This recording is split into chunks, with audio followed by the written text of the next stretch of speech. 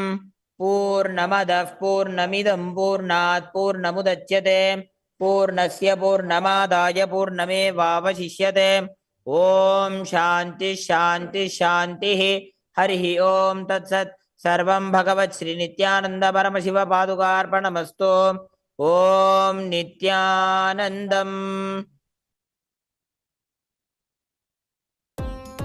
Nithyananda, thank you for watching, and if you found the video enlightening, Please give it a like, share it with your loved ones, and subscribe to stay connected with us. don't forget to click the bell icon to receive the notifications.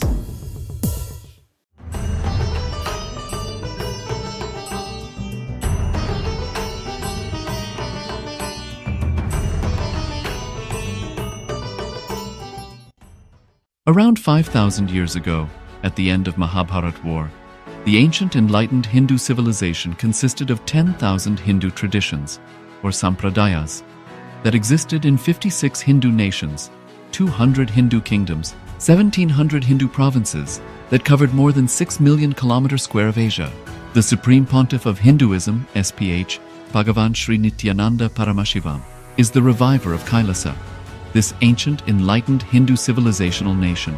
KAILASA is an unbroken cultural, religious, historical, civilizational, and sovereign continuation and revival of multiple of these historical Hindu sovereign states and Hindu ecclesiastical entities. The unbroken continuity of these ancient Hindu nations through KAILASA results in the legal recognition of KAILASA as per the international customary law, particularly the doctrine of continuity. The international law, the doctrine of continuity, implies that upheavals and revolutions within a country, changes in government, territorial adjustments, measures taken during military occupation, or other internal transformations do not negate the existence of the country, do not affect the legal personality and international obligations of the country or state. The Vienna Convention on Succession of States in respect of treaties, 1978, addresses these principles of the doctrine of continuity as it outlines international law during situation of state succession or continuation. International law recognizes a state's legal personality by recognizing its identity. This perspective extends even during the period when the given state or country is annexed or occupied by a foreign power. Even in such cases, the legal personality of the state is considered to persist, enabling its subsequent re-establishment. Historical examples dating back to the 18th century include cases like Portugal and Genoa that were re-established after the Vienna Congress of 1815. More recent examples include countries such as Poland, Ethiopia, Czechoslovakia, Albania, and Austria that were re-established after World War II. Even when a nation is deprived of its territory, the nation continues to exist. Its sovereignty and international legal personality continues to persist. The Dalai Lama, as the spiritual and temporal leader of Tibet, exemplifies this principle. In 1959, the Dalai Lama was exiled and forced to flee. Despite the challenges faced, the Dalai Lama continues to advocate for the preservation of Tibetan culture and garners worldwide support for Tibetan autonomy on the global stage. Similarly, from 1309 to 1376, the Pope of Catholicism had been in exile in Avignon. Despite this, he was recognized as the head of state as well as head of the church and given full privileges of the position after their return to Rome. Even in 1861, much of the papal territories had been lost, leaving the Pope with no sovereign territory other than the papal residence and related buildings. Yet his temporal powers were still acknowledged. He was recognized as a head of state, and later, the Lateran Treaty of 1929 formally re-established papal sovereignty over the Vatican City. The Sovereign Order of Malta further exemplifies this principle, retaining international recognition as a sovereign entity despite the permanent loss of their territory upon Napoleon's invasion in June 1798. Despite such permanent loss of territory, the sovereignty and the international legal personality of the Sovereign Order of Malta continue to persist. Much later in 1894, the order settled in Rome and acquired two properties, the Magistral Palace and the Magistral Villa that received extraterritorial status. Today, the order maintains diplomatic relations with 112 countries, issues its own diplomatic passports, currency, stamps, and vehicle registration plates, and has been granted observer status in the United Nations. All these examples of state re-establishment illustrate the principle of continuity of states, as per international law, that a state's legal personality persists over time. A nation continues to exist even after a complete loss of territory. A far more striking example is of the oceanic countries, which are under the threat of their entire nation being drowned and submerged due to rising sea levels owing to global warming. In response to such existential threat of climate change, Pacific Island nations, including Tuvalu, have enacted constitutional amendments and made international declarations affirming that their nation and their sovereign rights will continue to persist, despite their entire territory being lost to the sea. This proactive stance is highlighted in the Constitution of Tuvalu Act 2023 and the Pacific Islands Forum Declaration of 2021. The Supreme Pontiff of Hinduism, Bhagavan Sri Nithyananda Paramashivoham, through the line of succession is the present 203rd Emperor of the Hindu sovereign kingdom of Surangi Samrajya. He was crowned on the 31st of December 2004 at the age of 26. Thus, by very same principles of the doctrine of continuity, through which the international legal personality of Portugal, Genoa, Poland, Ethiopia, Czechoslovakia, Albania, Austria, Vatican, Tibet, Sovereign Order of Malta, and several other nations has been recognized despite having undergone a period of exile, annexation, occupation by a foreign power, or despite loss of territory. The SPH Nithyananda Paramashivoham, through well-established legal and historical facts about the Hindu sovereign state of the Surangi Samrajyam, derives all sovereign rights and powers of the royal lineage of the Surangi Samrajyam as its 203rd sovereign emperor, from his inheritance and continuation of the unbroken succession of the kingdom of Surya Vamsa Surangi Samrajyam Sarvanapitha. Surya Vamsa Surangi Samrajyam, through unification with 20 other sovereign Hindu states and sovereign ecclesiastical, historical entities, became part of the United States of KAILASA, which thus became a sovereign, independent juridical state, with the SPH Nithyananda Paramashivoham as the sovereign. Just as how the oceanic nations like Tuvalu have safeguarded their sovereignty from the existential threat of total submersion by amending their constitution and asserting that their sovereignty will persist regardless of the loss of their territory, KAILASA, which is a sovereign continuation of 21 sovereign Hindu states and sovereign ecclesiastical historical entities, is also reviving and continuing the Kumari Kandam Hindu nations that got submerged. As per the doctrine of continuity, these facts imply that the Kailasa's statehood is recognized by international law and manifests as a natural outcome of well-established historical legal facts. Share your time, talent, and treasure. Become part of Kailasa. Sign up as an eCitizen https://kailasa.ecitizen.info. Around 5,000 years ago, at the end of Mahabharat War, the ancient enlightened Hindu civilization consisted of 10,000 Hindu traditions, or sampradayas, that existed in 56 Hindu nations, 200 Hindu kingdoms, 1,700 Hindu provinces that covered more than 6 million kilometers square of Asia. The Supreme Pontiff of Hinduism, SPH, Bhagavan Sri Nithyananda Paramashivoham, is the reviver of Kailasa, this ancient, enlightened Hindu civilizational nation. Kailasa is an unbroken cultural, religious, historical, civilizational, and sovereign continuation and revival of multiple of these historical Hindu sovereign states and Hindu ecclesiastical entities. The unbroken continuity of these ancient Hindu nations through Kailasa results in the legal recognition of Kailasa as per the international customary law, particularly the doctrine of continuity. The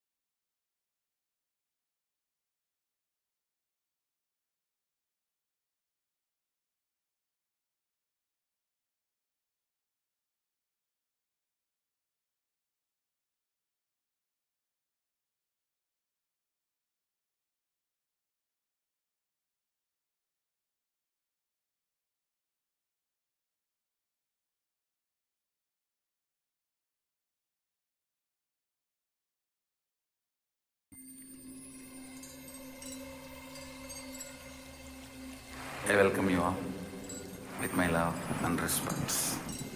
Let you all open all your three eyes. Om Nithyananda Paramashivoham.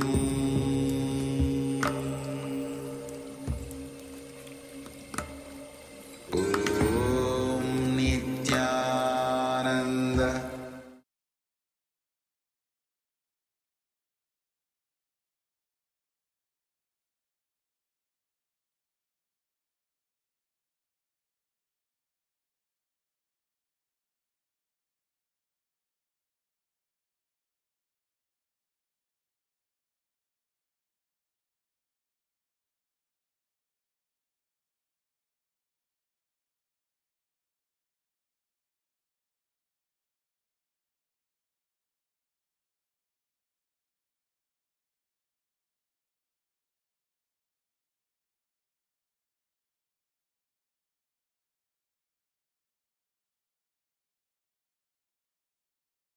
Lunar means the sun.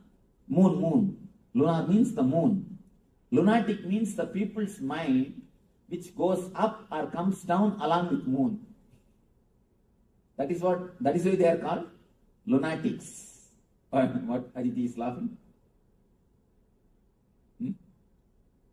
Any question? Niti has got some question?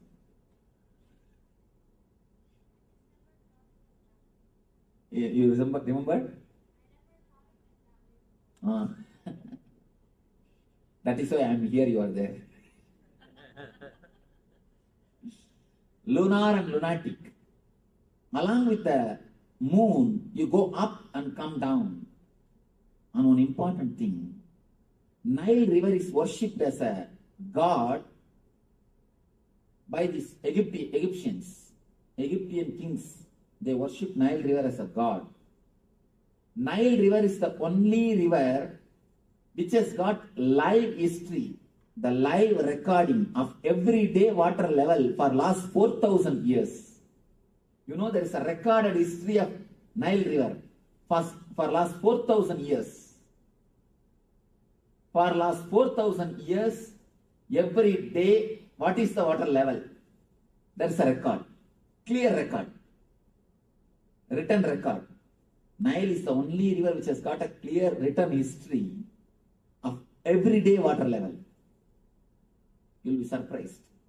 And one more thing, why I say about this, one more important thing. Based on that water level itself, we are able to come to a clear conclusion what type of the moon energy was playing. You can understand based on this, the water level or the mood of the river, you could understand, you can clearly find out the eclipse, the solar eclipse, solar eclipse, lunar eclipse, all these things. Now the people who work on the astronomy, they are shocked to find the coincidences. If the lunar is there, exactly the same kind of all the lunar eclipses, the same kind of water level is recorded. All the solar eclipse, the same kind of water mood is recorded. When these two are compared, it's almost as if Nile is directly controlled by this sun and the moon. They say a clear-cut view. Not even once or twice it misses. A clear-cut view. We can predict very clearly when flood will come and when flood will not come. What is wrong call? When flood will come and when flood will not come.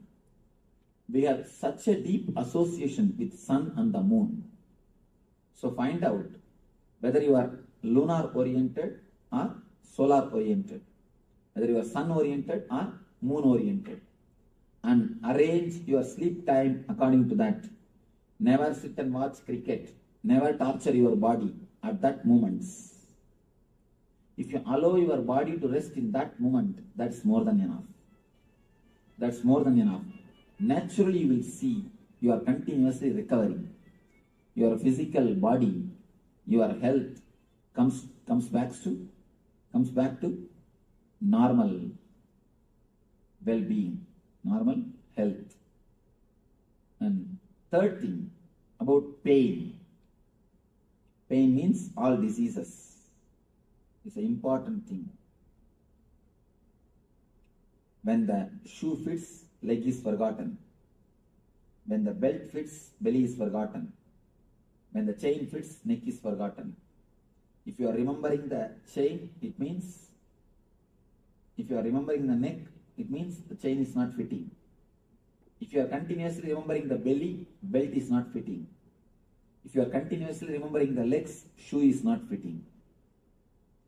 If it fits, you will forget. The same is the logic. If you forget your boundary, you are healthy. If you forget your boundary, you are healthy. If you are constantly remembering some part of your body, it means what? You have some pain or disease in that area. For example, if you are remembering knee continuously, what it means? What it means? Pain. You have deep problem. You have pain in the knee. If you are continuously remembering the back, means your back is hurting.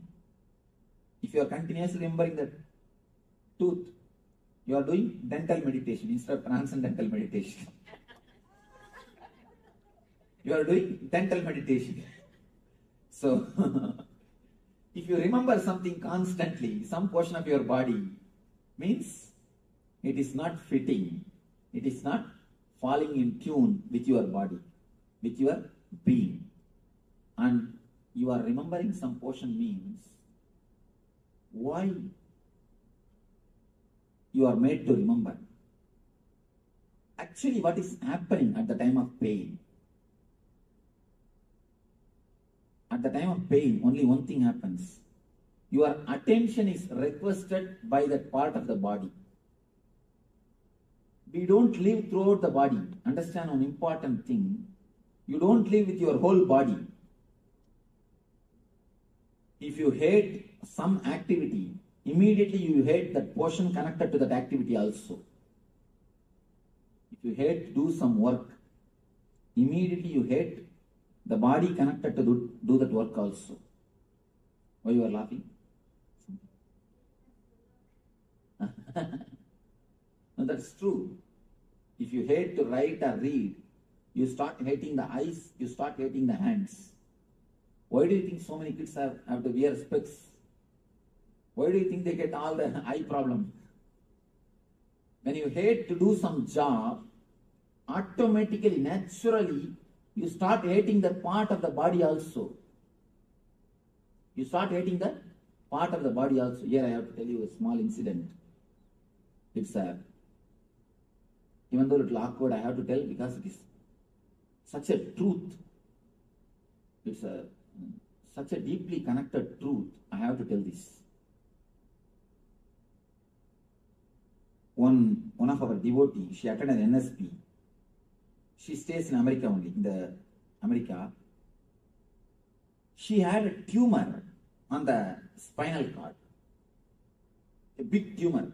You can see, you can even feel that's such a big tumor in the spinal cord. For last 12 years, more than 12 years, she herself is a person who is in the medical field.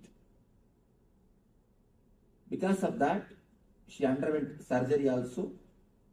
Even after the surgery, it again came back. Nothing could be done. It is there, it is there, it is there. In our meditation camp, we have a session like opening and telling about your guilts. We work on the people's guilt. What all the guilts you have from the past memory. One by one we bring it out and I explain about the guilts. In that session, she suddenly started weeping profusely. And she said, I have a deep guilt because I have been abused when I was 6-7-year-old girl. When she was very young, she has been abused. And not only that, again the same man who is her own relative exploited her when she became little elderly person also. And just yesterday I read I read a pamphlet. I read an advertisement in the book. In America, 1 among the 4 kids are abused. I was shocked. 25%. 1 among the 4 is too much. 25%. And it's recorded. Only recorded thing, not unrecorded. I do not know how many come out and open it. It's recorded. Anyhow, she, after again, when she became a little grown up also, that person has abused her. When she said this, it was so painful to take the guilt out from her and to make her feel relaxed and comfortable. It took at least 10 minutes for me. Of course, with a lot of energy and with a lot of understanding, inside she has been comforted, relaxed. And you will be surprised, shocked to hear, in 10 days the tumor disappeared. Really, it happened. In 10 days the tumor disappeared. And already 6 months over, it has never come back. It has never come back. The tumor which did not disappear by surgery, which came back even after surgery, just disappeared just by confessing, opening it up. Actually, what happened? I don't want to reveal her name because it is related to the abuse. Otherwise, I can give a solid proof. It's such an important incident. You all need to understand how things happen in our body. When she was abused, she started hating the part of that body itself. She started hating the Mooladhara. That naturally created more complications, more and more complications, and created a tumor. That hatred, that tension which is built up, which is created in that area, has become a tumor. When you hate some job, some work, you start hating that part of the body also. Understand? You start hating that part of the body also. On an important thing, when you stop living in some part of your body, that part starts feeling sick. If your consciousness is not spread all over the body, it starts feeling sick. Your laziness to walk only makes the knee pain. Your low self-confidence to live only creates arthritis. These are all basic things. Don't think your disease and your mind are totally independent of each other. It is totally dependent on each other. There is a beautiful book, You Can Heal Yourself, by a doctor. Her name is Louise L. Hay. One of the, according to me, I think if she is in India, she would have been recognized as an enlightened one. If she is born and brought up in India, she would have been recognized as an enlightened one. This lady, one important thing I want to tell about this book. There is an understanding in Ayurveda and Yoga Sutra. How the Ayurveda and Yoga Sutra meet with each other. How the mental setup and the chakras are relating with each other. Ayurveda and Yoga shows how the emotions are related to diseases. And this lady, I do not know whether she read that Yoga Sutra or she studied Ayurveda, because I don't find any reference of Yoga Sutra or Ayurveda. In her own research, she has actually fought cancer and overcame. She herself healed her cancer by her mind power. And you will be surprised, she quotes exactly, line by line. And she is a doctor. Because of that, she has got the chance to work with so many patients. our researchers are finding she's recording. I'm shocked. So clearly she records the mental setup, exact mental setups which creates the diseases. An exact mental setups which creates the uneasy feeling. An exact remedy for it. The unchanging or changing the mental setup. Changing the pattern, changing the mental setup only, we call it mantra.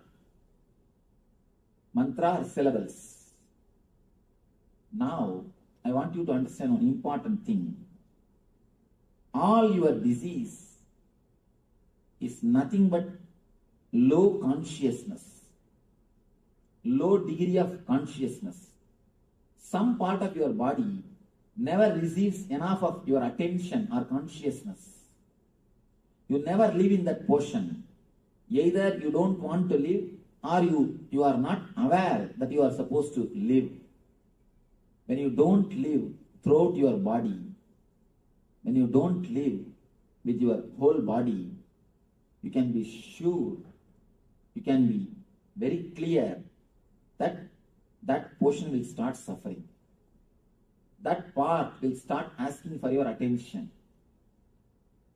A small, simple technique which you can practice in the house. Whenever you get pain, whenever you get any pain, headache or knee pain or stomach pain, when you get headache, don't start giving headache to others. First, analyze. When we get, what we do immediately? We start sharing. First, lie down, close your eyes, travel in the area where you have pain.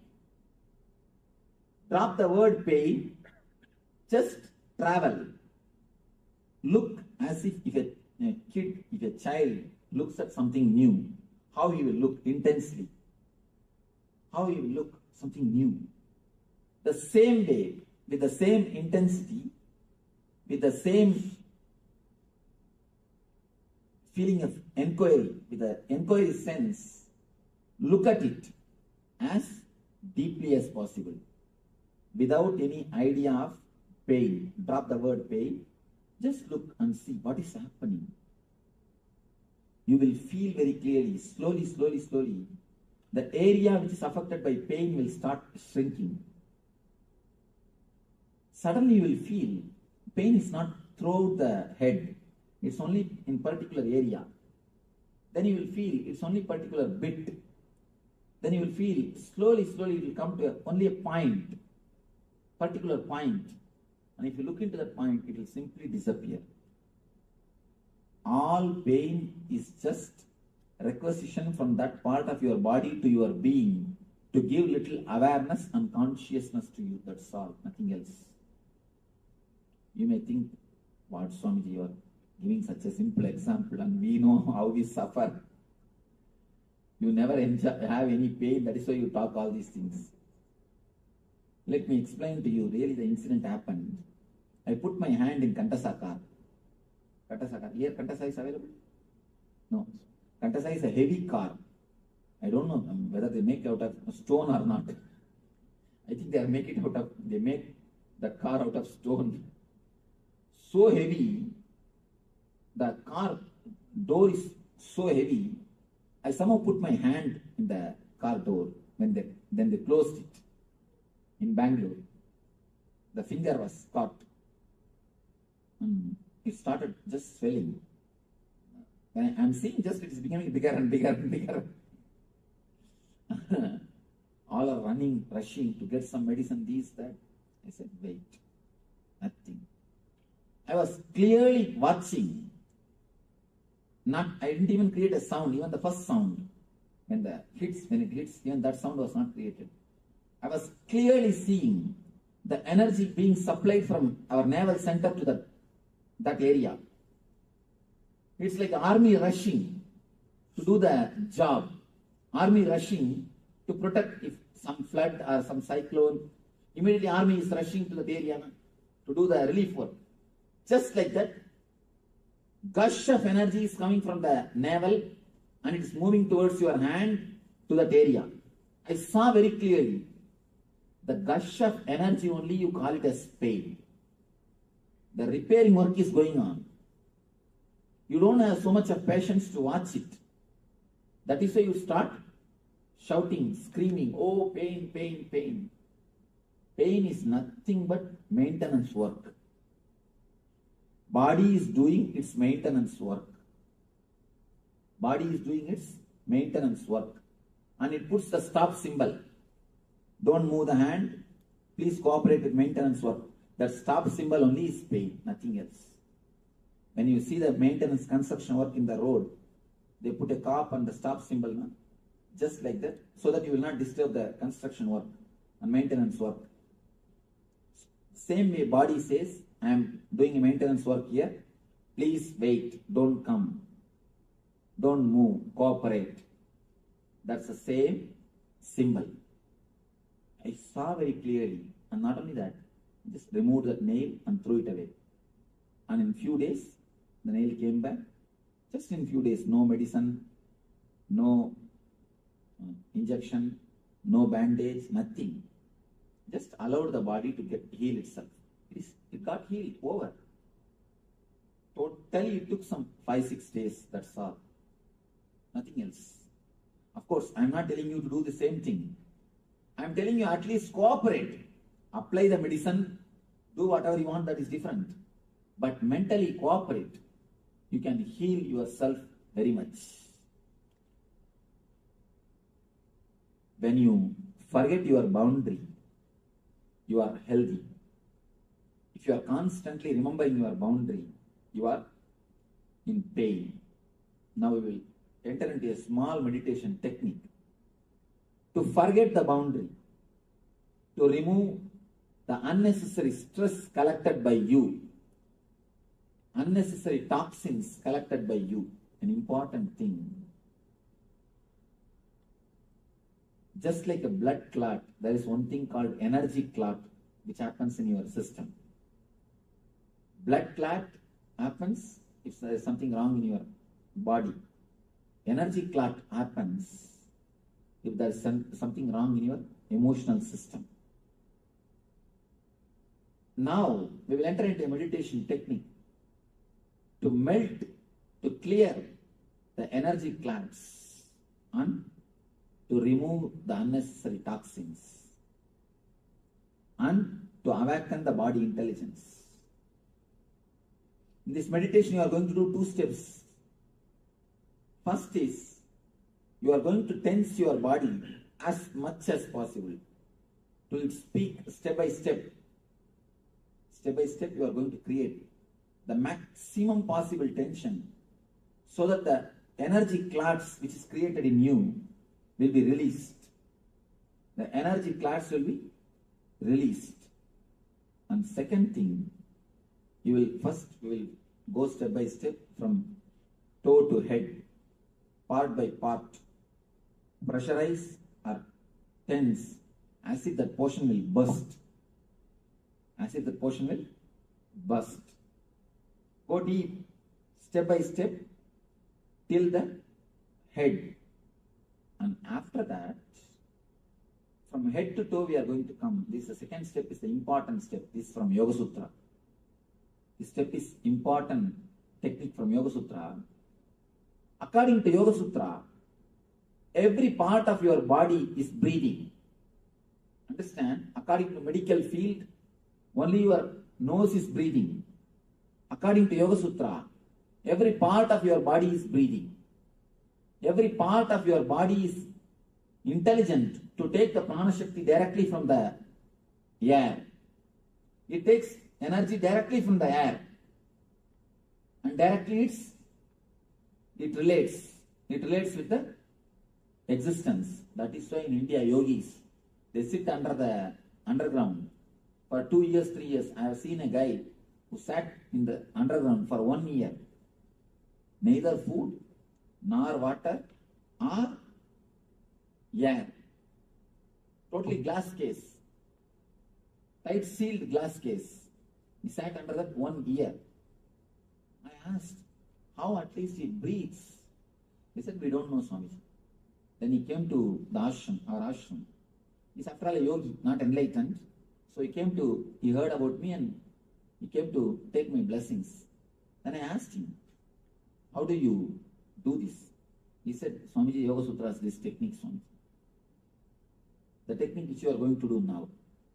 According to this technique, it is not only the technique, it is a truth. According to Yoga Sutra, every part of your body has got intelligence to take energy directly from the sky, from the ether.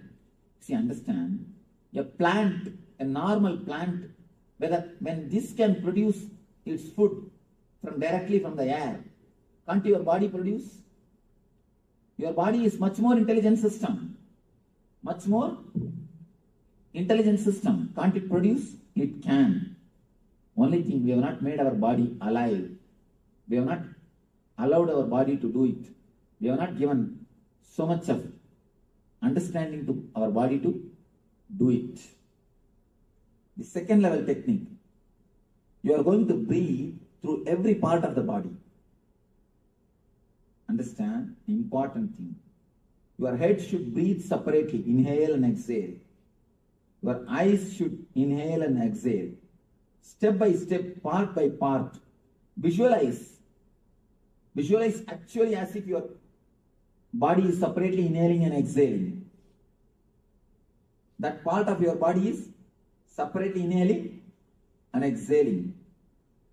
Feel the same thing, step by step, part by part, throughout the body. Feel that portion has become empty, porous.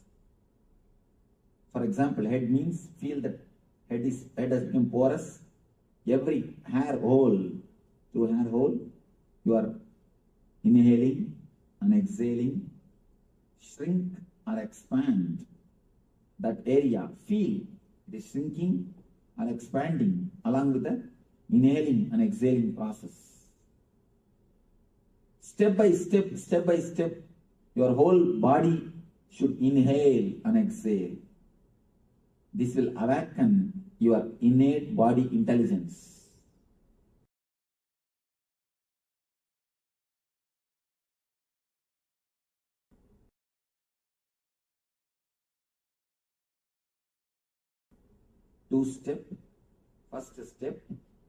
First step which you need to understand, tensing and cleansing.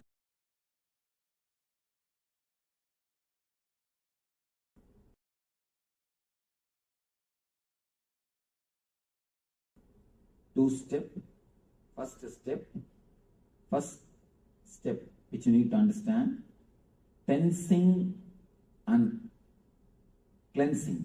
By tensing, you are cleansing toxins and energy clogs. Next thing, by inhaling and exhaling, breathing through every part of your body, you are awakening the intelligence, innate intelligence of body. You are awakening innate intelligence of your physical system. Close your eyes and first thing, this technique has to be done lying. In the second part, you will lie down. First part, you can stretch your leg and sit comfortably.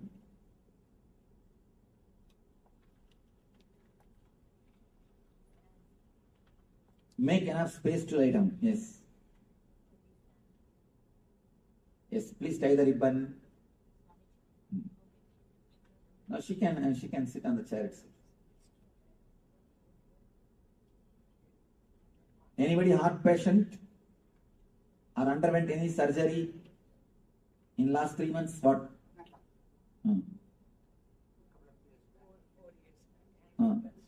Angioplasty. All right. Only in that region, do it a little less. Please tie the ribbon. You are requested to tie the ribbon so that you will not look in between the meditation. She is surprised why we asked to tie the ribbon. Number 7. Stretch your legs out.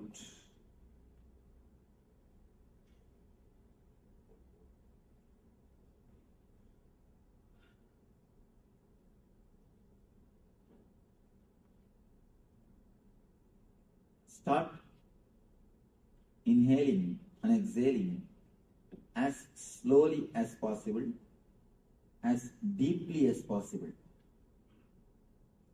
Your inhaling and exhaling should happen throughout the body.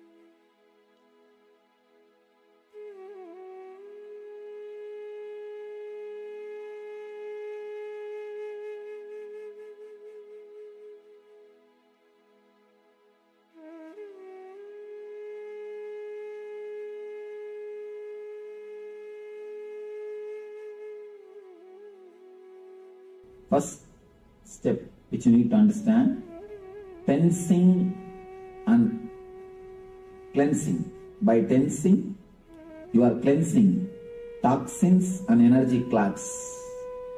Next thing, by inhaling and exhaling, breathing through every part of your body, you are awakening the intelligence, innate intelligence of body. You are awakening innate intelligence of your physical system.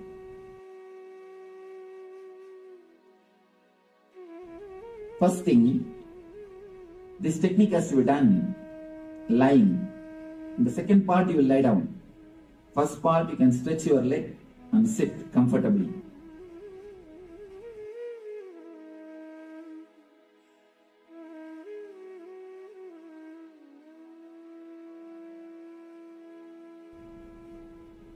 Start inhaling and exhaling as slowly as possible, as deeply as possible. Your inhaling and exhaling should happen throughout the body.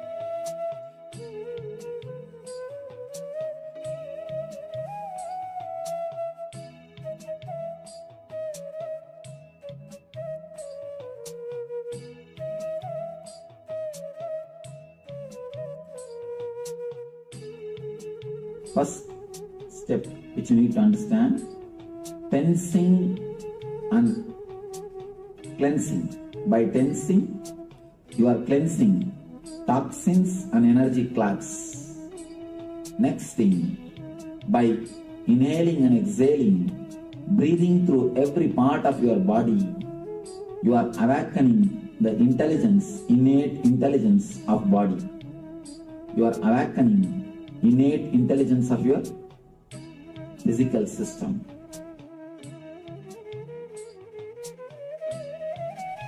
First thing, this technique has to be done lying. In the second part, you will lie down. First part, you can stretch your leg and sit comfortably.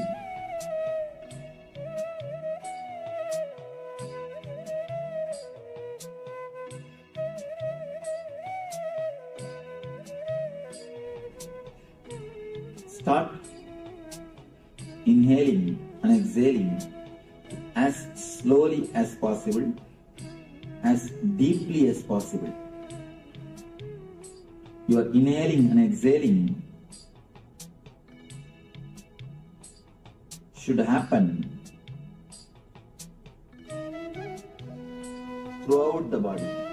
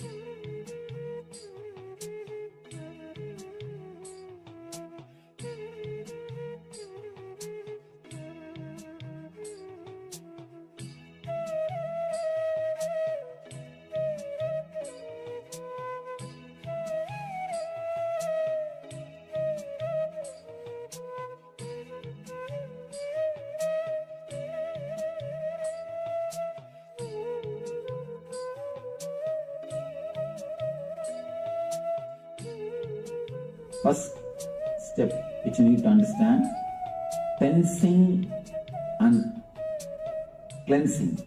By tensing, you are cleansing toxins and energy clogs. Next thing, by inhaling and exhaling, breathing through every part of your body, you are awakening the intelligence, innate intelligence of body. You are awakening innate intelligence of your physical system.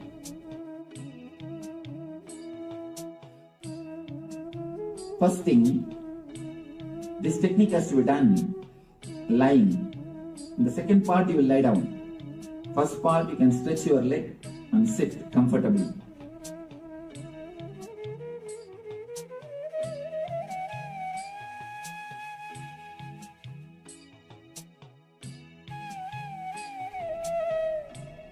Start inhaling and exhaling as slowly as possible, as deeply as possible. You are inhaling and exhaling should happen throughout the body.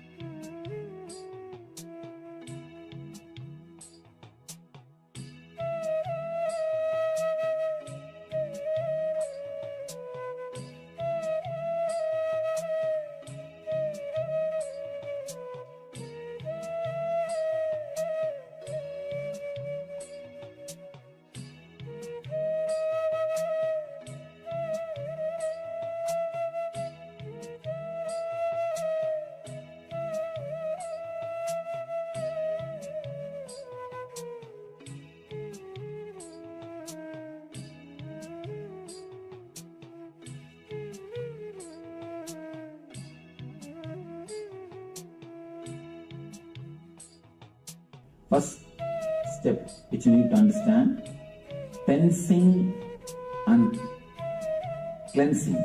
By tensing, you are cleansing toxins and energy clots. Next thing, by inhaling and exhaling, breathing through every part of your body, you are awakening the intelligence, innate intelligence of body. You are awakening innate intelligence of your physical system.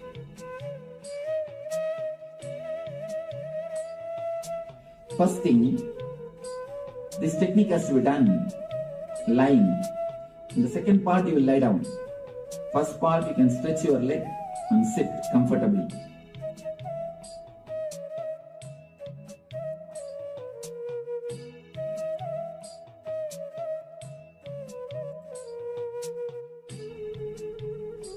Start inhaling and exhaling as slowly as possible, as deeply as possible. You are inhaling and exhaling should happen throughout the body.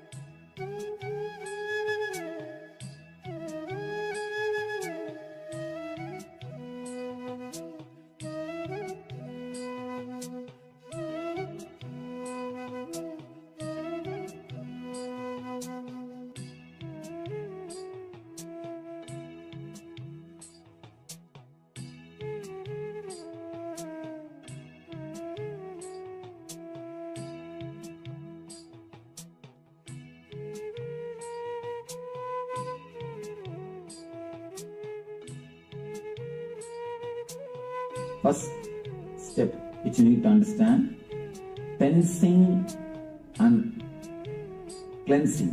By tensing, you are cleansing toxins and energy clots.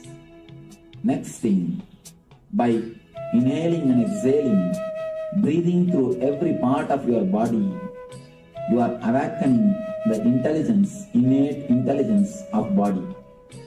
You are awakening innate intelligence of your physical system.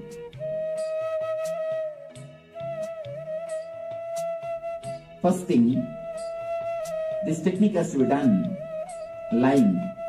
In the second part, you will lie down. First part, you can stretch your leg and sit comfortably.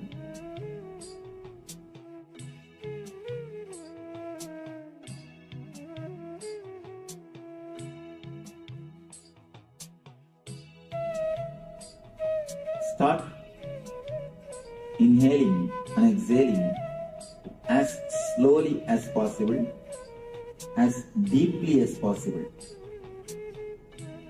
You are inhaling and exhaling should happen throughout the body.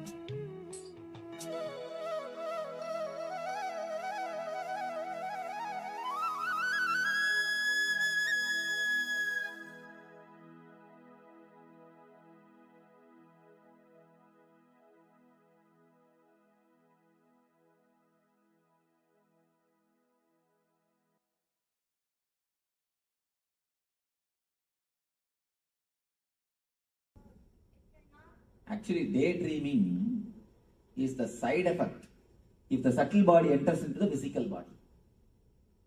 But subtle body means dreaming, night dreaming. Night dreaming is the main subtle body.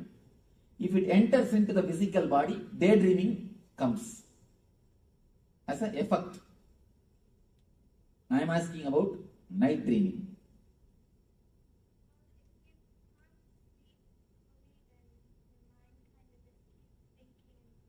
All right.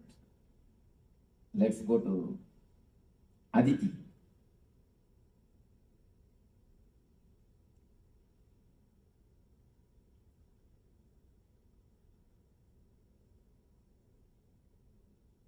Aditi started experiencing the dream.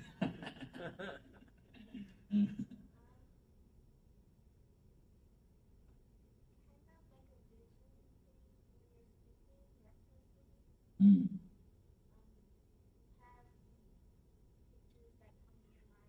Mm. Okay. Stuff means when these kids use the word stuff means that much only I know. That kind of stuff, Swamiji, that's all. It means more than that, there is no words. All right, let us go to Manisha. Tell me why dreams are coming.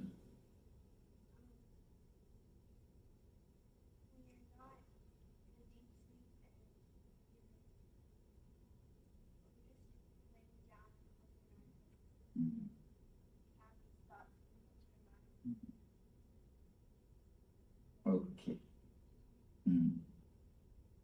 Some more understanding. We will go to number 6. Yes. Can you pronounce your name? Jackie. Okay. You mentioned earlier something about a pressure valve, letting off the steam.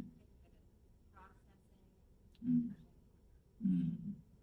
That's right. Cynthia.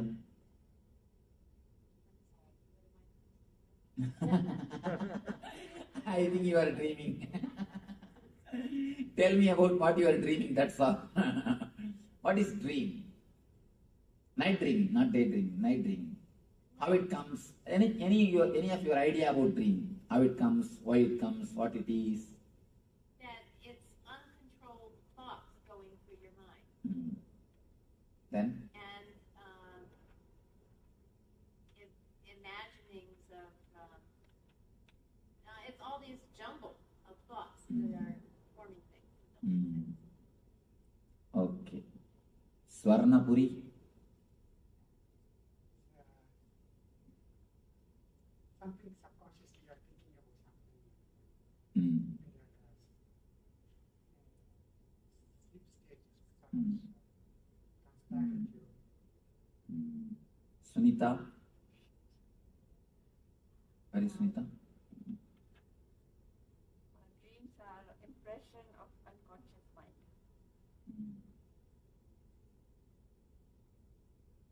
Something from Hari. Hari wants to tell something. Oh, No, your hands are raised. dream for me is almost a carry forward of your conscious stage when you worried think that's carried on into the dreams majority of the time. But a lot of times, sometimes I also think dreams are kind of guiding you or giving you a very important message if you want to understand. I told you that whenever you receive messages, it is a vision. If you can remember in 4 color, it's a message for you. It's a vision for you. If you remember by 2 color, it is a dream. What is 4 color meaning? When you get up, morning when you get up, and try to remember the dream, what you saw. If you remember vividly, including the colors, if you, for example, if you have seen the wall, are you able to remember the paint color? If you see a person, are you able to remember the dress color? If you have seen some animal, are you able to remember the color of the animal? If you are able to remember all those things, then be very clear, it is not from subconscious, it is from superconscious. Because anything from subconscious is 2 color. And one more thing you need to understand, animals cannot recognize color except this color. Animals cannot recognize except this color. That's why in bullfight they put this red clothes. This is the only color they can recognize. All other things they can see only as a black and white. When you are in unconscious also, you can recognize only this color. No other color you can recognize. But if you recognize only this color, don't think you are having vision. If you can recognize all the 4 colors, all the different colors, then be sure it's a vision. If you are not able to recognize 4 colors, never bother about the dream. That dream is no value. It has no value in your life. Now, what is exactly dreams? I am talking about the dreams which are 2 colors, not 4 colors. Tell me about the 2 color dreams. I experienced a long time when I was carrying something, 3rd month, I saw Nagaras long time around morning 4 o'clock. So you saw in the 4 color? No, black and white. Then it has no value. Then it has no value. What I am telling, tell me why and what is your idea or insight about the dreams? Is there a continuation of the inner chattering of the mind? Okay, that's a wonderful insight. Then something from Sometimes your happiness or your sorrow or Ah. something comes as a dream. that also comes. Whatever bothers you in the day. That always Whatever you bother in the daytime, that also jumps on you in the night time. That's one more thing.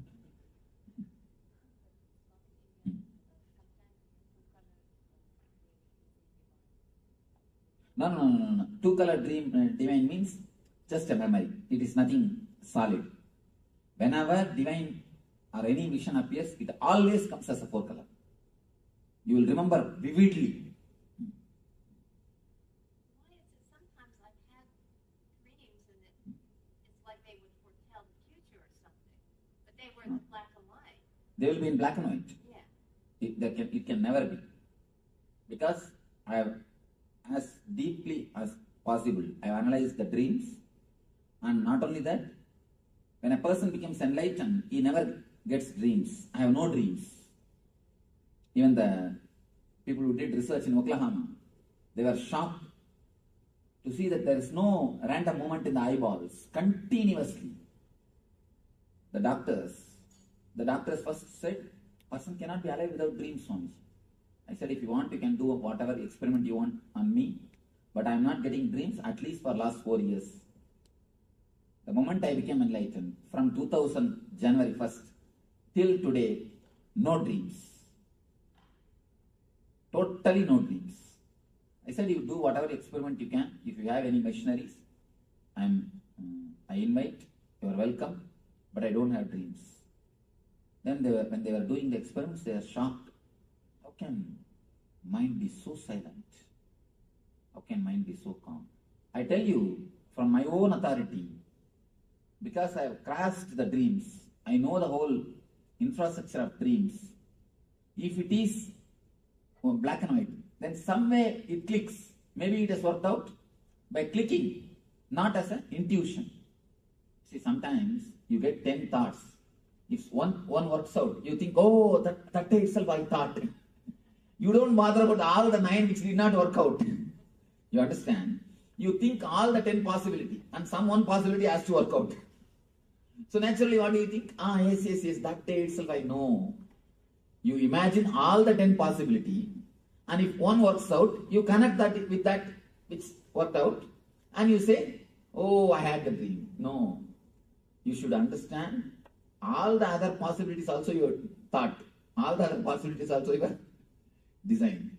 So if you look at from this view, you connect it and see. Only if it is a clear memory, vivid memory. Let me explain. Because this needs a lot of insight, this waking. If you can actually analyze and understand this dream body, you will be liberated so much from so many kinds of problems. There is a beautiful sutra. The world is made of the same stuff in which dreams are made. If you understand, the moment you understand the dream, the reality is dream, you will get the power to make your dreams into reality. Understand? The moment you realize the reality is dream, you will get the power to make your dreams into reality. Because these two, where they meet, there is the source of energy. These two guys, this waking and the dream, where they meet, that is the source of energy. If we can analyze this one and understand, you will very clearly understand why you are facing failures and why you are facing success. You will be so clear about your failures and success, you will never bother, you will never be touched, because you will know. Generally, we only play both games, man. You create reasons for your failures, and you create reasons for your success. And which is more, that wins. Finally, you think, oh, I have failed. But the reasons for failure also is created by you. The problem is you create it in the other subconscious state, the dream state. So you do not know you did it. Most of the time, you invite disease. And not only we invite, we send email, telegram, and telephone call, leave voicemail message. And finally, even if he doesn't want to come, we send somebody and bring him. The moment he comes to our house and opens the car, the moment he enters into our house, we say, no, I have not invited you. I thought somebody else will come. You are here. And I thought somebody else is going to come. But suddenly I thought that Jackie is going to come. But now only I am realizing that Cynthia has come. You see, after doing the whole thing, when the disease comes to your gate, then you say, no, I never expected you will come. I expected somebody else will come. We only do everything subconsciously. But we don't realize we do it. So analyzing these two states is an important thing for the success of the life. Now let me explain. See, if you get the thoughts, if you just get the flashes from the energy of the causal body, it will be just two-color dream. Same thing, if you get from the energy of the superconsciousness, the empty column, that will be a solid vision. When you remember early in the morning, if it is a solid 4-color, then it is from this empty box, the samadhi state, from Turiya, some glimpse of Turiya. If it is 2-color state, then be very clear, it is glimpse of the sleep state, causal body. It is just oscillation of causal. It is not the oscillation, it is not from the Turiya. Many people come and tell me, Swamiji, I saw this God in the dream, that God in the dream, this vision in the dream, that vision in the dream, this spiritual, this experience in the dream, that experience in the dream. I always tell them, recollect whether it is 4-color. That's the only scale. Is it 4-color? Is it very vivid? Is it experiential? Then it is true. Otherwise, don't bother. Go and sleep. Go and rest. No, next day if you remember, that's enough. Third day naturally you will not have memory. Not third day, only yesterday dreams today. Actually, the dream memory will be there totally itself only 1 or 2 days. Afterwards, you cannot have it in memory. If you again and again make it very solid by remembering, it may be there. Otherwise, it can't be. The memory of the daytime itself is torturing us. If you have a little more memory after night time also, we will become mad. Anyhow, so let us analyze what is exactly dream. Dream is nothing but your suppressed desire and fear. That's all. If you want something to happen in some way and it did not happen continuously, then you dream it and feel fulfilled. For a small example, you can understand this. I was about to say that. If you are fasting for maybe, for example, for 3 days. If you are fasting for 3 days, naturally the third day night, the dream, you will have a good feast. Any of you have experienced this? If you are fasting, you should not eat anything, not the modern kind of fasting. The modern kind of fasting is a wonderful fasting. Having 2 liter milk, a little bit of banana, and few bhaji, and telling, oh, I am fasting, Swamiji. Not that kind of fasting. A real original fasting. The ancient days, people used to do that without even drinking juice. No, water is allowed. Water is allowed without even drinking juice or milk. Just by water. If that kind of fasting means, immediately you will have a drink. Anything suppressed, naturally you will see, will come up in the dream. All the suppressions will come up in the dream. The same way, if you don't want something to happen, The desire means you want something to happen. If you don't want something to happen, you never wanted that you should fall sick before going to exam. But I have heard from many people, even after they become 40, 50, they get dreams that they are sick and exam is there. That they are sick, they are missing the exams. They have forgotten the exam. Even after 30, 40. If you don't want something to happen, some accident, and you don't want somebody to appear in front of you, you don't want somebody to know some secret of your life, you will see in the dream that as if that person came to know, and as if that person saw you, you will be meeting him, you will start experiencing everything in the dream. You will start experiencing the whole thing in the dream. Few basic understanding. Whenever you wanted something and you are not able to, whenever you do not want something, but the memory is there. See, you do not want something to happen means, again the memory is there, you are fighting with that memory, that's all.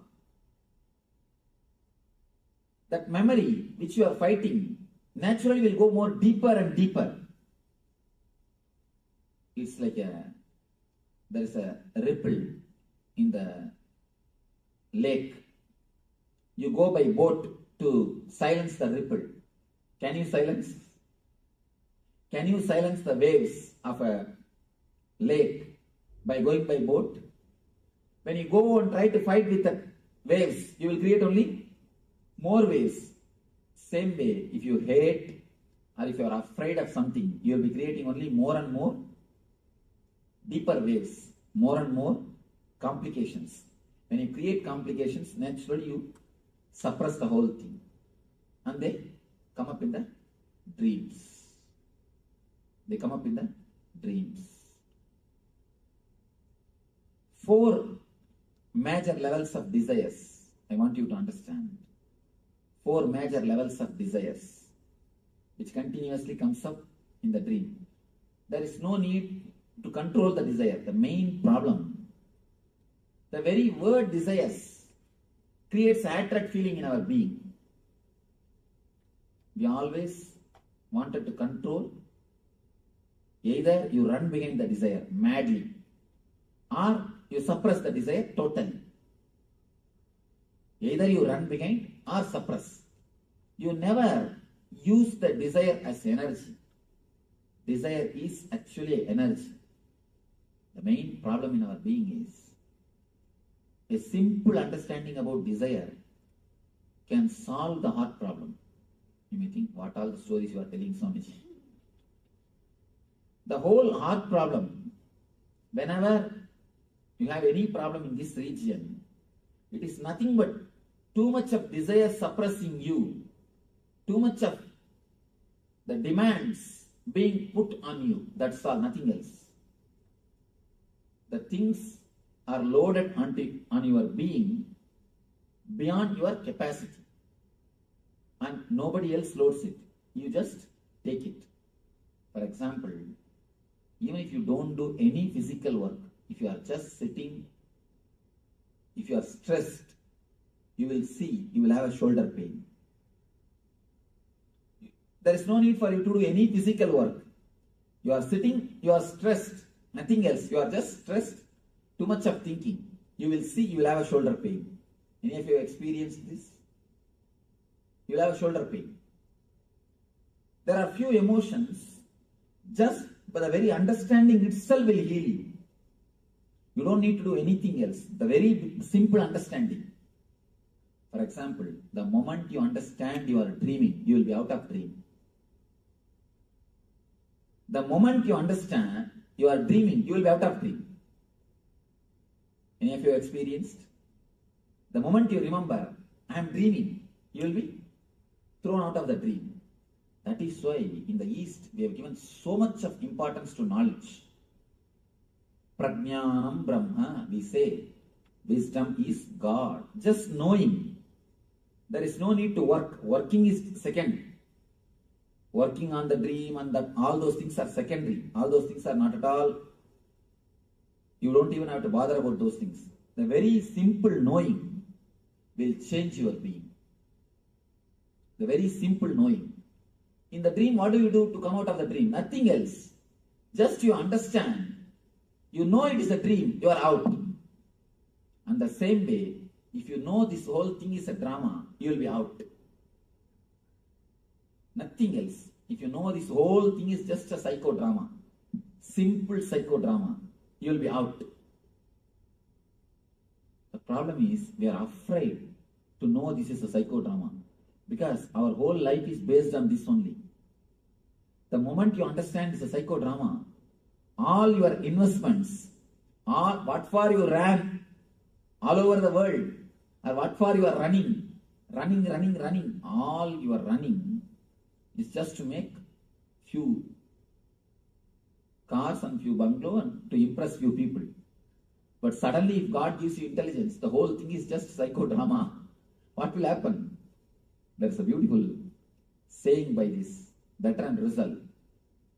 This guy says, no, oh God, please leave my dreams unto myself. Please don't take that away. Do whatever you want. I'm not asking you to fulfill my dreams. But please don't take them away from me. It is too much. Too much to live without dreams. This guy has become later on a big atheist. Have you read any book? Bertrand Russell? This guy has wrote a book that God is dead. God is dead is declared by Nietzsche. He wrote a book, why I am an atheist, why I am not a believer. This guy. Anyhow, he prays, please God, don't take my dreams away from me. He says, living with the truth, living with the reality is too much. It proves that what for I am running, everything is just waste. According to him, it's a terrible fear. I tell you honestly, if you can understand the truth, if you can face the truth, you will be able to run beautifully. Because you know whether you win or lose, there is nothing to bother. You will enjoy very running itself. Only two things in the planet Earth. Either you enjoy the running and the reaching, or you don't enjoy both. That's all. Please be very clear. There are few ultimate laws. Either you enjoy the path and goal, or you don't enjoy path and goal both. There is no question of enjoying only the goal, not the path. We always think, no. When I achieve that, I will enjoy, relax. Not now. Now let me suffer. Now let me do something. Now let me put up with the situation. Now let me work. Now let me not bother anything. I will enjoy, I will achieve and then I will enjoy. Never. If you are not enjoying the very process itself, be sure you are not going to enjoy the goal. Because the path is made of the same stuff in which the goal is made. The goal is made of the same stuff in which paths are made.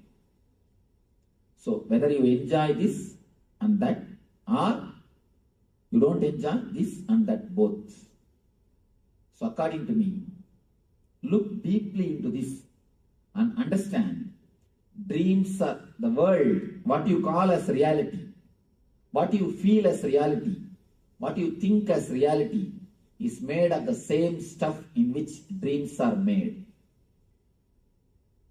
One small story from Ramakrishna. One enlightened person is living in the householder life. And you can sit in the chair if you want. You are not comfortable? Huh? No, you are bending this. I thought. Or you can? Maybe I will. Yes. Or you can sit comfortably, stretching your legs out, nothing wrong. See, she is comfortable. That's what women, you see, they are very comfortable You see, if you want to learn how to do any work as lazily as possible, you can learn from them. Any work, how to do it without moving much of the body or any other. Because they have to handle too many things now. They have to handle too many things. So small things. They know how to do the work without moving the body much comfortably. They have expertise in moving their husband's body. So you don't agree with that? It means get some ladies and take training. See, actually it's intelligence. One thing, not doing work only is wrong. Doing work with a maximum laziness is intelligence. Means what? You are finding techniques, method to do the things very right way without taking much struggle, without struggling much, without taking too much stress on you. It's intelligence. I am praising you, ma. Maybe it's a concentration.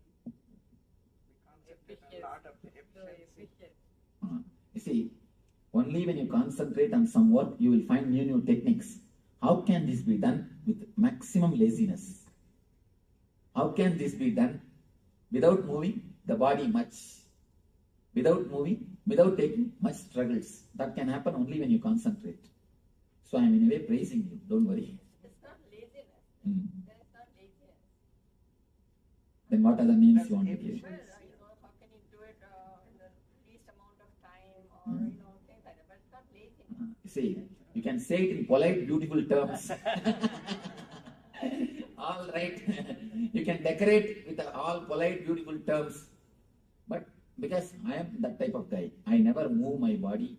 I'm just sit. You can see in my room, I'll be just sitting and doing the whole thing. I'll have my books nearby. Everything will be very near. Nothing will be too long because I won't even move the body too much. Because I am like this type of person, I know you can use it better terms, but it's nothing but a laziness with intelligence. All right. This small story I was telling, one grihi, householder but enlightened person. Suddenly he lost his son. He was not weeping at all. The whole family was weeping and wailing and crying. His wife started yelling at him. You fool, you have no brain, you have no sensitivity, you have no compassion, your son is dead, you are not weeping. Then he said, of course, little difficult to feel this is practical, but it is practical. He says, of course, don't think I am not feeling, I am feeling. Don't think I am not feeling compassionate, I'm insensitive, I am feeling, but I am worrying. Yesterday night in dreams, in my dream I had 7 sons. I lost all of them when I woke up. Should I cry for them or cry for this one son? That is what I am thinking. There's one more small story in Zen Buddhism. This will give you much deeper insight. One Zen master, early morning he woke up from his bed and started weeping, started crying. All disciples gathered, "Arey, you are enlightened man, why are you weeping? What happened? You are not supposed to cry. What happened?" He said, no, I dreamt as if I have become butterfly. They said, what is there? It's ordinary dream. Now you are all right. You are out. Why should you weep for that? This guy says, no. I do not know whether I dreamt I have become butterfly or that butterfly is dreaming now it has become a master. I do not know what is happening.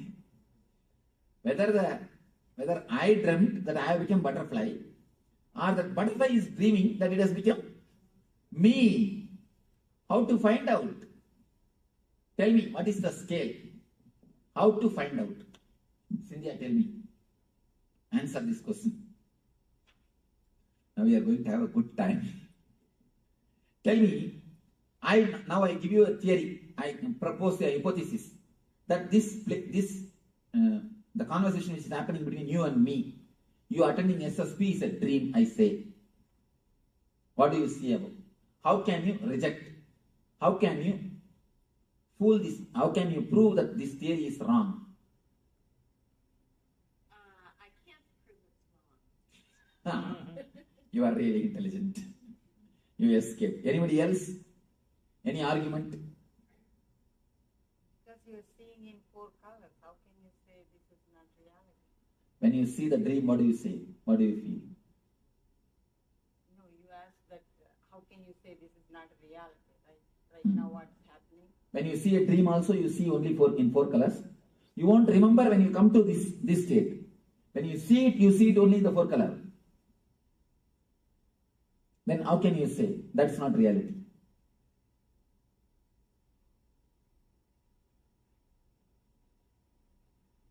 Then, any other argument? Yes. Well, every day I wake up and I'm me, and one time I dream I'm a butterfly. Now please understand, every time you wake up, you say you are you. Okay, no, nothing wrong. You are you only. I'm not telling you are not you. It is based on the time idea. Am I right? Yes. Time, lifespan of your idea, that idea. In the dream, in one dream itself, you live your whole lifespan. You understand? Many times, you are dreamed only for 8 hours. But in the dream itself, you are born, you are growing, you are grown and finished. So, how can you say, now you are having the continuity and there you don't have continuity? There you don't have continuity because you finish it. The time span, based on time span, you can't decide. Because the very time idea itself is totally different between dream and the reality. So, in the reality, what you say, this question is based on the time-space gap. Am I right? Time-space relationship. So, the time-space relationship itself is wrong.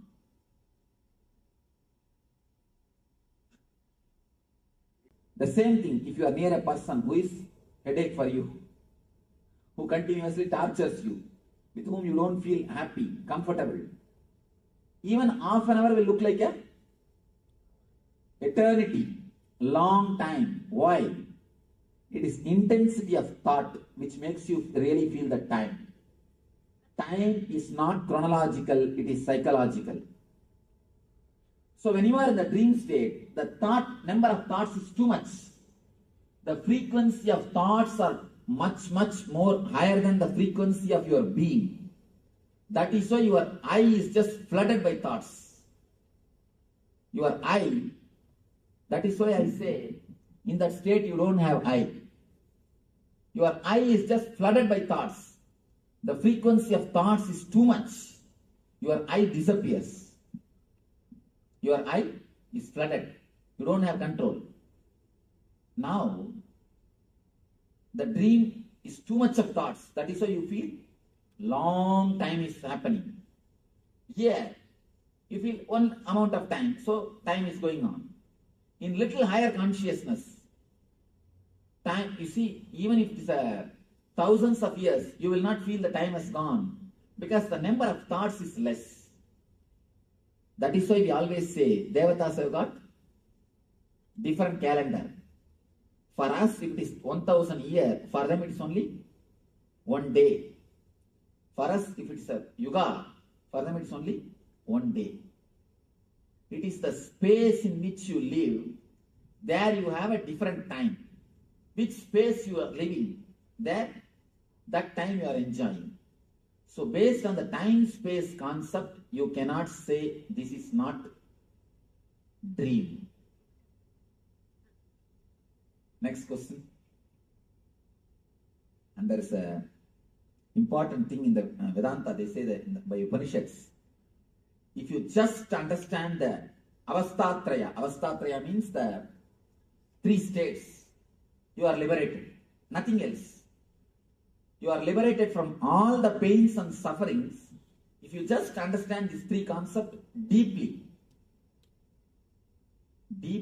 clearly, intellectually, just intellectually. I am not telling about anything. You don't have to become enlightened.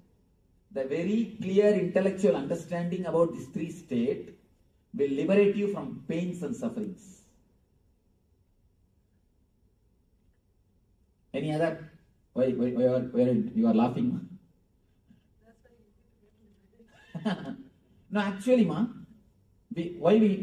know why you are not able to believe what I say.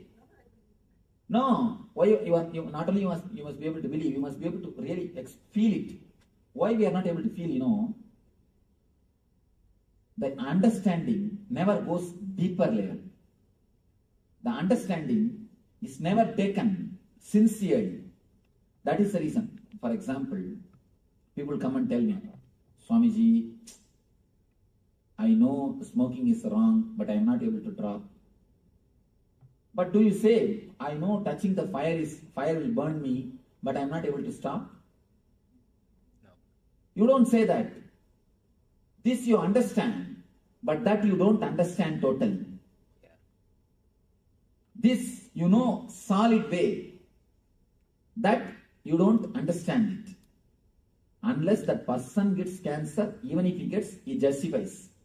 Maybe this, maybe that, maybe because of that, maybe because of this. As if all the people who don't smoke, they don't get cancer or what. Some logic. You have some logic. You have some misunderstanding. That is the reason you say, I know smoking is wrong, but I am not able to drop. Means with full consciousness, you never understood. Now you understand with full consciousness. All these days, if you are not liberated, please be very clear. There are many people who come and tell me, no, Swamiji, I read enough of books about this Avastatraya. I read so many books about this Vedanta philosophy. I am not liberated. Means what? There is some gap in your understanding. If you say that, there is some gap.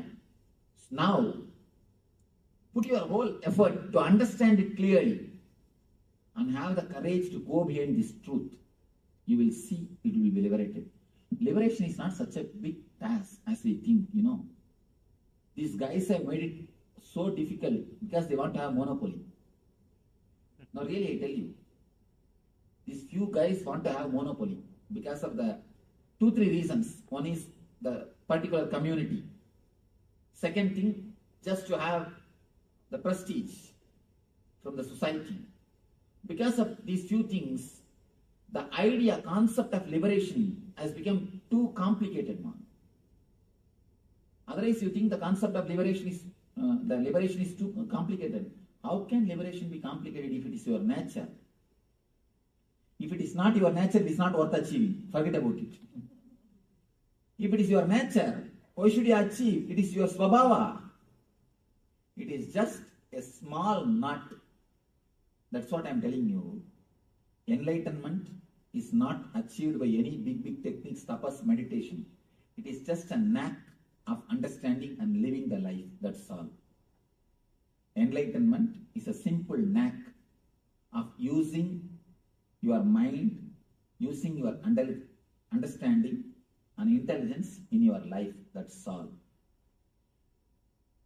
This intelligence, this understanding, if it can clearly go into your being, if you can clearly analyze only one thing, only one important thing, you should spell out all your doubts. Only when you spell out all your doubts, only when you express all your doubts, it can be cleared. If you are lazy, no, who will ask all these questions? All right, the Swami says means it must be true only, let us leave it.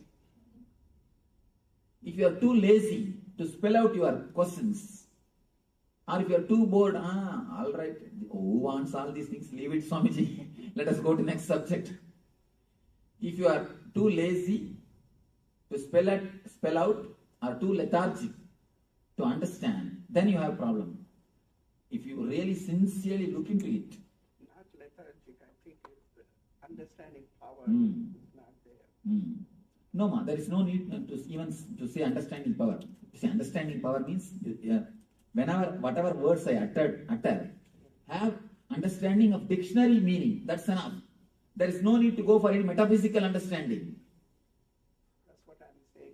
There is, you see one thing, don't be afraid at all that there is some metaphysical meaning for my words. I am not talking in any metaphysical terms. Do you understand? You see how straight I am simply opening the things.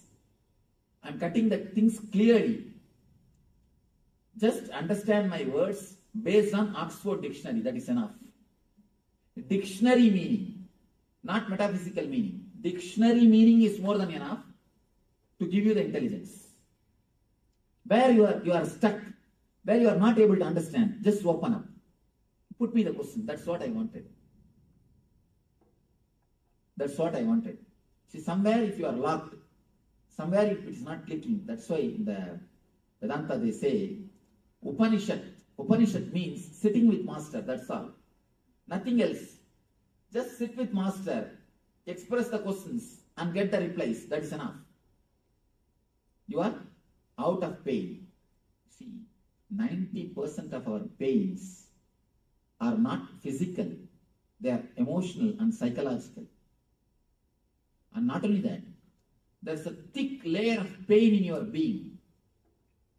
The thick layer of pain invites more pain. Unconsciously, you do such a kind of activities, you do this kind of deeds, which creates pain for you and which invites pain for others. No, Swami, nobody invites the disease or the pain for themselves. When it's there, we recognize it and say, I have a disease. One simple thing, ma. Nobody invites cancer. But if they continue to smoke, what it means? There are some other cancers that doesn't come with smoking. But those we don't invite them, they come to you. There are many diseases, ma. We may not directly invite. Our food habits invites. That's what. Our food habits are inviting. Our sleeping habits invite. But food habits, sleeping habits, whose habits, ma? Those are the habits that somebody made to us. That is what now I am telling. Now it is time for Maybe us to. My mom fed me that, and my mom made me to sleep that time. Whatever it is. That is what now I am telling. Now it is time to liberate ourselves and create our own setup, our own understanding for ourselves. May not be. You may think it is too late. There is nothing too late. We can surely help ourselves. Yes, some question you want. I'm Ember. So what you're saying is that all suffering comes from misunderstanding? Yes. And not only that, if you go a little more deeper, I have gone to the deep of my mind. I tell you from my own authority. Suffering itself is nothing but the word suffering. Are you saying suffering is illusion? No, I don't even want to bring the word illusion. Then you will tell, no, there is no suffering. What do you say? There is no suffering, Swamiji. There is suffering for us. I am not telling that the suffering is illusion. The word suffering, if you can slowly go deep from where that word is coming, if you can just pluck that word from the root and throw it away, there will not be suffering. Let me explain to you a simple incident which I have seen in my life. I was staying in a place called Amarkantak in Madhya Pradesh with the tribals, with the tribal villages, and who doesn't know anything about humanity or anything about civilization. They do not know something like civilization exists on the planet Earth. They have never seen anything of civilization. I was living with them. When I was walking, I went to that forest and I was living with them. They are not cannibals. That's why I am here. There's a small story about the cannibals. The South African cannibals president of cannibals wrote a beautiful letter to Pope. Last time you sent 3 missionaries. They are really humble. They are really very good. They are really loving, caring, and very tasty also. So, They are not cannibals. If you can send them some more. They are not cannibals. I was staying with them. One day suddenly, they have a village temple. For the whole village, they have a temple. I was staying in the temple only. One day suddenly, in front of the temple, they made a small hut. And one lady came, pregnant lady. I could see that she will give birth to a child within 2-3 days. She came and entered the hut. After half an hour, I was just sitting there in one corner of the temple. After half an hour, she just walked out with a baby. I was shocked.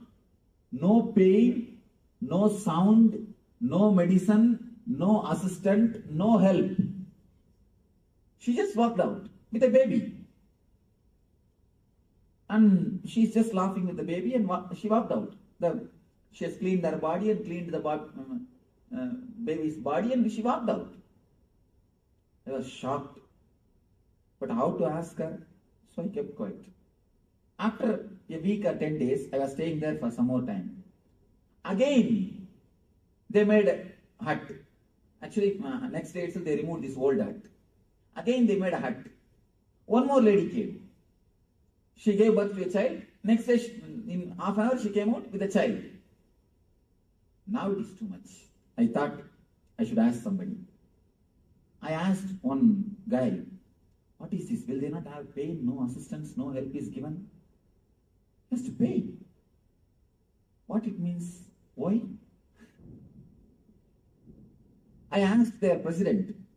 He's little open type. I asked him, what is happening?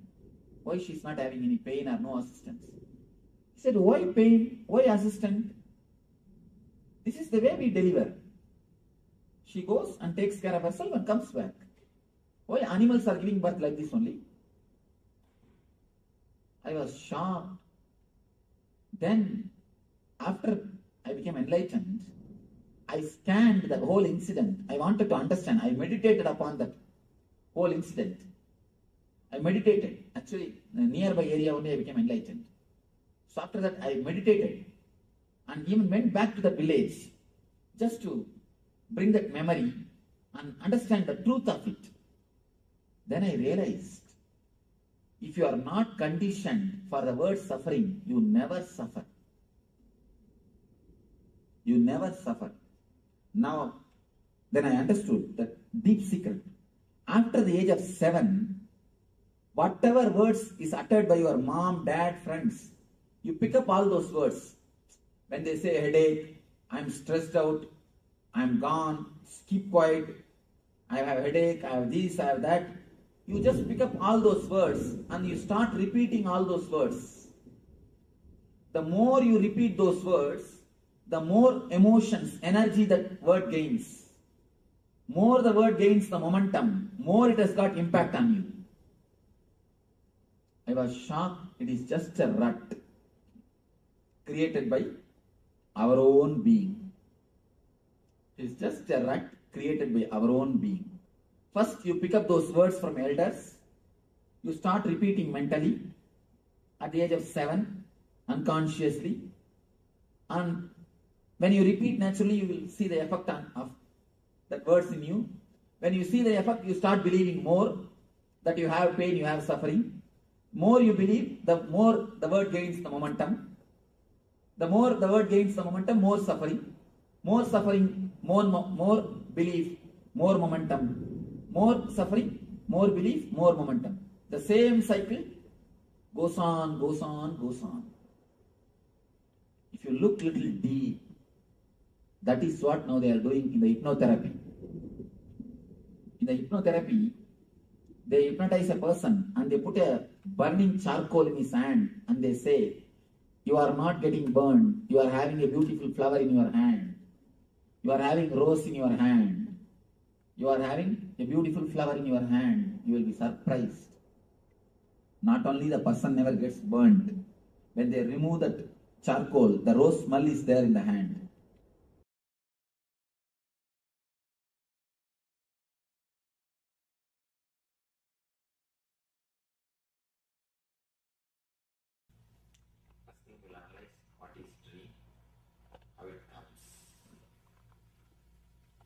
dreams come, different kinds of dreams.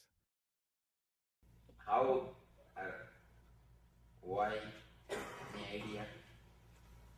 Dream? That's something that you do every night, probably daytime also. Important. Actually, we do it in the daytime also. It's a bit complicated, but I think from my experience, sometimes if you eat certain foods and you go to bed, you have very strange dreams. Or you observe deeply. Even the food is associated with your dream. Please understand, what he said is truth.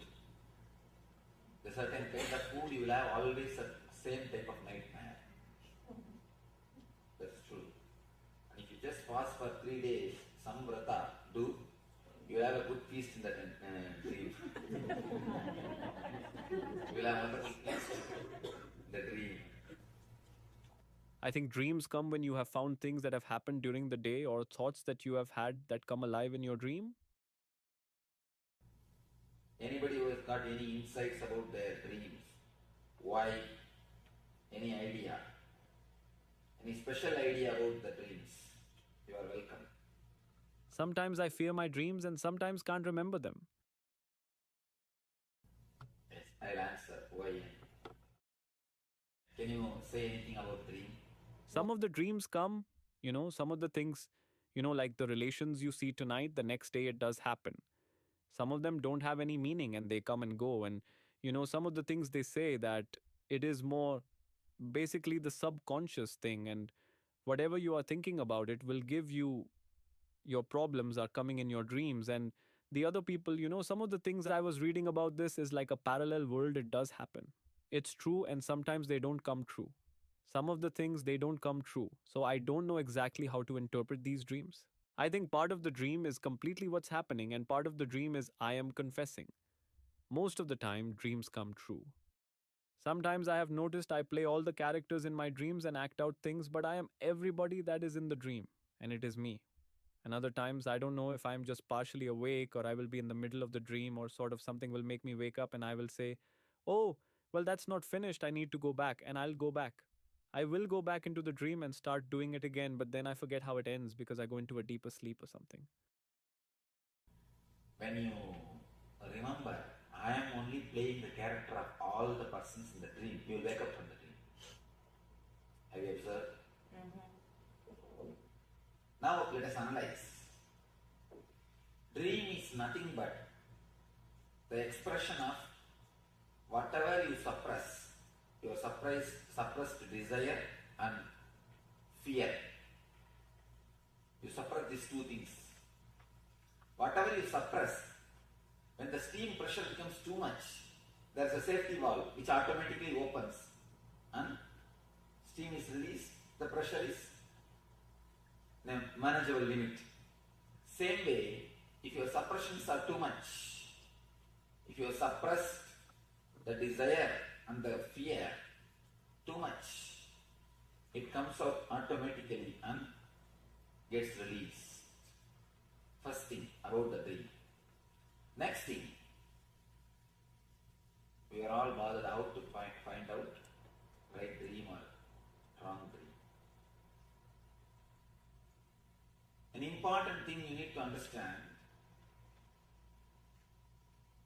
any dream, if you can remember it with 4 colors, it is not dream, it is a vision. Early morning when you remember, if you can remember in colors, see, this is very subtle technique. When you see the dream, you will always see only in colors. If you can remember the colors clearly, be very clear, it is something related to vision. It is bringing some message. It is the ray of light from Superconscious. It is not dream. If you see any divine personalities, master, God, guru, try to remember. If it is in multicolor, then be very clear it is a vision. But if it is just 2 color or black and white, forget about it. It is nothing to do with vision. It is a usual dream. It is the usual just dream. So, what is the purpose of vision? It teaches you? It can teach you, it can bring you intuition, it can give you more clarity or some information about the incident. Anything it can be. Some person. It comes from our own subconscious? If you can remember with 4 color, it is not from subconscious. It is a ray of light from superconscious. If it is just 2 color, when you remember, then it's a subconscious. What do you mean color? Like if I see you in my dream, I remember your orange robe. Is that one color? Not only orange robe, are you able to remember the other things, colors of the other things? Colors of the other things? Are you able to see, are you able to remember just like this 4 color? Then it's a vision. If you are not able to see that, then it is dream. That is the... Do the visions always have to make sense? Because I cannot remember right now if they are in color or not. But my dreams don't really make... If it is 4 color, surely it will make sense. If it is not, it will not make sense. It has no sense. What if it is not color at all? Then it's just steam going out. Extra steam is getting, you need to less dream. you need to dream less. It is just actually, when the steam is too much, if the too much of suppression is there, of fear and the greed, there is an automatic mechanism which opens, automatic safety valve, which opens and releases the steam. And automatically, you maintain your steam pressure. The automatic safety valve is what we call dream. Is there any significance of seeing death or sometime you dying? There is no other significance except this 4 color and 2 color. No other meaning, interpretation for any dream. Should we like just ignore them as... Simply ignore. Because people say like when your dreams are falling makes some sense or something like... No, none of them got any sense. People who never dream, like they never have a dream, they just sleep and wake up. No, it can never be. Only an enlightened master can be like that. Swamiji, what is the significance in dreams? You said that everybody dreams whether you remember it or not. Remembering and not remembering has no meaning. Remembering 4 color and 2 color, only that has meaning, nothing else has meaning. Because normally people associate that if you can't remember, they say, oh, you slept deep. That's what they say. No. It is not that. Even if you don't sleep deeply and if you are continuously disturbed, you will have the same problem. You will not be able to remember the dreams. What about the sleepwalking? That is something to be analyzed. No. Let me explain why you asked right question. When this subtle body enters into the physical body, the sleepwalking, restlessness, even when you are sitting, you will be just shaking the legs. All these problems starts happening when the subtle body enters into the physical body as an uninvited guest. Many times, the subtle body just walks into these 2 bodies. When it walks into the waking body, then it starts creating trouble. You see, sometimes you will have a nightmare, get up, and you will see still the heart is beating and sweating. And the same way, if the subtle body enters into the causal body, it enters into the causal body also sometimes. If it enters into the causal body, it causes insomnia. You will be lying in the bed, rolling, you will never sleep. You will never sleep. You will be just rolling on the bed. So whenever the waking body enters into these 2 bodies, it creates this type of problems. Settling up here, and when I got home, I thought I should be able to fall asleep well. But instead, I thought I would be exhausted, and I didn't feel exhausted. But it was like this. I couldn't sleep all night, even though it was so late. And I was so tired from, working a long day. Standing up. You've done ASP? In the ASP, I speak about the second layer energy. Do you remember? When you work beyond your capacity, whenever the emergency things are done, the second layer energy opens. If you have a deep love or desire, then again second layer energy opens. If you do some service with a deep love for me, it has to be done. It has to be done. I cannot use the excuse I'm tired. I have to do. When you have the excuse, oh, I'm tired, oh dear, Shantipai, I'll come tomorrow, Shanta Reddy, I'll come tomorrow. Then first layer energy over. But when you decide, no, I will do something, I have to do, then naturally second layer energy opens. That is what you feel. Even after going to the house, you don't feel sleepy. What about the recurring dreams that come back? Come back again and again? If you see them in color, again they have some meaning. Otherwise, they have no meaning. They have no meaning. Of course, you have to totally release the steam. You should not maintain the steam in the optimum pressure level. You always maintain the steam in the optimum pressure level. Steam means the suppressed desire and fear. That is why you are in sickness. Better open the safety valve once for all and let the steam go out. We will be doing that. Today we will be doing the technique to open the safety valve. Swamiji, you said we will move in sleep or when we are awake. Even anytime. The subtle body actually enters into the physical body by force. See, the subtle body enters into the physical body by force. It means the physical body also don't have so much of awareness. It gives place. So people that bite their nails all time, is it the same thing? But what causes that to happen? Like, what are some things that cause them? Restless, suppressed, that's what you see, the suppression, suppressed desire and the fear. If it becomes too much, it is just on the verge level. Any moment you can become this or that. That is the thing which keeps you in the restlessness. Swamiji, whenever I have a bad dream, why is it that when something undesirable is about to happen, I am able to realize it as a dream and I can either stop that from happening or I wake up? If some bad is going to happen in the waking state, it comes in the dream. You mean? No, when I am dreaming, if something bad like I'm about to fall off a cliff or whatever, in the peak of greed, in the peak of desire and the peak of fear, you wake up. Because desire and fear brings you to your consciousness, brings you to the present moment. The moment you come to the present moment, you wake up. And many times people come and tell me, I had such wonderful dreams on I was seeing that person whom they want to see. Suddenly they wake up.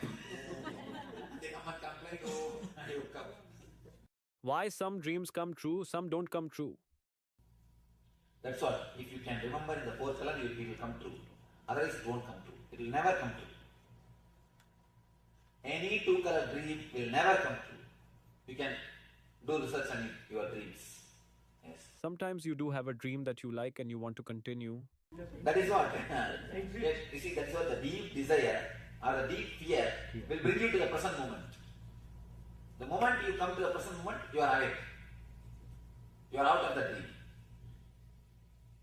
So you were just saying the deep desire and greed. In other words, could you say that whatever it is true, live it to the best, and you say that will bring you back? That is what I mean. When you live totally, your greed comes to maximum. Then you fall in the present moment. You fall in the present moment. You are out for a single moment. You get a glimpse of the higher consciousness.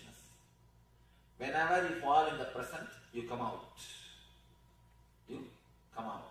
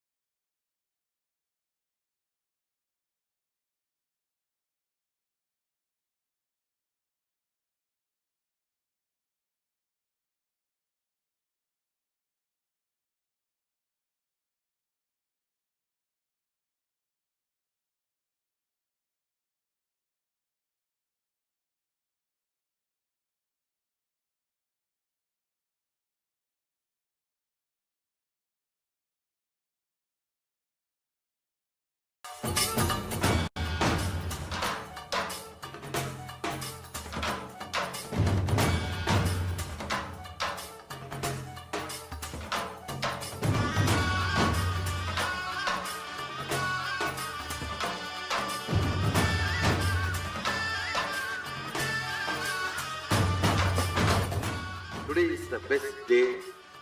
Sadashiva appears for Brahma and Vishnu early morning in the form of light shaft. Means the consciousness which is beyond time and space enters into time and space. Sadashiva declares, let me become many to celebrate myself. So morning we celebrate he becoming many. You can see every deity, every god, we go and light the lamp. So each, the Sadashiva himself becomes many. So whole campus we went round. It was such high energy. So again the many becomes one. Not only spiritually, even socially, this celebration forms a very important part of my life, because this is the only celebration I enjoyed from my birth, at least in this body.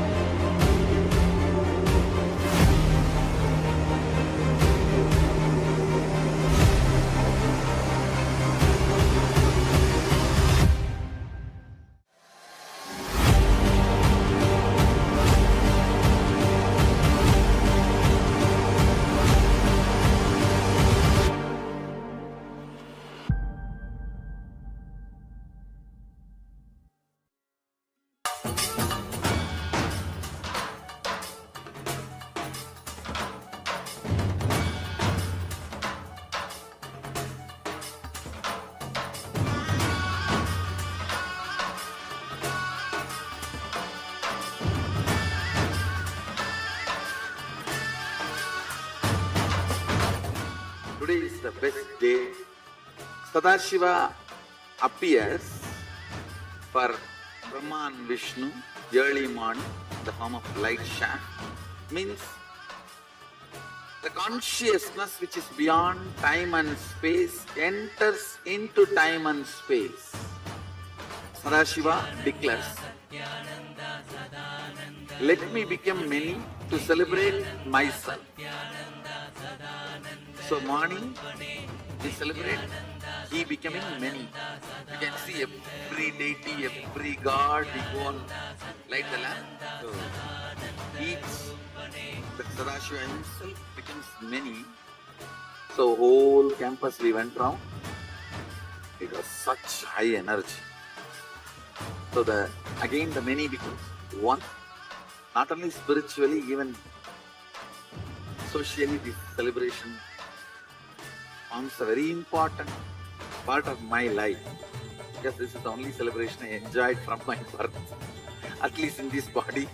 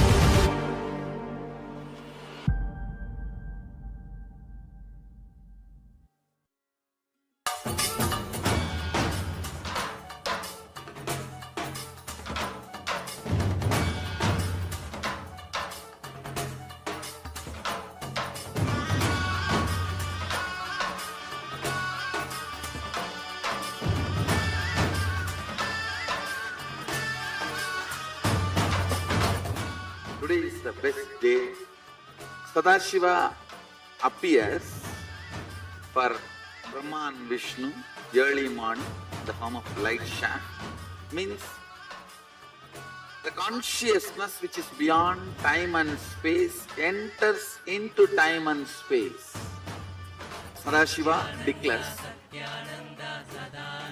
let me become many to celebrate myself. So morning we celebrate he becoming many. You can see every deity, every god, we go and light the lamp. So each, the Sadashiva himself becomes many.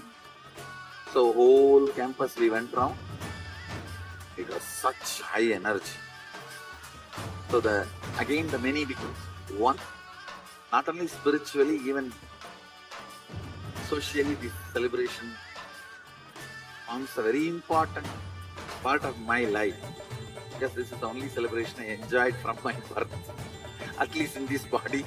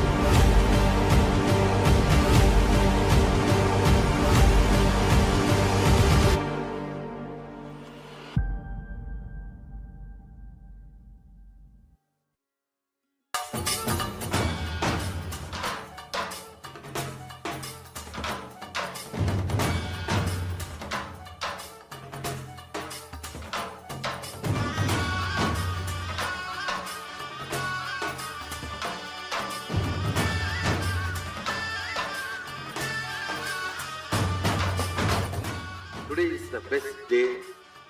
Sadashiva appears for Brahma and Vishnu early morning in the form of light shaft. Means the consciousness which is beyond time and space enters into time and space. Sadashiva declares, let me become many to celebrate myself. So morning we celebrate he becoming many. You can see every deity, every god, we go and light the lamp. So each, the Sadashiva himself becomes many. So whole campus we went round. It was such high energy. So again the many becomes one. Not only spiritually, even socially, this celebration forms a very important part of my life. Because this is the only celebration I enjoyed from my birth, at least in this body.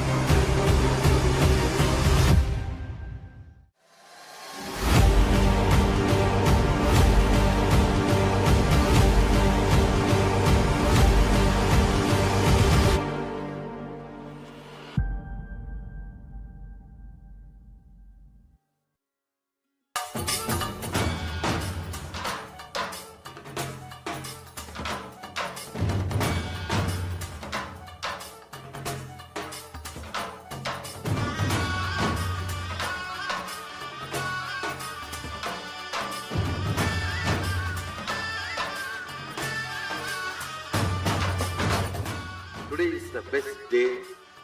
Sadashiva appears for Brahma and Vishnu early morning in the form of light shaft. Means the consciousness which is beyond time and space enters into time and space. Sadashiva declares, let me become many to celebrate myself.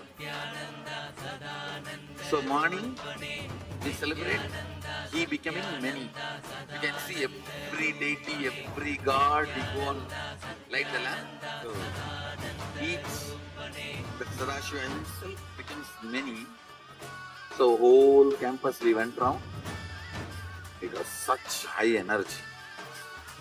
So again the many becomes one. Not only spiritually, even socially, this celebration forms a very important part of my life, because this is the only celebration I enjoyed from my birth, at least in this body.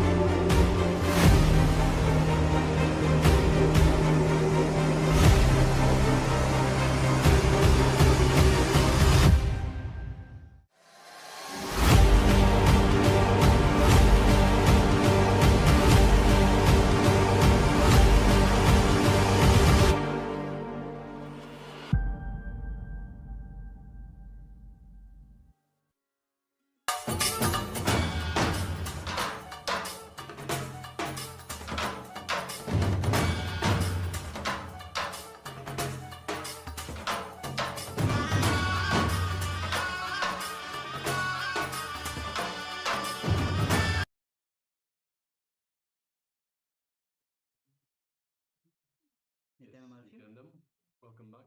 Sorry for the technical glitches that we have been experiencing, but we should be back up and running now. So let us continue with our program. So now we are re-entering into the power manifestation, and power manifestation is the most exciting sessions as you allow Paramashiva to manifest to you, and when you manifest the power, you know that yes, Paramashiva is there and he is manifesting through me. I also have that potential to allow Paramashiva to manifest through me. So let's get ready. Today we'll be manifesting the power of remote vision. So in this round, the acharyas, we ourselves have few items in front of us. You'll be scanning these objects, these items which is in front of us. So you can sit with your head, neck, spine in a straight line.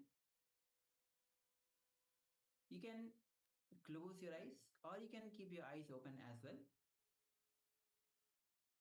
And visualize Swamiji in your inner space. Remember, it is that deep feeling connection with Swamiji. It is that deep feeling connection with Bhagwan that you start manifesting the powers. So visualize Swamiji in your space and visualize his infinite grace, his love, his compassion overflowing through you.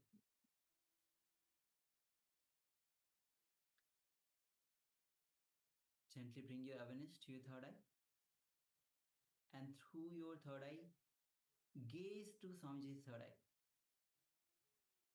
and start to unclutch from every single thought. Go on unclutching. whether it is a thought of even to open your eyes or to move from where you are seated or just to move your hand, just unclutch. Unclutch from all the inner and outer identities that you get. Unclutch from even the concept of time. Go on unclutching.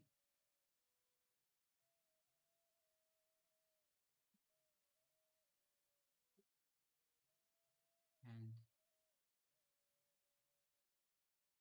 finally enter into the space of that pure unclutched space, the pure nirvikal samadhi. Now let's start chanting the Mahavakya. Om Nithyananda Paramashivoham. Om Nithyananda Paramashivoham. Om Nithyananda Paramashivoham. Now, as you keep chanting the Mahavakya, let's manifest this power of remote scanning. You can start scanning the objects with a strong declaration ask Swamiji to reveal every detail, the items, the objects which are in front of the Acharya. Let's begin this manifestation. Nithyananda Paramashivoham.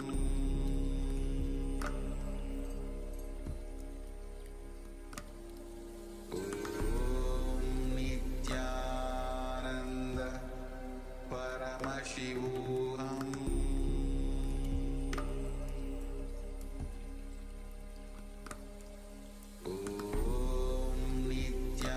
Nithyananda Paramashivoham.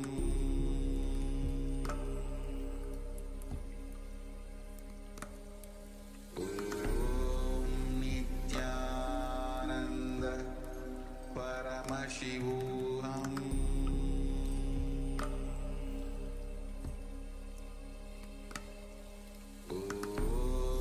Nithyananda Paramashivoham. Nithyananda Paramashivoham.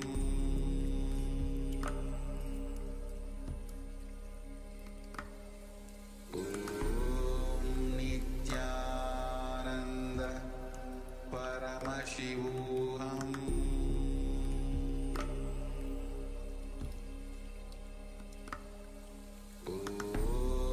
Nithyananda Paramashivoham.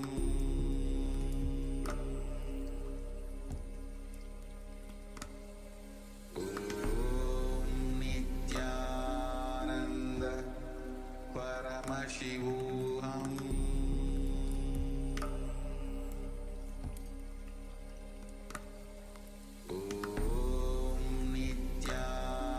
Nithyananda Paramashivoham.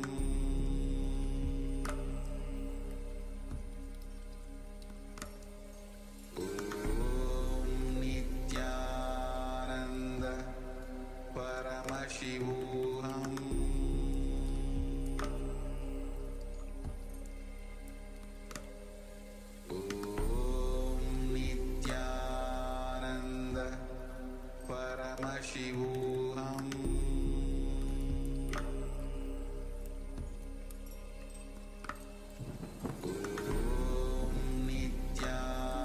Nithyananda Paramashivoham.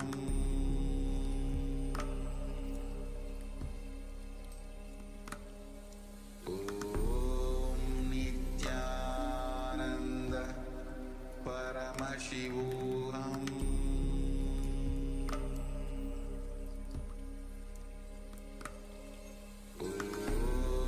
Nithyananda Paramashivoham.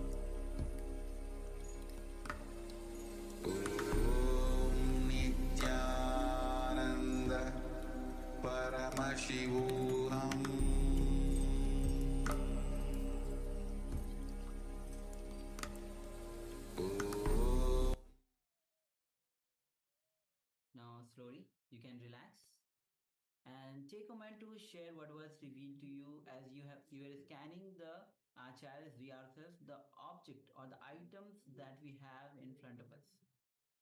So let's take a moment and share what Swamiji revealed to you. Understand it is through your deep connection with Swamiji that you start manifesting the powers. So without any hesitation, just go on sharing and understand that it is Swamiji who is manifesting through you. So any hesitation that you feel, you feel that whether it was wrong, right, do not hesitate to share.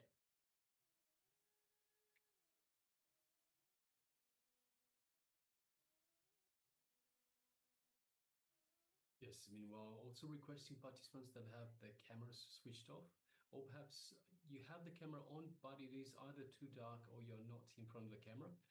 If you could please make sure that you are visible in the camera. So switch on your cameras and be visible. So we have participant Wong Mang Kong, Ma Shu Wei Ping, He An Ki, Wang Han Yu, Ma Kaylee Wang. So requesting everyone, please switch on your cameras and make sure that you are available in the camera frame itself. Yes, we have one sharing. We have Ma Ananda Gorarupini that says keys and books. Yes, thank you very much for sharing, Ma. So requesting everyone, if you have taken part in this power manifestation, please do take a moment and share with us what was revealed to you in your third eye. So as you were scanning the acharyas ourselves, of the objects that we have in front of us.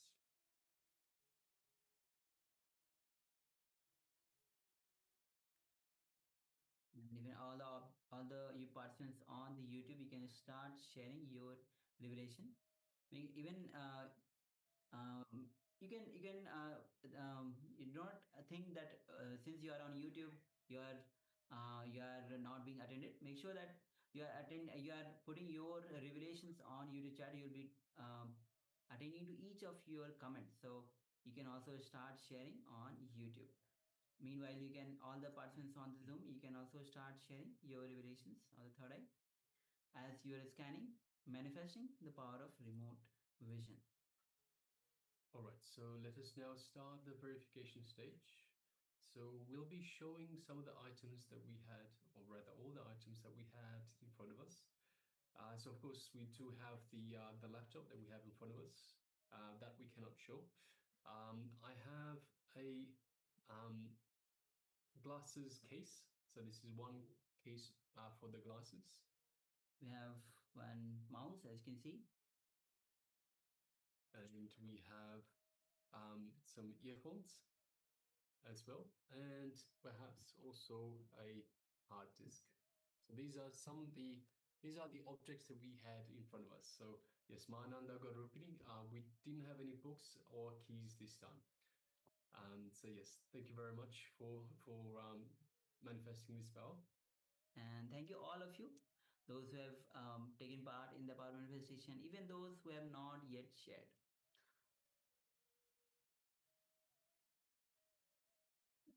Okay, so with this, now we'll be entering into the next round of the internalization exercise. Previously, we had the revelation by Swamiji on the 4 states of consciousness. So, so in this round, we'll be next we'll be entering into the internalization exercise, which is 5 states of consciousness. So let's get ready to manifest this power. This enter into this internalization exercise. Make sure that you're having the pen and paper with you. Yes. So Swamiji beautifully told us there were 4 states of consciousness. We are adding one more. Actually, Swamiji is adding one more. So there are actually 5 states of consciousness that Swamiji is teaching about. But let's start off with the first 4, and then we'll go beyond these first 4 to the 5th one as well.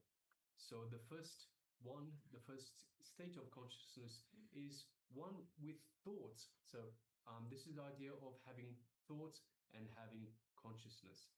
With thoughts, with consciousness, without thoughts, without consciousness, and the combination and permutations of these two, which give us a square of 4 different states of consciousness. So the first one, with thoughts, with the idea of I exist, with I consciousness, and that state is called the thinking or the Jagrat state.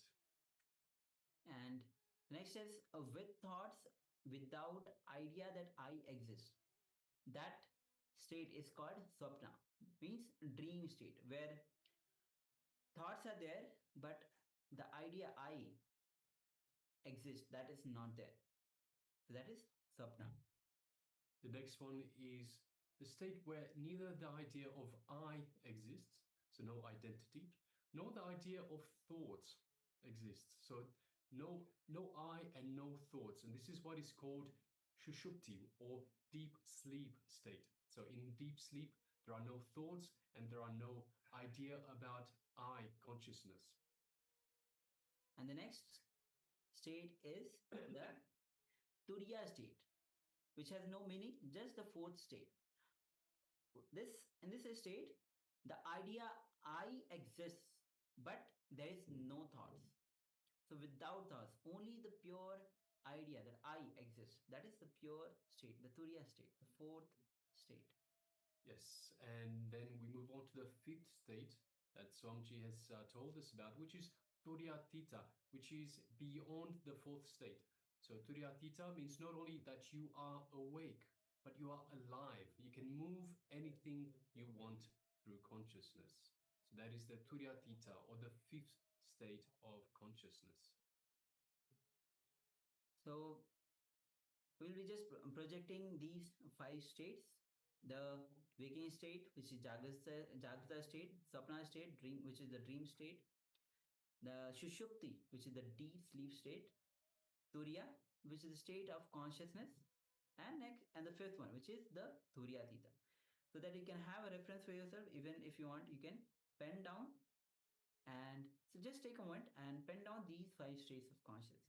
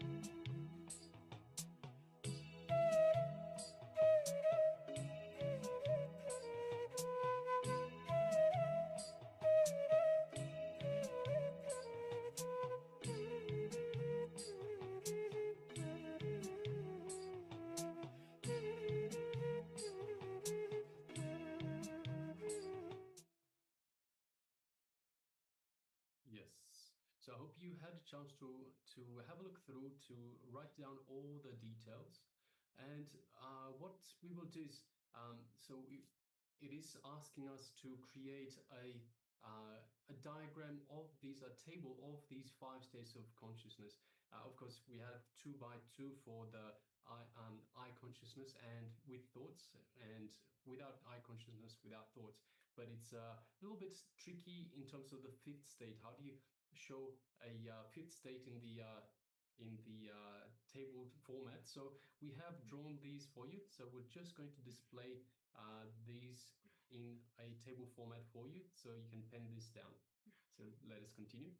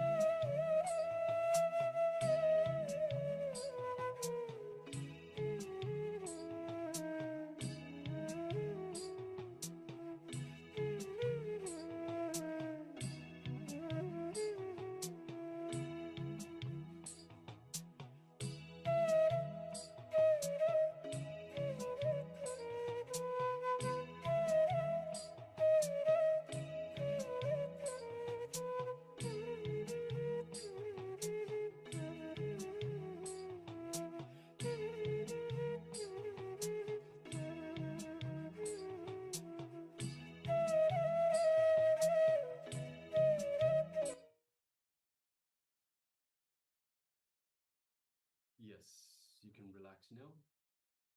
So this diagram that you've just seen, it represents the 5 states of consciousness in a table format, as Swamiji has told us. So once again, you have with thoughts and with I identity, that is the waking state or the Jagrat.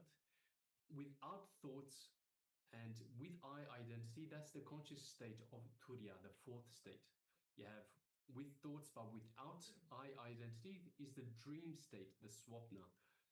Without thoughts and without the I identity is the deep sleep state, the Shushupti. And of course, the 5th state, which is beyond Turiya, beyond the 4th state, is the 5th state, and that is the Turiyatita, which is the state where which allows us to do anything, to move anything just through our consciousness. We are eternally awake in that.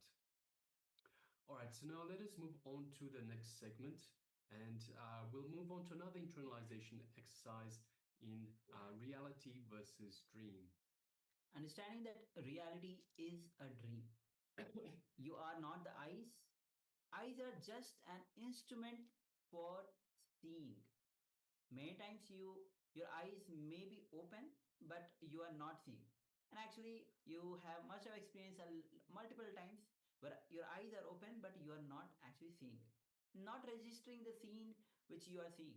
Many times it happens in our life. So, eyes are just an instrument for seeing. You are not the eyes. So just sit and remember you are seeing through the eyes. When you look through the eyes, suddenly you will see you are witnessing everything. So let's take a few minutes and actually work on this, and let's remember, just sit and remember that you are seeing through the eyes. And when you look through the eyes, suddenly you will see you are witnessing everything. So please spend a few minutes in this exercise. Let's begin.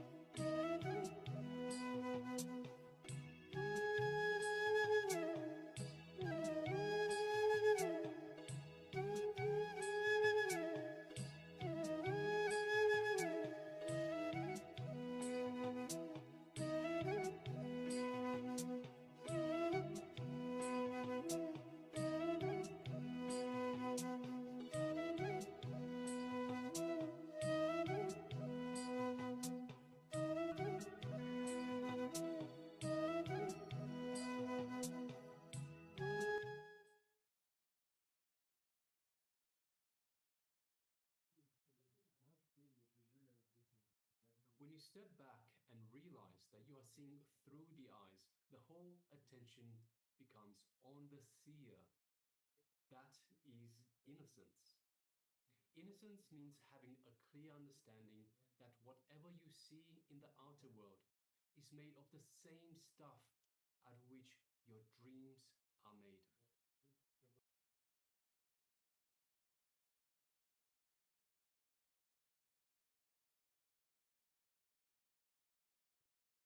Cognizing reality is a dream. It requires understanding that what you see is a dream. Having the Shakti, the energy to change the dream, and having the buddhi, the intelligence to know it is a dream. So there is no need to change it at all. So an important truth that you should know is that dreams are made of the same stuff out of which this waking world is made. So once again, the world is made of the same stuff in which the dreams are made, and dreams are made of the same stuff of which the waking world is made. So if you think dreams are ordinary, this world is also ordinary. If you think this world is fantastic, your dreams are also fantastic. And it works both ways. So again, once again, the important truth you should know, dreams are made of the same stuff which the waking world is made.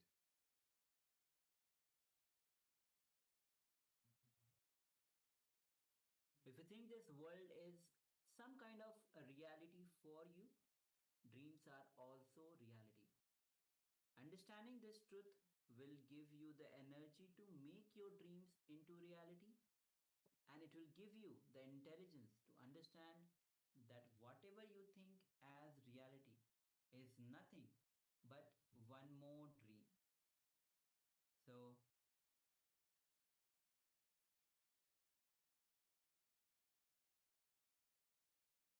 again, if you think this world is some kind of reality for you, dreams are also reality. Understanding this truth will give you the energy to make your dreams into reality. And it will give you the intelligence to understand that whatever you think as reality is nothing but one more dream. So, with this,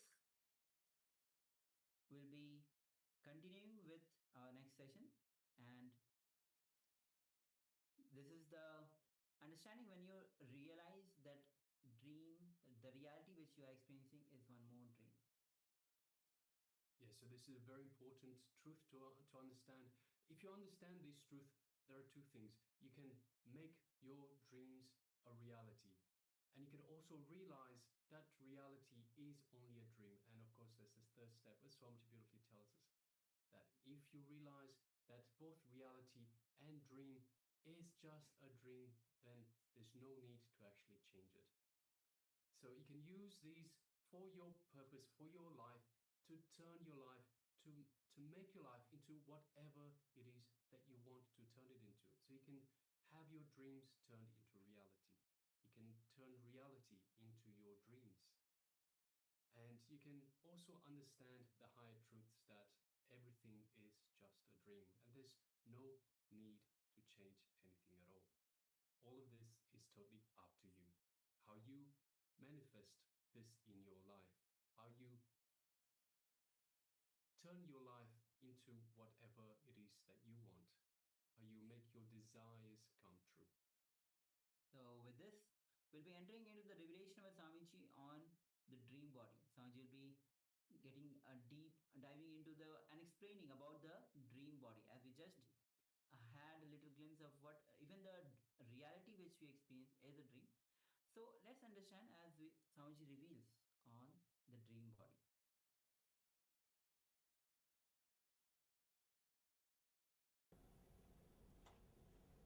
We will enter into the second session, which is related to dream body, which is subtle body. let you understand few things. Whatever you suppress, whatever you wanted to happen, and whatever you don't want that to happen, whatever you want to happen, whatever you think that it should happen, whatever you think it should not happen, both happens in the dream.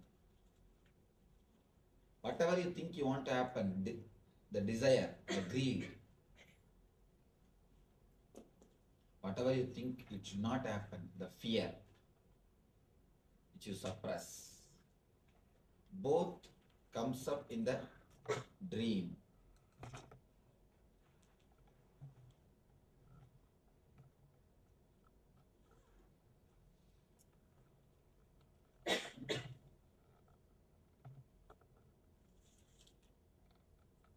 It's like a steam boiler.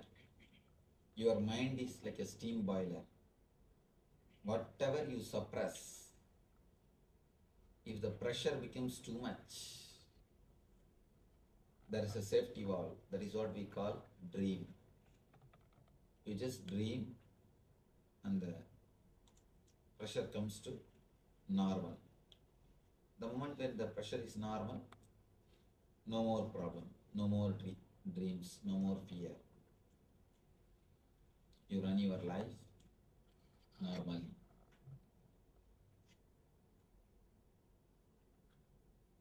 This is the way basically we dream. This is the way basically dreams happen. There is one more thing. If just dream comes and goes, there will be no problem. But this dream body doesn't keep quiet. If dream comes only in that time, in a particular time, if your dream body is active and your extra steam or extra pressure is released, as long as that happens, no problem. Things go very smoothly. But it is not that only this happens. Something more happens. There starts the whole trouble. This dream body unnecessarily starts entering into the waking body and deep sleep body. When the dream body unnecessarily enters into the waking body, that is the time you get restlessness. You will be sitting physically in one place, but mentally you will feel deeply restless. It will be moving here and there, here and there, here and there, this side to that side, here and there. Second thing, the deep sleep, the subtle body, when it enters to deep sleep, the causal body, that is the time you get insomnia. You will be lying, but you will not be able to sleep. Continuously, you will be thinking. The other day, I read a quotation in the car. Here all sorts of weird quotations they write in the car. I never suffer by insomnia because I enjoy every minute of it.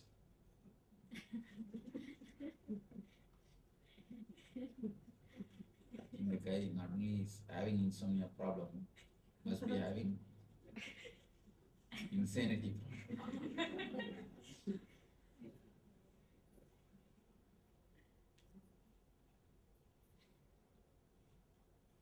When the dream body enters unnecessarily into the waking body or into the deep sleep body, it creates trouble. And when it enters inside the waking body, that is what we call restlessness. A deep restlessness is created because of this waking body entering into the dream body, entering into the waking body, subtle body entering into the physical body. One more thing happens, the daydreaming. Daydreaming is nothing but subtle body entering into the dream level, subtle body entering into the physical level, physical body. When you are sitting, but your mind will be somewhere wandering. somewhere dreaming, almost as it is now.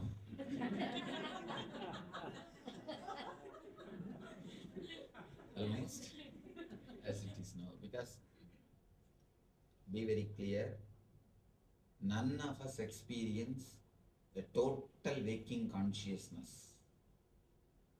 If you actually experience a total waking consciousness, even that will lead you to enlightenment. But we never experience a total waking consciousness. We always keep a certain amount of dream body, so that any time enlightenment comes, we can escape. Anytime, suddenly if super consciousness starts happening, we can escape from it. It's like you keep a continuous shield. Anytime super conscious starts, you start moving towards super conscious, or super consciousness starts moving towards you, you keep that buffer and escape. Continuously, one portion of you goes on thinking, daydreaming. If the height of the daydreaming is too much, then depth of the night dreaming also will be too much. The amount which it interferes with the physical body, the same amount it will interfere the deep sleep level. If you have too much of daydreaming, you will naturally have too much of night dreaming. Only these two, three important things, if you know about the dreams, that's enough. First thing, verify whether it is color or black and white. Whenever you want to know the meaning of the dreams. If it is 4-color, understand, then it is a dream from superconscious, dream from samadhi, not from conscious or deep sleep. Whenever it is just a 2-color, you don't remember the dream at all. You don't remember anything, just some vague pictures are seen. 2-color, black and white. Then be very clear, it is from conscious state, waking state. Whenever it is just words, if you are introvert, you can understand, not even 2-color, just few words will be coming up. You will be dreaming in words. Whenever it is words, it is just from causal body. You need little more sleep, that's all, nothing else. You need little more sleep. Don't bother at all about that type of dreams. These two dreams has no base. There is nothing to know, nothing to bother. Only these 4-color dreams has got some meaning in your life. These 4-color dreams has got some vision, some intuition in your life. One more thing. Can we sleep without dream? Yes, we can. And that is one of the healthy way of how to be. If you can sleep without dreaming, you will have a perfect health, not only physically, even mentally. Or if you can sleep so deeply that early morning you don't remember your dream, again you have perfect health. The more you are out of dream state, the more you have health. If we remove the dream part or the subtle body from our fourth state, if you can remove the dreams, you will never go through the dream and causal body. You will directly fall into superconsciousness. There will be no 3-4 differences in your state at all. In your whole 3 state, there is only one thing. There is only one borderline which creates all these 4 states. An important thing. The 4th state is not created by 2 lines. No, it is created by just 1 line. It will be difficult to understand because always mentally 4 means you need at least 2 lines. to create 4 level, above, center and below, and at least 3 lines you need to create 4 levels. But it will be difficult. But truth, here only 1 line, only 1 portion, when it is inserted, it creates all the 4 level. If you don't have night dreaming, you will not have what is daydreaming, the so-called waking state. And naturally, when you don't have waking state and dream state, you cannot have deep sleep state, because the deep sleep state by the time will become superconscious. It is deep sleep as long as you have a dream and waking state. When these two are not there, what exists is enlightened state only. Automatically, there will not be anything called deep sleep state. Because the difference between the deep sleep and enlightenment is only one thing. The deep sleep, you don't have awareness. In enlightened state, you have awareness. Otherwise, both are one and the same. A small example, it's a mystical truth. When you are in a waking state, your consciousness stays in Agnya Chakra. When you are dreaming, it goes to Vishuddhi. When you are in deep sleep, it goes to Anahata. It just sleeps. That is why you can never sleep if your neck is straight. Even lying on your bed, try. Just keep your neck straight. You can never fall asleep. Unless you relax your neck, you can never fall asleep. And if you relax your neck, you don't have to do anything. Now itself you will fall asleep. If you relax your neck, immediately you will fall asleep here itself. If you don't relax your neck, even in the deep sleep state, even if you lie down, you can't fall asleep. You will not be able to sleep. Deep sleep state, it goes to Anahata.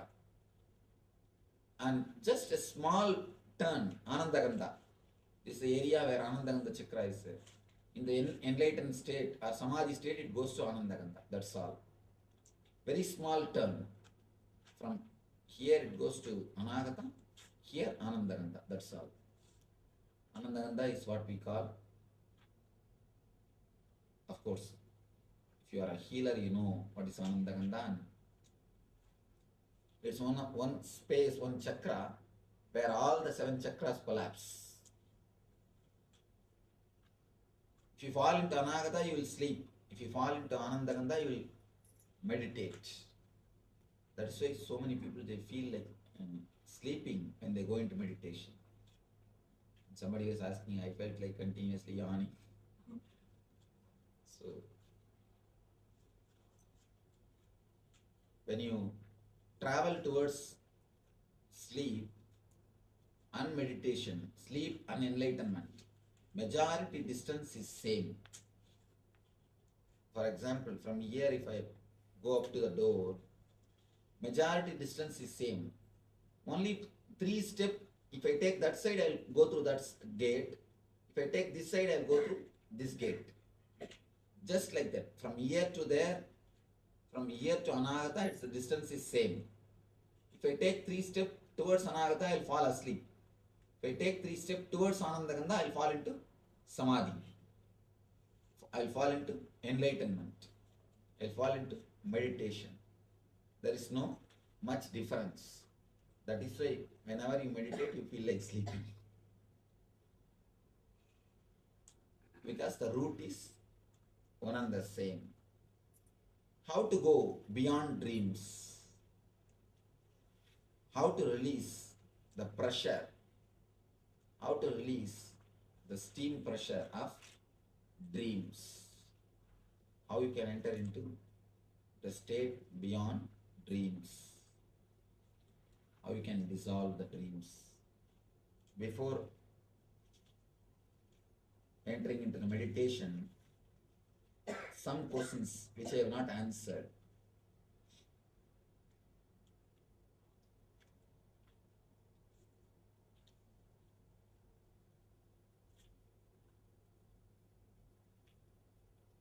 some questions worthy of answering. I'll try to.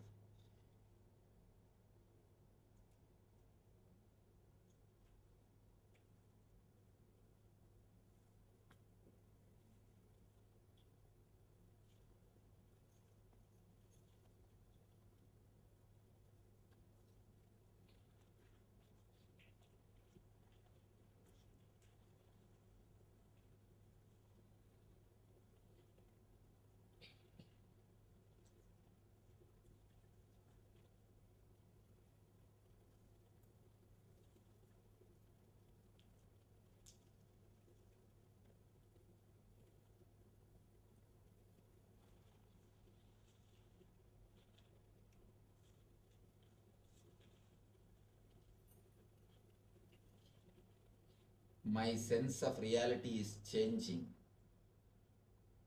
Sometimes I feel I am seeing that life is an illusion, like being in a play, and that everything belongs to me. So just act as God tells. Heart wants to, and it will be wonderful. All is possible. But then I see the mind restarts the delusion of fear. So how to remain longer in that shimmering reality? Even physical objects look different, less dense. Is this reality or a better illusion? See, the moment you feel good, feel wonderful, even if it is reality, why do you bother? Even if it is illusion, why should you bother? When it is joyful, why don't you let it be there? The doubt, is this reality or a better illusion, is the first disturbance. Why? You don't enjoy that state. Second thing, don't try to possess that state. When it happens, relax. Don't have the fear. When it may go away. It may suddenly move, it may go away. Don't bother. Even if it goes, don't worry. Will it go or will it stay? Relax. You will see that it will start staying in you.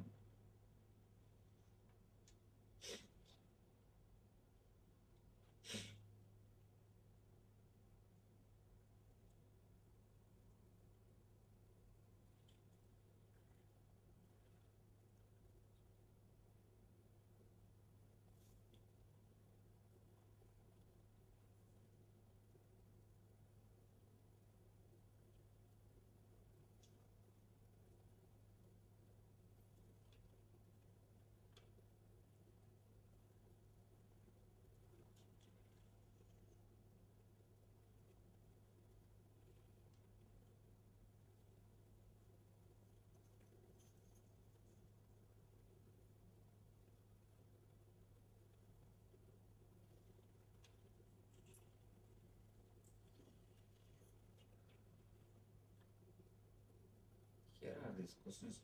Sometimes I wonder, how do these people live with their head and logic? See, the same question, the question starts with one logic, by the time it comes to an end, the logic turns and they contradict themselves. I am surprised. There are few questions. You can't answer that question. You have to answer the questioner himself.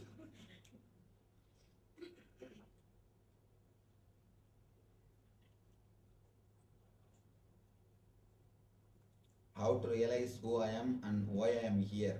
Ask the next person, he will tell you. This question has to be asked to you, to yourself, who am I? Not to somebody else.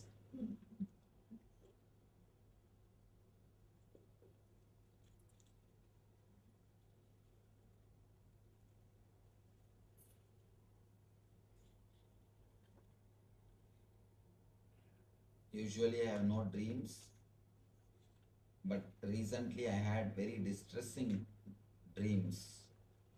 How do I find out why? There is no need to find out why. Find out how to come out, how to stop having the dreams with so much of stress. Now we will be doing a meditation to reduce the steam pressure in the dream body. to reduce the steam pressure in the dream layer.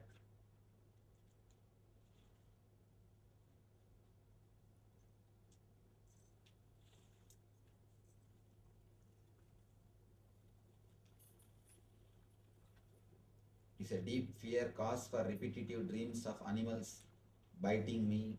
Yes, that is true. It's a deep fear only creates a repetitive fear. Animals biting you.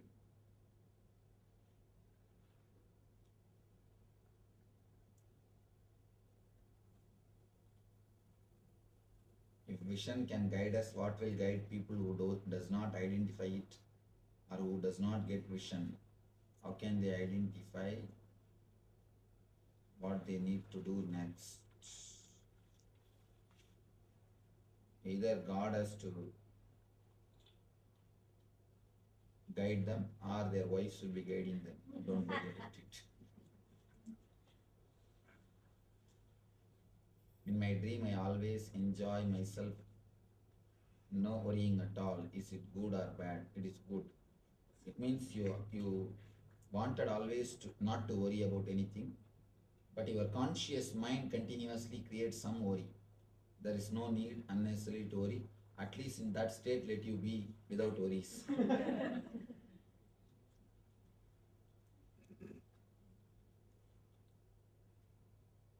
Our waking life is also a dream, then are all these people just illusions, including you? Yes.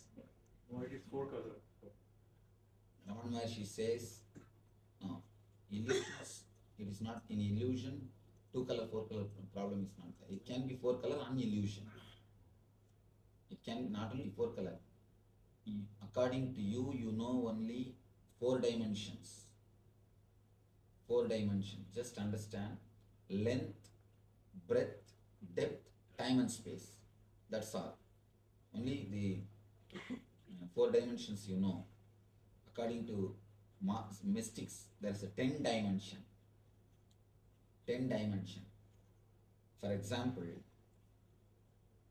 you can leave the length of this mic and breadth of this mic and just teleport the depth of this mic from here to here. Length and breadth will be here, just depth can be teleported. It means you will put your hand, nothing will stop your hand, but you will see the mic form. Nothing will stop your hand. And you can leave the depth and just teleport length and breadth. Nothing will be seen. If you put your hand, it will hit. Something will be stopping you.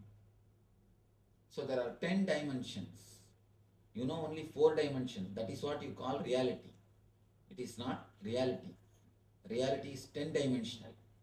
It is Dasamasthana. In Upanishads, they speak about Dasamasthana. There are multi-dimensions which you do not know to the reality. You know only this 4 dimension. So understand, surely including me, as you understand, is just a dream. Ramana Maharshi says, somebody goes and asks Ramana Maharshi, including you is a dream, then how seeing you helps us? Then what is the use of seeing you? Ramana Maharshi says, if you see a lion in your dream, you just wake up from the dream. Just like that, when you see me in your dream, you wake up from your dream. If you see me in your waking state, it's like a simha sopna. You are made to wake up from this state.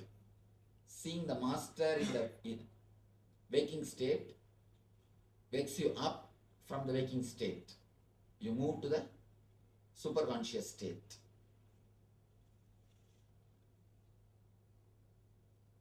Ramana Maharshi never had dreams. Can you remember any of your other lives and can you tell us about them? I've already spoken about my past life. There's a book coming, Echoes from Laughing Temple. Read that, you will have a clear detail. Is it important to be vegetarian? It will help your growth. Can a human be reborn as an animal? These are all I have answered in that uncommon answers to common question. If the future can be seen, how can it be changed? If one person sees the future and then another changes it, then the first person did not see the future correctly.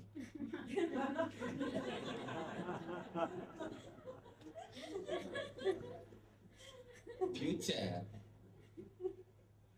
as on now, see, future means you project from the past actually. If you just see somebody's past, almost you can identify his future, how it will be. Because future means you don't create from somewhere else. You create the future from the same stuff which you call as past.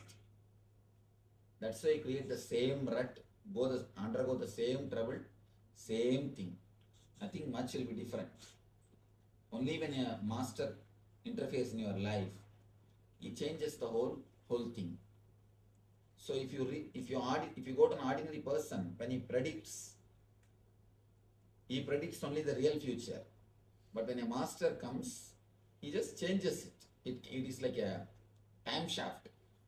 If you go to an ordinary guy who does prediction, he sees the time shaft, what is printed, and he says. And if you suddenly meet a master, and if he erases, how can the person who predicts can be responsible? So he is not responsible for it. Can drugs be useful for a spiritual person? No way it can be useful. It can only be harmful. Can sex be useful? It can be used when it is used with the proper tantric techniques. But as on now, it's very difficult to get a proper tantric techniques. All the tantric techniques available now and all the tantric masters at least available now are like astrologers. Astrology is great shastra, but astrologers are, just like the tantra is a great shastra, but the tantrics have spoiled it. Can you see auras? Do you see unusual things? I can see auras, but I don't see unusual things. I see usual things. You see actually unusual things. Only you see unusual things. I see only the usual things.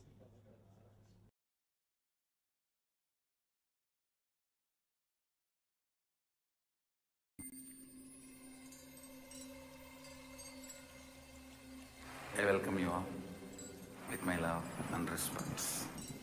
Let you all open all your three eyes. Om Nithyananda Paramashivoham.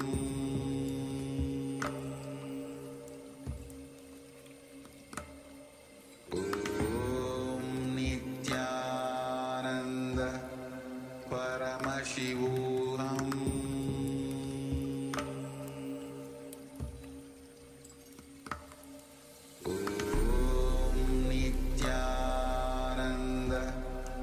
Paramashivoham.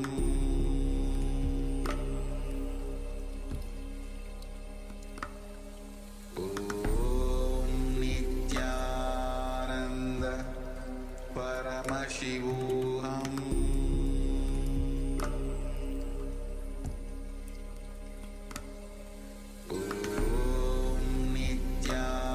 Nithyananda Paramashivoham.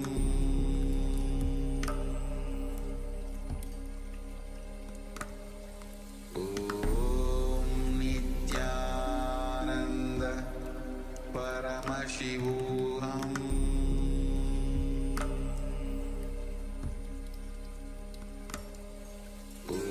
Om Nithyananda Paramashivoham.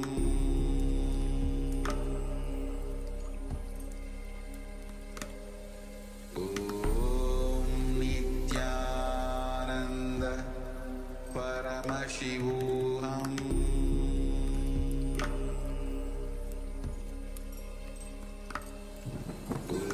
Om Nithyananda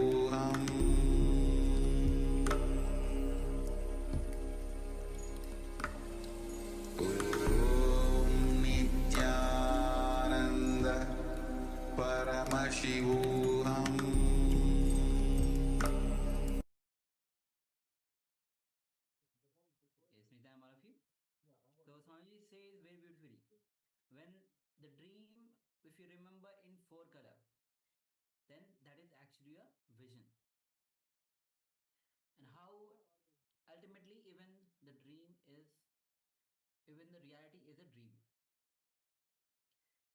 So with this, let's move on to the power manifestation. And today, as we are doing the power of remote vision, again in this round as well, will be all of you will be actually scanning the items which are in front of us, the acharyas. We have few items, the objects in front of us. Will be manifesting the power of remote vision. You'll be scanning both acharyas and recognizing the items which are there in front of us. So let's get ready to enter into this round of power manifestation. All right, so requesting everyone to sit comfortably with the head, neck, and spine in a straight line. If you wish, you can keep your eyes closed or you can keep them open. It is up to you. But it is important to keep this straight line with the head, neck, and spine to allow for the Shakti, for the energy to fully run through your body, for the Kundalini Shakti. So once again, requesting everyone, let us sit comfortably with the head, neck, and spine in a straight line. And just let's start off with just taking a couple of long, deep breaths. So just follow my lead. Let's breathe in slowly and deeply. And breathe out slowly and deeply. And once again, breathe in slowly and deeply. And breathe out slowly and deeply.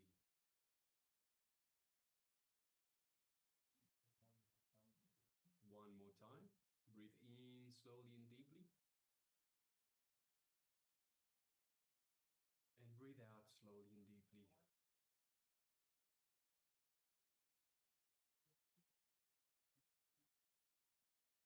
Now let us just bring our awareness to the Ananda Gandha, which is just the area below the heart center. So this is the heart center here. Just below the heart center, we have the Ananda Gandha region, which is our inner space. So let us visualize Swamiji in our Ananda Gandha, in our inner space. So you can visualize your favorite murti, your favorite image of Swamiji in your inner space, the one that you feel most connected to. So it's important that you have your ideal image, vision, murti of Swamiji that you visualize in your inner space. And connect to that image, connect to Swamiji through that image. And as you do so, you feel the love and compassion that is radiating from Swamiji, from your inner space. So just take a moment and enjoy this love and compassion that is radiating from Swamiji's murti, from Swamiji that is in your inner space, in your Ananda Gandha.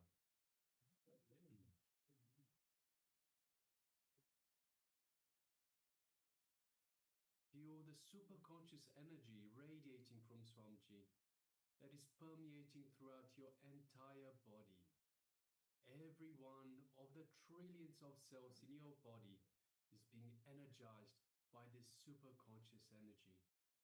Every one of the trillions of cells is being awakened to this possibility of power manifestation. And as you connect to Swamiji, as you build this feeling connection to Swamiji in your inner space, you feel the space of oneness with Swamiji. You know that you are in oneness with Swamiji. Just take a moment and feel that space of oneness with Swamiji. Any doubts that arise, just become a witness, just unclutch any doubts, any impossibilities, any judgment. Just unclutch again and again and again. simply become a witness. Just the way the thoughts come up, let them go back down. It's important that you don't get involved in these thoughts. Just become the witness. That is how we unclutch. Again and again, unclutch. And unclutch from all the thoughts that come to your mind. The only reality is the space of oneness with Swamiji, the Supreme Pontiff of Hinduism, the living incarnation and embodiment of the Supreme Superconsciousness. Just feel that space of oneness. That is the only reality. You are Paramashiva. We are Paramashiva. That is the only reality. We are superconscious beings, superconscious energy.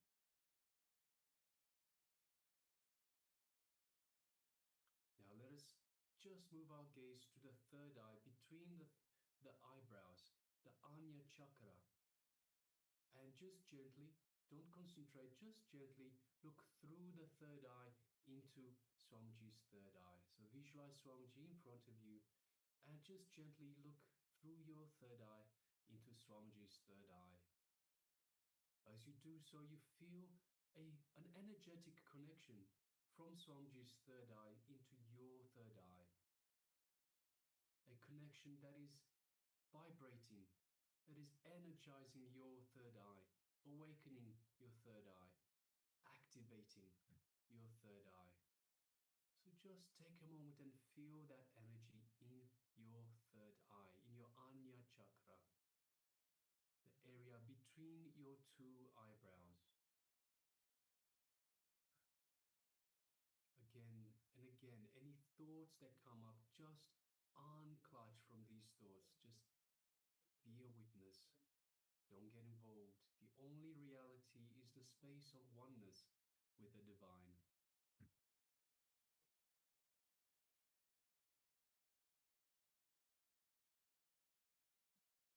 Now, from this space of oneness, let us start making a strong intention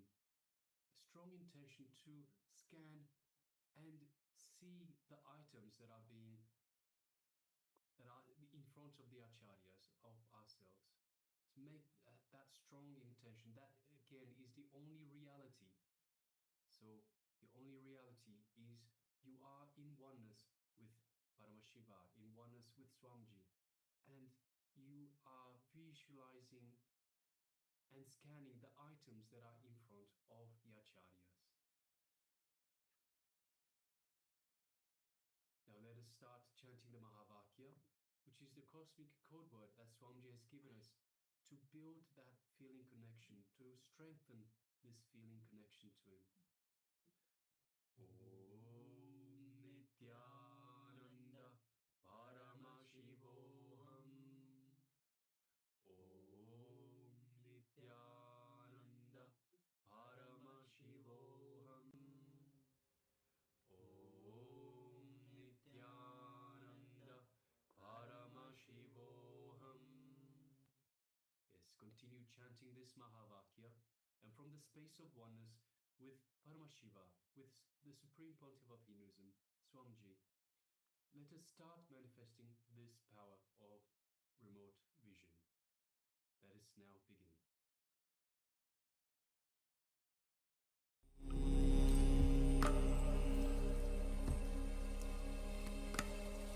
Om Nithyananda Paramashivoham.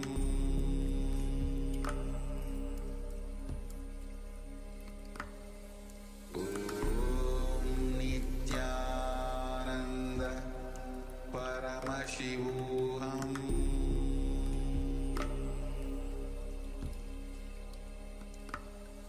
Om Nithyananda Paramashivoham.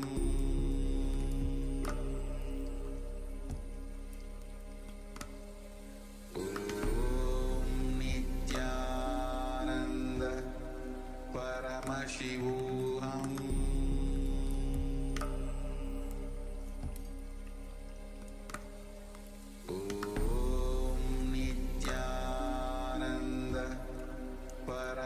Paramashivoham.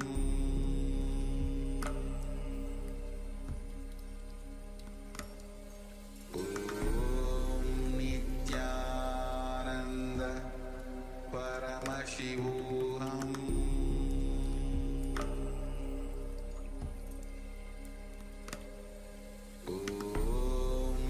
Nithyananda Paramashivoham.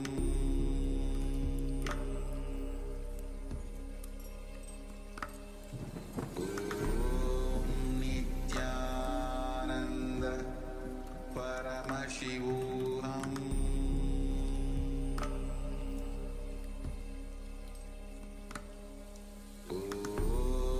Nithyananda Paramashivoham.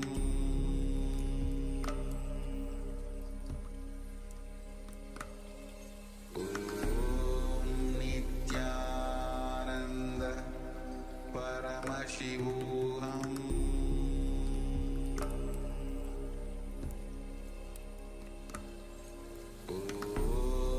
Nithyananda Paramashivoham.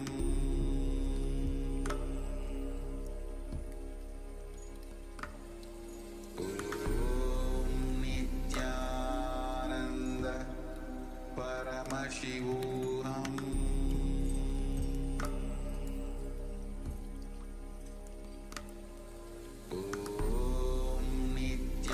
Nithyananda Paramashivoham.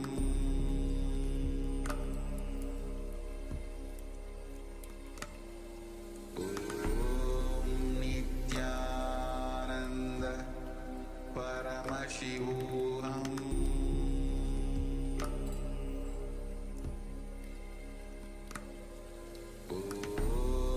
Nithyananda Paramashivoham. Nithyananda Paramashivoham.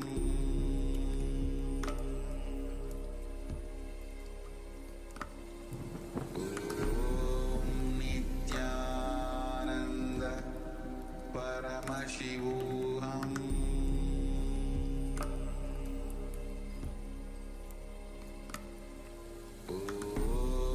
Nithyananda Paramashivoham.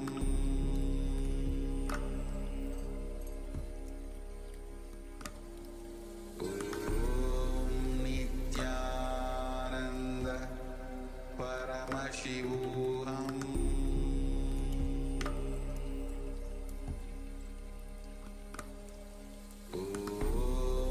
Nithyananda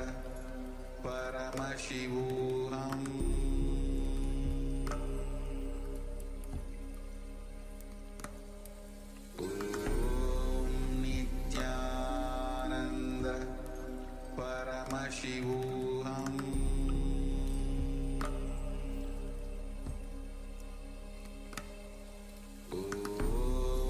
Nithyananda Paramashivoham.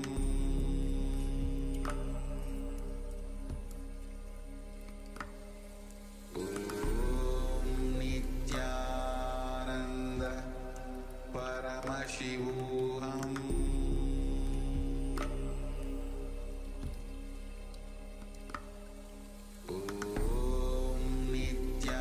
Nithyananda Paramashivoham.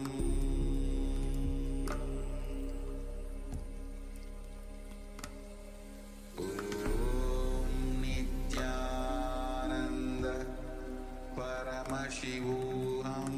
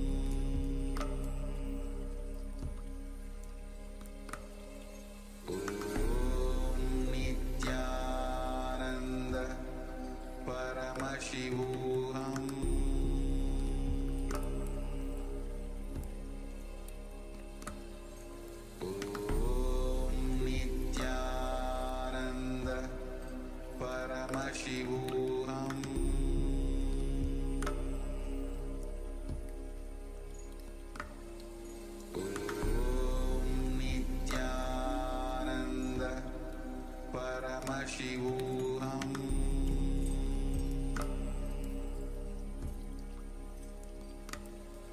Om Nithyananda Paramashivoham.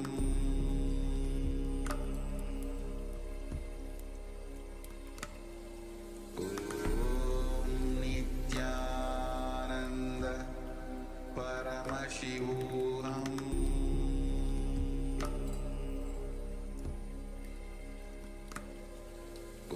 Om Nithyananda Paramashivoham.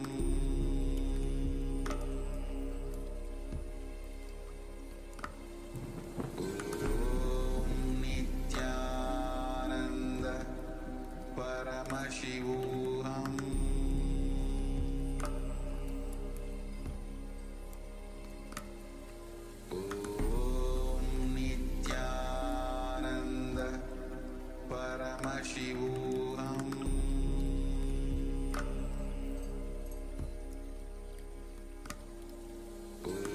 Om Nithyananda Paramashivoham.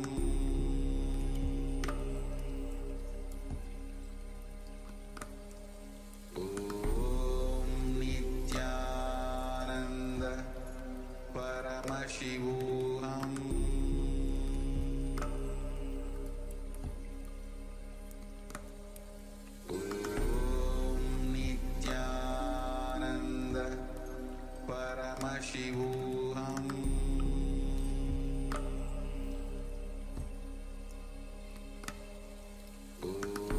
Om Nithyananda Paramashivoham.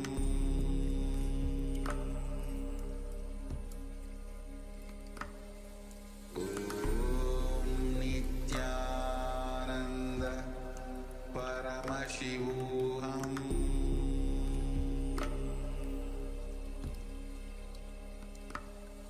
Om Nithyananda Paramashivoham.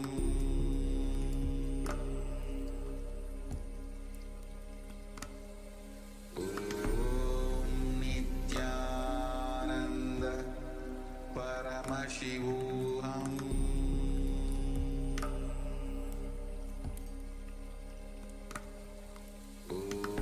Om Nithyananda Paramashivoham.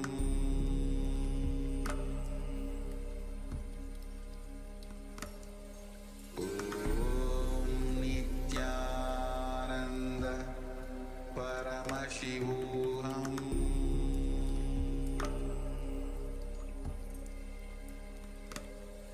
Om Nithyananda Paramashivoham.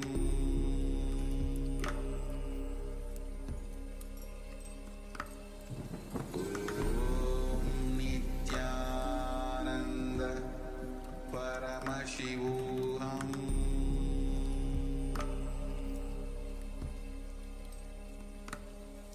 Om Nithyananda. Yes, you can relax now.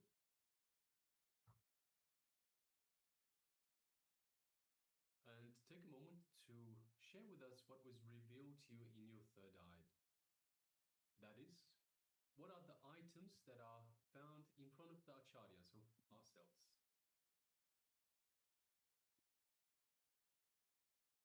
So it's important that you pen down everything that was revealed to you, whatever it was. Don't have any judgments, don't have any doubts. Don't judge whether it's a small, insignificant detail. Everything that was revealed, pen it down. It could be the smallest detail, the most insignificant detail that you might think might actually turn out to be the most important, the key element. So anything that was revealed to you, please pen it down. Write it down in the chat box.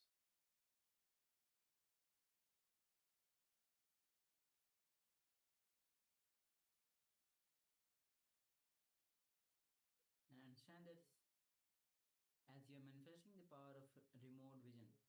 There were multiple times that Balasans, Gurukul Balasans have actually performed in the live and even during various sessions the power of remote vision, and especially if during the first day of Paramashivoham and the Dimsa Paramashivoham, every day, when the day starts, the power demo, during the power demonstration, the Gurukul Balasans actually does this power of remote vision where they scan the participants, and there has been almost every single time it has been accurate.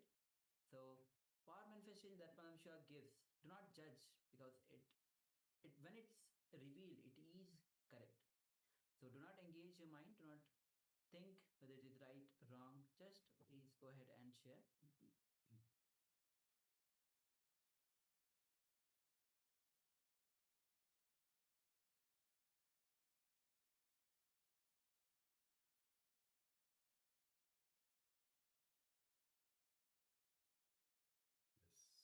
So we have sharing from Ananda Agora Rupini.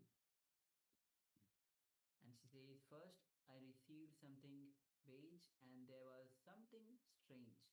The moment I opened my eyes, I couldn't remember what it was. That's okay, Ma, no problem. Thank you for sharing. Yes. Okay. So we'll be now showing the items which we have one by one. So just requesting, just before we do, requesting everyone, so if we could have also Wong Bang Kong Aya and also Ma Xing Wang, if you could please, if you did take part in this power manifestation, share whatever was revealed to you, no matter what was, or even if you weren't able to manifest this power, you can also let us know. Let us know if you had any challenges in manifesting this power of the remote vision. So take a moment and let us know how you experienced it, whether you were able to manifest or you didn't take part, whichever it is. Just let us know how you went. And also we are joined by Ma Xiao Nithyananda. Yes, Ma Xiao Nithyananda. Yes. So please go ahead and share your revelations of this power manifestation. Then we'll move to the verification where we'll be actually showing the objects which we have in front of us. So it is important. See, we are here to serve you. We are here to help you achieve whatever your goals are for attending this program. So whether you're here to improve your power manifestation, whether you're here to have your desires manifest in your life, whatever the reason for you attending this program, we are here to help you. So for that reason, it is important that you take part and communicate with us. Let us know your challenges. Let us know what you need help with, and we can guide you along. We can help you to achieve your targets, help you to achieve the reasons why you are attending this very program. So once again, ourselves, the acharyas, we are here to facilitate your growth, to facilitate in whatever area of your life you want. So whether that is, as I mentioned, whether it is in terms of manifesting your desires, whether it is better relationships, but wealth, health, all of that. So we are here to help you achieve those goals, achieve those targets. So it is important that you let us know what your issues are, what your challenges are, so that we can actually help overcome those challenges, those issues. So the power manifestation is a very important stage in having that feeling connection to the divine. So strengthening the feeling connection to the divine. It is through this divine that everything is manifested. So we're not just talking about the power manifestation. In fact, everything in this life is a power manifestation. We are Paramashiva, so we must understand. This is the first key. We must understand. We are not human beings having a spiritual experience. We are spiritual beings having a human experience. And deep down, we are all one. We are all made of the same stuff. Just as Swamiji was saying earlier, your reality is made of the same stuff as your dream. Similarly, we are made of the same stuff as the superconscious energy. We are of this superconscious energy that is Paramashiva. That is what we call Paramashiva. So because we are Paramashiva, we have access to Paramashiva's powers, all the powers, the superconscious powers. And so it is Paramashiva that manifests through Paramashiva, through ourselves. So it is important that we kindle this feeling connection to the divine, to the superconscious energy. So everything in this cosmos is energy and intelligence, energy and consciousness. So it is only through kindling this feeling connection to Paramashiva, to the divine, to the superconscious energy and intelligence and consciousness that we are manifesting anything and everything in our lives. So once again, whether that is power manifestation in terms of remote vision, in terms of consciousness over matter, where we move the coconut out of our hand or the fruit out of our hand, whether it is third eye vision, or in fact, if it is manifesting your desires, so whatever your desires are, all of that is a form of power manifestation. So for that reason, it is important that you communicate to us so we can help you achieve whatever you desire, whatever your aims and goals are for attending this very program. All right, so let us now move on to the verification stage. So we will shortly show you the items that were in front of us this time. So we have Mananda Gaurarupi that says something beige and something strange. All right.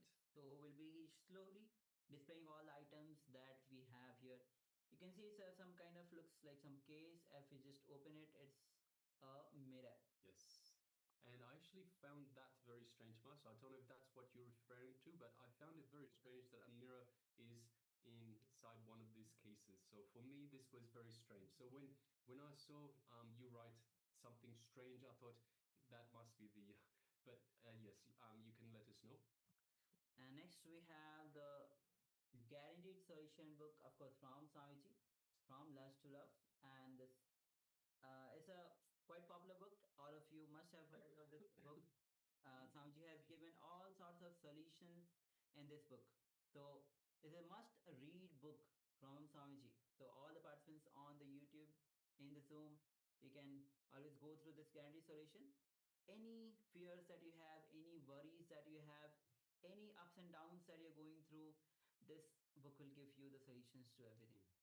So one way you can use this guaranteed solutions is to simply ask Swamiji a question, and while you're concentrating, while you bring awareness to that question, then you can just open the book at whichever page, and that will be the solution that Swamiji is providing for you. That is that solution that Swamiji is saying, implement this in your life. So it is a very powerful tool. And one more thing about the book is any kind of problems that you face in your life, all the internal problems that you face, every solution is there in this book, the guaranteed solution. So it's a very much recommended book. You can always look for the, even you can download this and book and read this fine solution. Yes, so you can download this book freely from our website. And yes. And the next is a pen that I have in front of me. So it's a kind of a blue color and white color. So yes. And finally, we have a cup. So just a pink and cream cup that is sitting here in front of us. So yes, these are the items that we have in front of us. So yes, thank you very much for participating. So Mananda Agaropi, thank you. So beige, I think the book itself, the cover has some color that is similar to beige. So I think this was the beige that you might be referring to, and perhaps this was the strange thing, the mirror, perhaps. So once again, so that is the mirror. All right. Yes. All right. So thank you all of you for taking part, manifesting this power, and requesting all all of you, as we go on, we'll be having few more rounds of the power manifestation, power of remote vision. So make sure that you are taking part. The more and more you manifest the powers, the more oneness grows in you. The conscious, the super conscious breakthrough that you have been waiting for we don't know how many lifetimes. Even you might have forgot in this lifetime, but you are here. That means you have been looking for that super conscious breakthrough for many lifetimes. So with this, now we'll be moving on to the next session, and the next session is going to be on the science to make the physical layer strong. So physical layer, which is the layer which we can see, which you can feel, we can made of flesh and bones, the food that we eat. So how it's a very integral part of us. So how to make this physical layer strong? So Swamiji will be revealing the science of this. So please come to the space of listening and let's begin.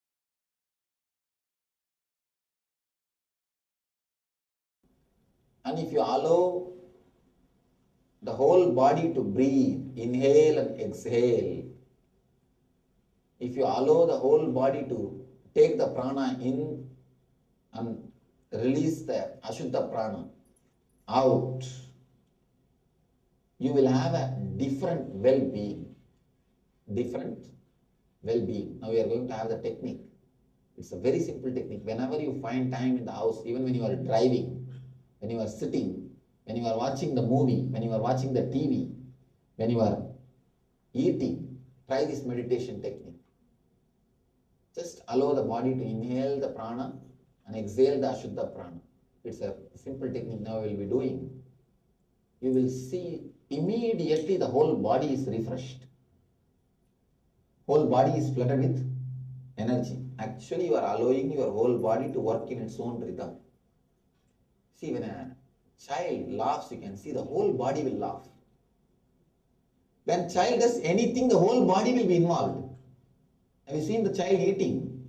In the left hand, right hand, applying the whole body. It eats. Anything, the whole body is involved. When it laughs, the whole body is involved. Started.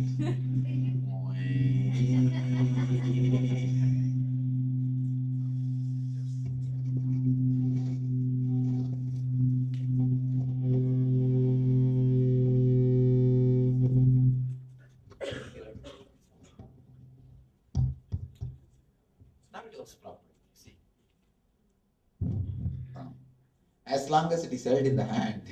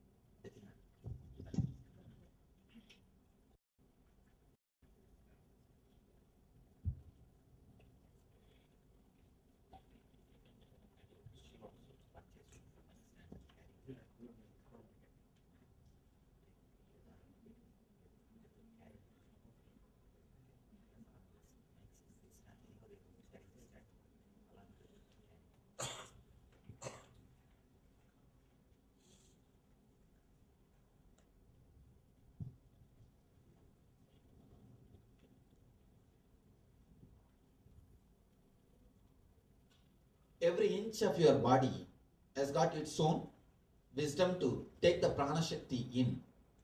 One more thing, prana does not mean air. Prana is not air. Prana is air energy. It can take in, breathe, inhale and exhale, not the air, but the energy. Energy which you gain through the air. What are the reasons we don't breathe? First thing, we don't live throughout our body. Why we don't live throughout our body? 2-3 reasons, 2-3 main things. Why we don't live throughout our body? first reason, an important reason. The moment you start thinking somebody else's body is beautiful, you stop living inside your body totally. The moment you create a supermodel for you, if you are a male, you will have some actor, foolish fellows, photograph in your room and go on doing this. And wanted to look just like him. Go on dressing him like him. Dressing like him. If you are a female, you have some actors, Miss Universe or Miss World or something, continuously applying the lipstick just like her. Continuously painting the face like her, or continuously trying to dress like her. The moment you start thinking somebody is beautiful and you want to be that like that person, you stop living inside your body totally. Please understand. One more problem. Unless I move my hands, I don't speak. I speak more with the body language than with the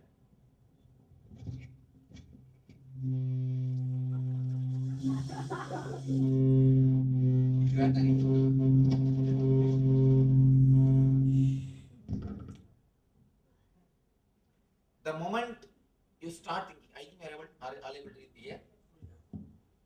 The moment you start thinking that somebody else's body is beautiful than your body, you stop living through your body. You stop living inside your body. An important thing.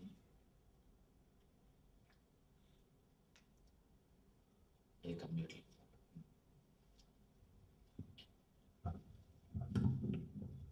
Okay.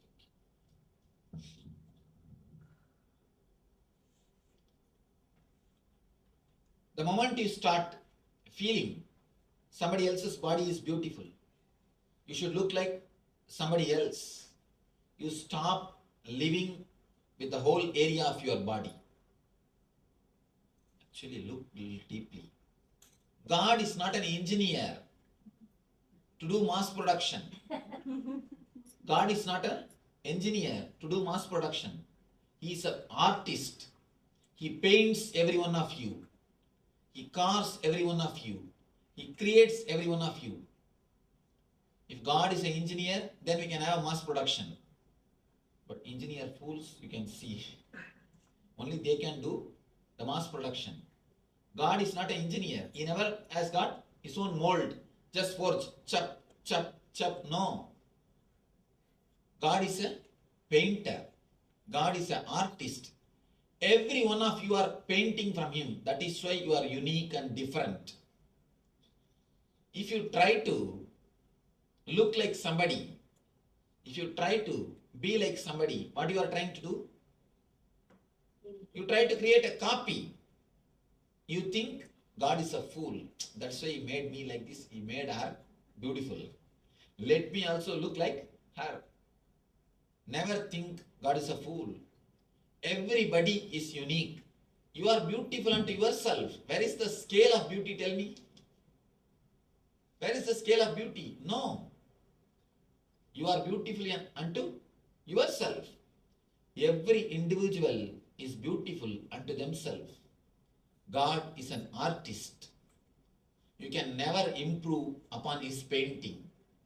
The moment you want to improve upon his painting, the moment you want to do final touch upon his carving, the moment you want to do something more in his art, naturally you are in trouble.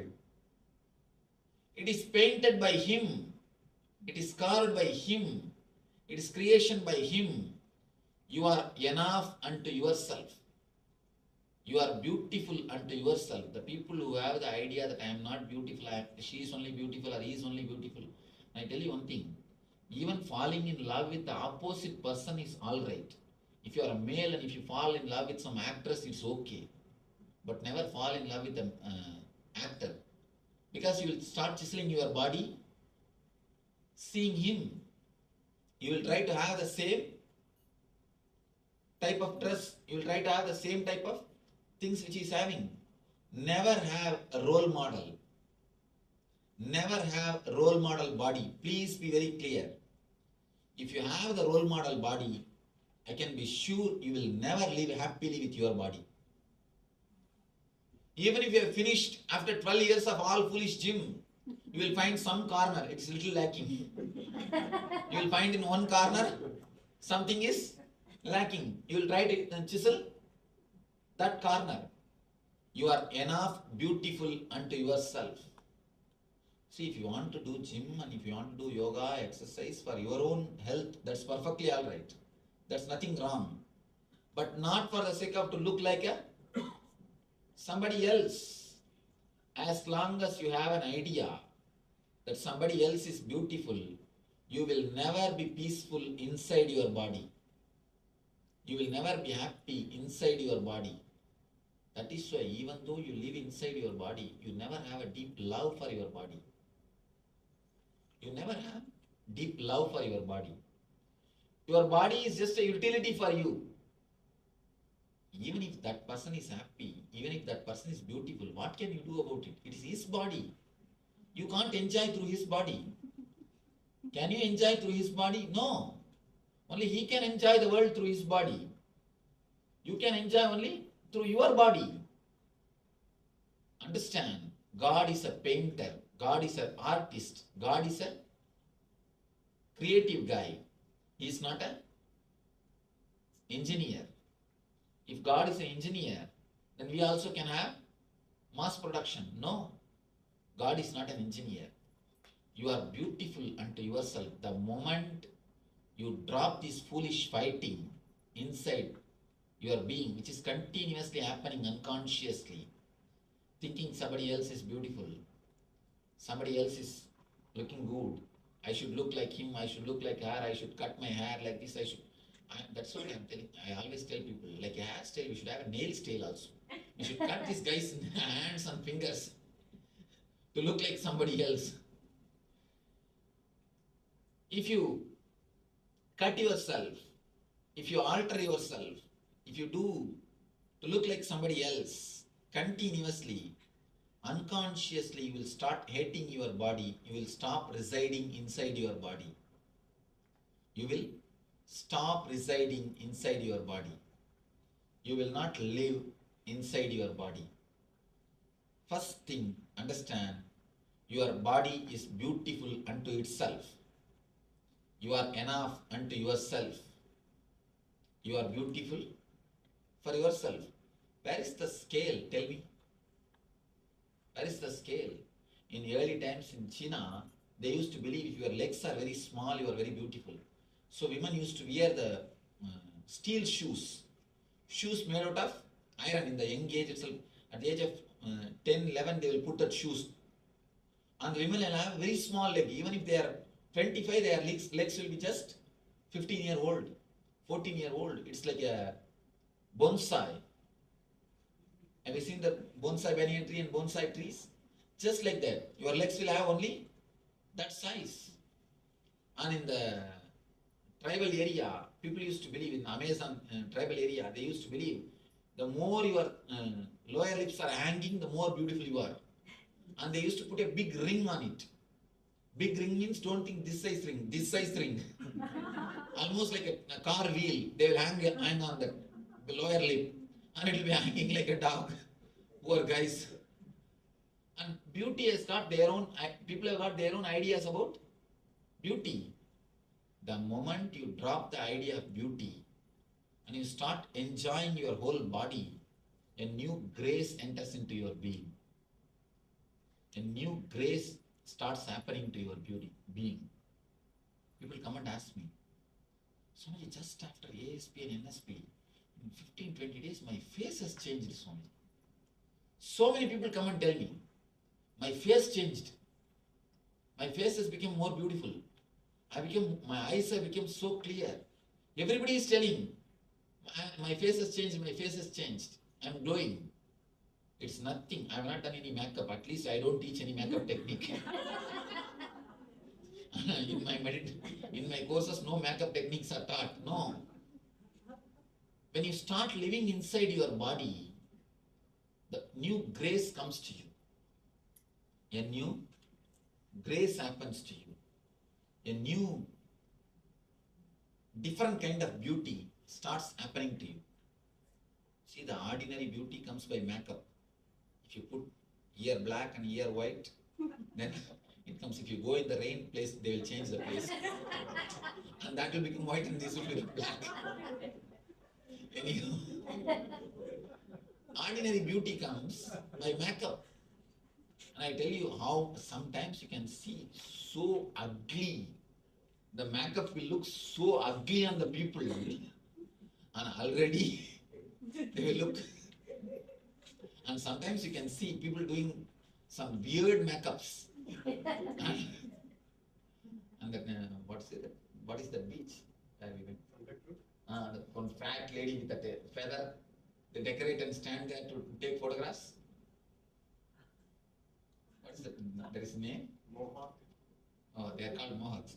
Now in Santa Cruz Beach, you can see 4 or 5 people with a special kinds of decoration, makeup walking around. Have you not seen? Is there any technical term? No.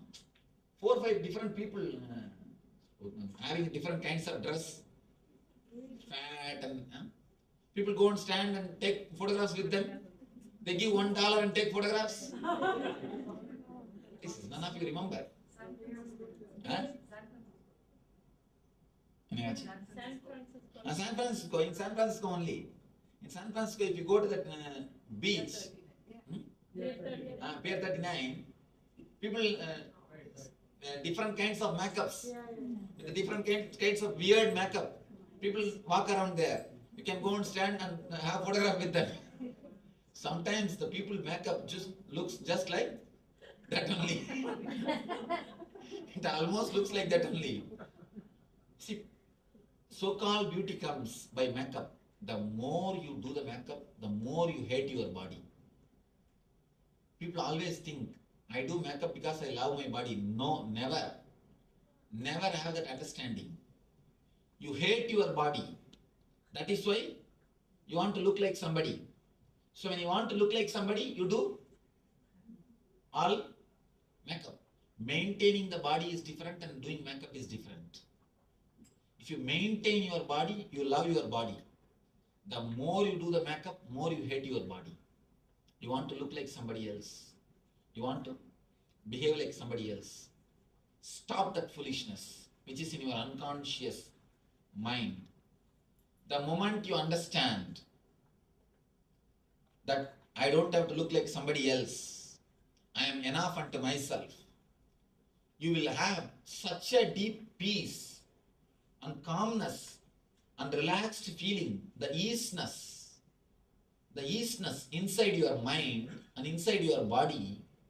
You will have such a deep cool feeling flowing all over your body. Continuously you will have that coolness. The moment you relax into your body, the moment you say, there is no need for me to imitate somebody else's size. My size is enough. This is the way I am. This is the way I am beautiful. What is the wrong? There is no scale. In India, Buddhas are always carved as a very masculine, small hip and the broad chest. In Japan, Buddhas are always carved as a big belly. Because belly is considered to be the beauty in Japan. In Japan, you can see all Buddhas are with big belly, laughing Buddha, all Buddhas. But in India, Buddha means very masculine, like an athlete. Understand? It is just social concept. Don't internalize the social concept to destroy your body, your immune system. The more you hate your body, the less is the immune system works. The more you are happy with your body, the more you are relaxed with your body, the more active your immune system. Just for the sake of society's rubber stamp, you are beautiful, you are ugly. Do you want to destroy your health? It is an unconscious process. The more you are away from the body, naturally, more you suffer. What do you think as pain? Understand the pain. If you are not giving enough of your awareness and attention to your knee just begs your attention, begs your awareness, begs your consciousness, begs your energy. That is what is knee pain. Most of you never live with the whole body because of this idea. This idea is a cancer, understand? The idea that somebody else is beautiful and you are ugly is a cancer in your mind. That is the potential cancer. That is the seed of the cancer. Drop that idea first. Never have model. That is why I always tell people, if you have even if you fall in love with some actress, nothing wrong. You will have at the most only some crazy dreams. You don't disturb your health at least. You may do something, but you will never disturb your health. But falling in love with some male, if you are a male, and if you are a female and female, and feeling continuously that person is beautiful, I should look like that person, my body should become like that person, is a cancer for your being. The root of the cancer starts in your being. Never do that, because that disturbs your whole immune system. Please understand, it's a very important thing, which is the main reason for the disturbed prana flowing. If you drop this only one thing, that somebody else is beautiful, some other body is beautiful, naturally you will start loving your body, you will start living in your body, you will start becoming more aware of your body. When you start becoming more loving, more aware, more sensitive to your body, the energy flow happens continuously 24 hours naturally. Kids don't have comparison. That is why their cheek and the feet are equally alive. You have continuous comparison. That is why your leg and cheeks are equally dead. Never compare with any other body. And I have seen, even whom you think as supermodel, if you just stay and live around them, you will understand the whole idea of beauty will be lost. I tell you, all your supermodel idea, Miss Universe, Miss World idea is just your idea as long as the distance is maintained. If you go near and live just for 10-15 days, all the ideas will, all this concept of beauty will disappear. That is why they call honeymoon. Honeymoon how long? 15 days. And the concept of beauty also will disappear in 15 days. Have you heard the word honey sun? Never. It's honeymoon only. Because in 15 days the concept of beauty will disappear. With any supermodel, with any Miss Universe, 15 days is maximum if you are intelligent. If you are less intelligent, maybe 1 year. If you are little more dull and dumb, dead, an idiot, maybe 1.5 years. Not more than that. Even for buffalo, in 2 years you will understand. The whole concept is just a concept, just an idea of beauty. The beauty is just nothing but the idea of beauty. But this idea goes so deep inside you and makes you to do such crazy things, and totally your immune system stops. Your prana flowing totally stops. And once in a while, at least half an hour, lie down in the water. Water also gives you energy. At least half an hour. Because from water you can take prana. You are from fish. Understand? You are from fish. Your body has got still the intelligence of the fish, taking prana from the water. So that also will help. Once in a while, lie down on the ground. Of course, in the naturopathy they do. They, in a separate room, in a private room, they lock and you are supposed to lie down in the naked body on a floor, on a mud. That they call it mud bath. Of course, here you can't lie down in the naked way, but at least. But here, no. mud at all. It's a big problem. See, even in your room, if you lie down, you will lie down only on the carpet. Lying down on the carpet is not going to help. At least in a water, that's a practical thing.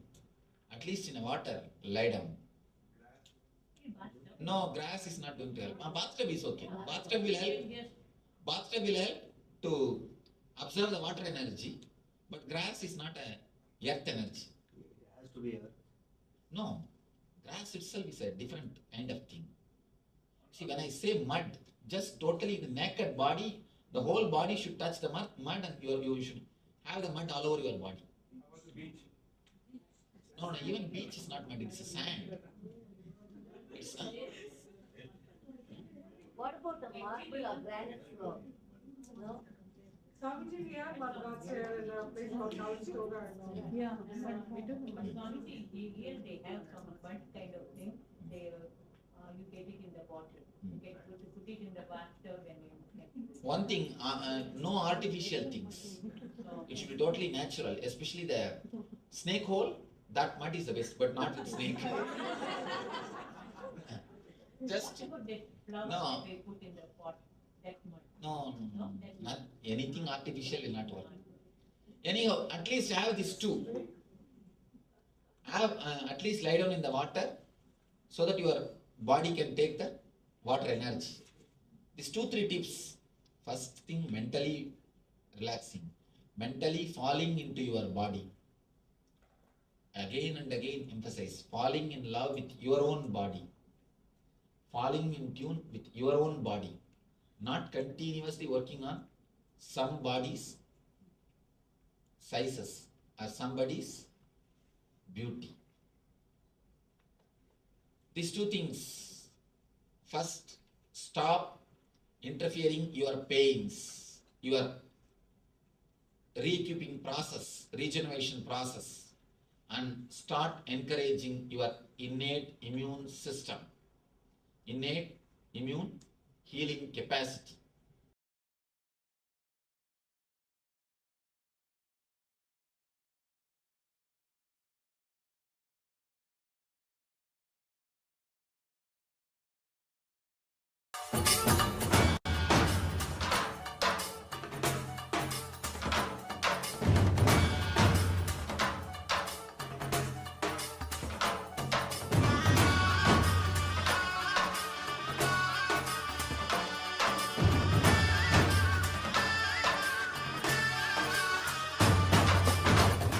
Today is the best day. Sadashiva.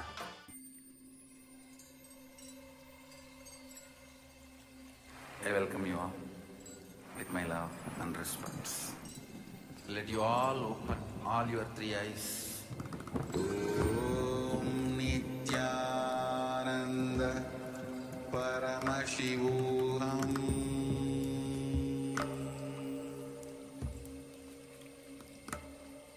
Om Nithyananda Paramashivoham.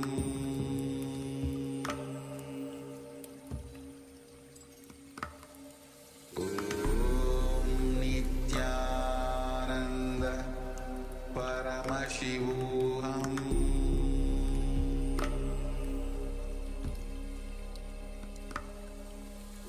Om Nithyananda Paramashivoham. Om Nithyananda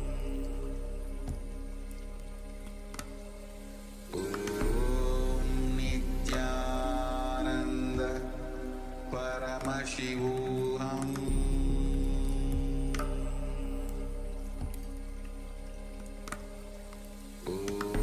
Om Nithyananda Paramashivoham.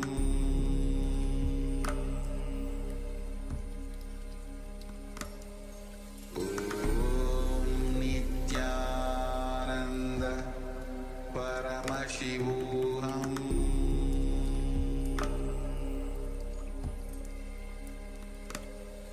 Om Nithyananda Paramashivoham.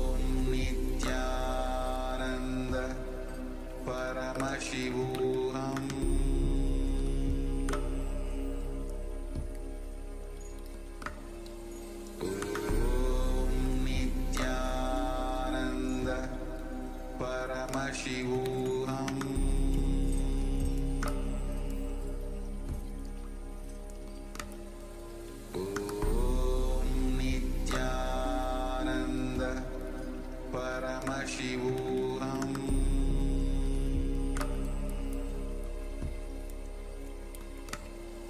Om Nithyananda Paramashivoham.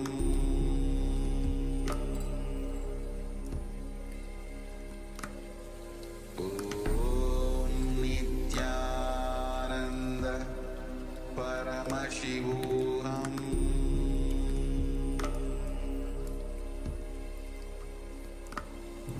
Om Nithyananda Paramashivoham.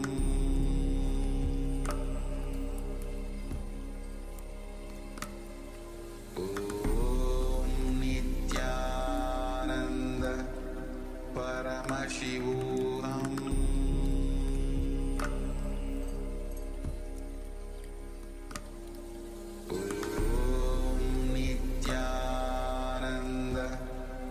Paramashivoham.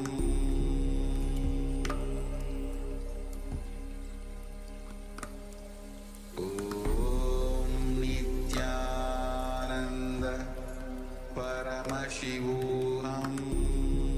Om Nithyananda Paramashivoham.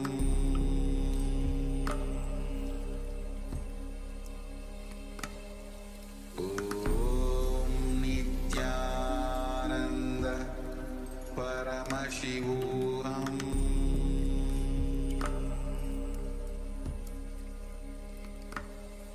Om Nithyananda Paramashivoham.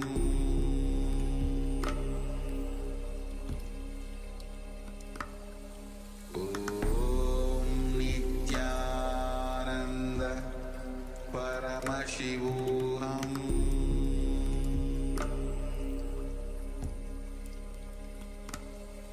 Om Nithyananda Paramashivoham.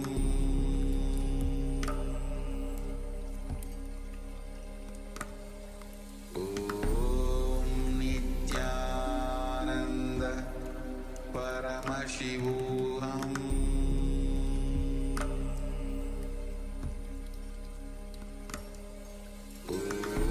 Om Nithyananda Paramashivoham.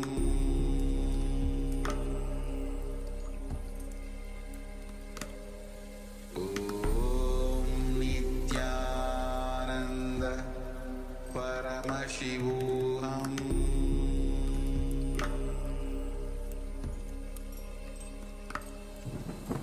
Om Nithyananda Paramashivoham.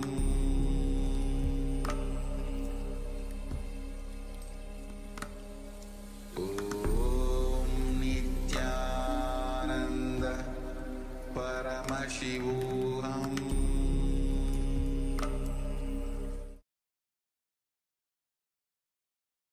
Yes, welcome back. So those were some wonderful revelations by the Supreme Pontiff of Hinduism on how to make the physical layer strong. So continuing with the same topic, the same theme, let us now move into the next segment, which is a meditation. So requesting everyone, let us get ready for this meditation. The Supreme Pontiff of Hinduism, Swamiji, will take us through this meditation. So it is a guided meditation. So requesting everyone, let us sit comfortably. So whether you sit on the floor or on a chair, just make sure that you are sitting with the head, neck, and spine in a straight line. Once again, so this does two things. It allows for the free movement of the Kundalini energy. And with that, it allows for the second thing, which is to pay more attention. It allows you to better focus. So this posture allows you to better focus, to have a better attention for the Supreme Pontiff of Hinduism as he reveals truths, sacred truths, and takes us through these various steps of the meditation process itself. So let us get ready for this meditation. Sit comfortably with the head, neck, and spine, and bring your full awareness and as we move into this meditation for the physical layer. Let's begin.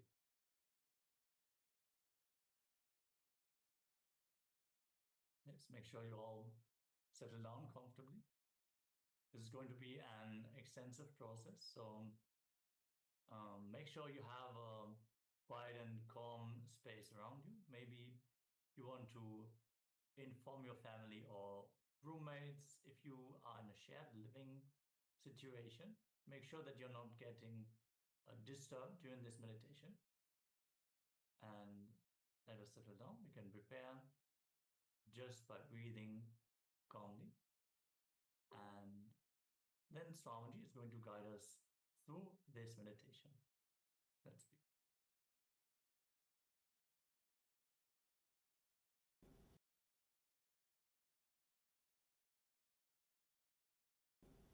Now, this is the meditation technique to awaken, to make your whole physical body strong and alive. When I say strong, I don't mean the animal strength. Of course, you will have animal strength also. That is one side. But above animal strength, there is a thing called energy. When I say the energy, see, animal strength means just you can lift any weight for 10 minutes, that's all. But energy means continuously rejuvenating itself. 24 hours you will be alive. You will never feel tired, dull. This is the two difference. Understand the difference between these two words, energy and strong. Being strong is not more than enough. Beef and all this type of food gives you strength. You are very strong. I read a quotation in some vehicle. 1 week without beef, 7 days without beef makes 1 week. Week, W-E-E-K. Beef advertisement. I was thinking, surely it is not true. Never think it is true. Surely it is just your idea. See, elephant. It's a vegetarian. There are so many animals who are vegetarian and more active, more alive. And you can see elephant, even though it has got its own energy, strength, you can see a calmness overall in its lifestyle. See the tiger, see the lion, you can see a deep restlessness continuously in them. Either they are asleep or they are putting somebody into sleep. That's all. That is the way they live. Now, it is time for us to enter into a meditation technique of physical body. It's a two-level technique. First thing, you are going to tense your body step by step from legs to toe. By tensing every part, step by step, you are going to create the maximum awareness. Whatever toxins you have collected, stress you have collected, energy clads you have done, you created, you are going to melt everything. You are going to clear everything away. All the toxins, all the tension, all the stress will be cleansed. Whatever toxins you have accumulated, actually, just like a blood clot, there is a thing called energy clot. The energy does not move in that region freely. That's why the pain starts, pains. This technique will remove the energy clots. It will remove the energy clots. Step by step, we will go from feet to the head. Next, we will come down from head to feet by breathing, inhaling and exhaling every individual part. You will visualize every part step by step, inhaling and exhaling individually, independently. Example, head means visualize. Just the head is shrinking and expanding. It is taking the prana shakti in, leaving the Ashuddha prana, the vipana in, the apana out. Taking the prana and it leaves the apana. The pure energy is taken and impure energy is exhaled. Step by step, part by part, feel your body is just individually inhaling and exhaling. Apart from your nose, your whole body, visualize step by step. This will awaken the innate healing capacity, innate healing intelligence of your body. It will awaken the innate rejuvenating capacity of your body. Understand? First we will go from down to up by tensing it. Second we will come from up to down by breathing, totally relaxed and utterly breathing every part of the body. So this will remove all the pains and it will totally awaken the healing capacity, healing intelligence of your body. Any doubts in the meditation technique? I'll guide you. A step mentally, create maximum pressure in that area. Create the maximum, if your leg means, just feel mentally you are creating a maximum pressure in that area. Feel as if you will burst. Create that much of pressure and tension in that area as much as possible. Step by step, I myself will guide you. Please get ready, remove the chairs. You are supposed to lie down, so make enough space now itself to lie down and tie the ribbon.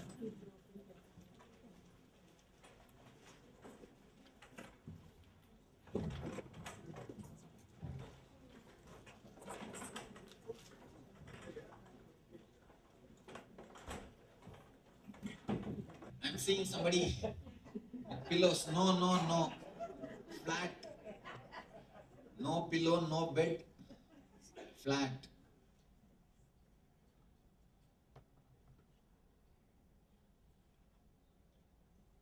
Somebody is getting ready to sleep. No side. You should be clearly on your back. And there are enough volunteers, they will come round and surely they will, if you snore.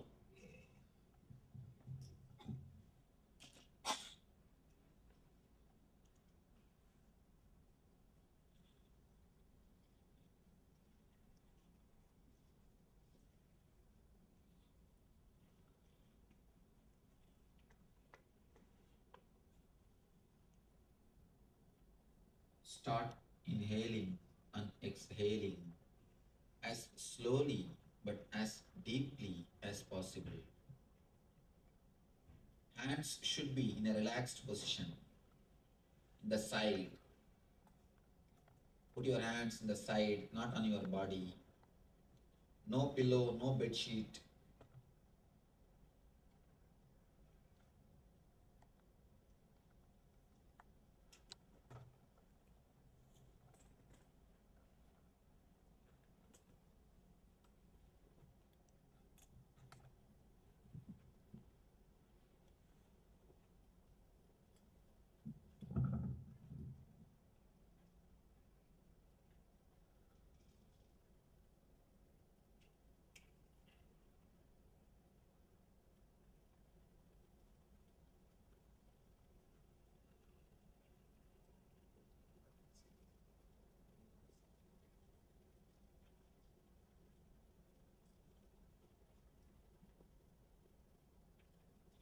Inhale and exhale as slowly and as deeply as possible.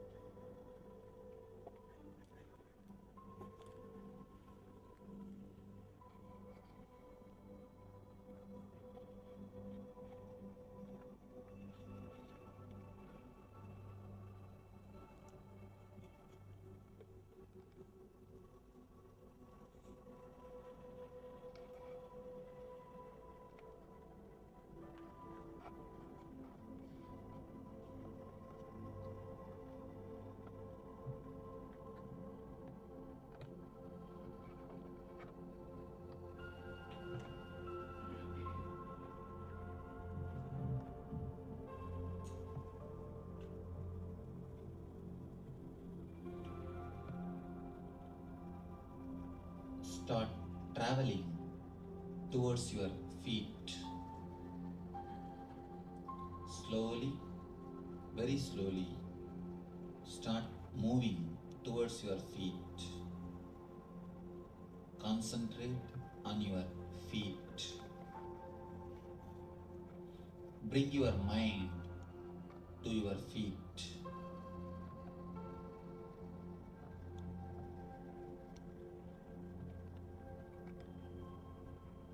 Centralize yourself totally in your feet.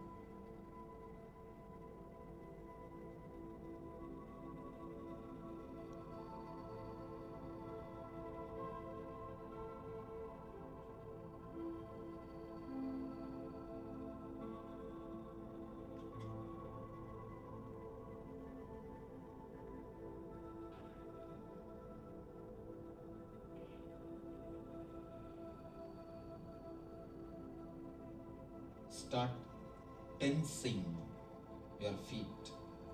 Tense your feet as much as possible. Maximum possible. Give the maximum possible pressure to your feet. Feel as if it will burst. Create the maximum pressure.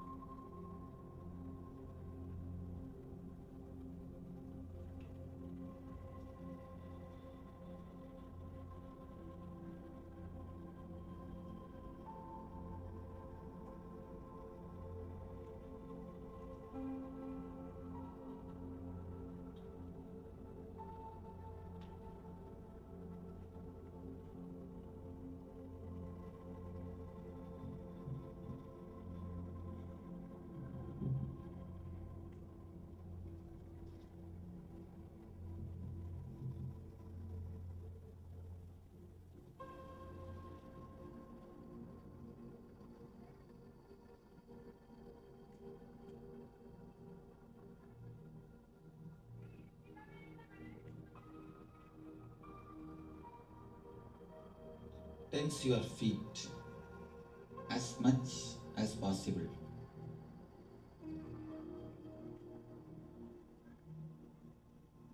Create the maximum tension, don't relax. Feel as if you'll burst.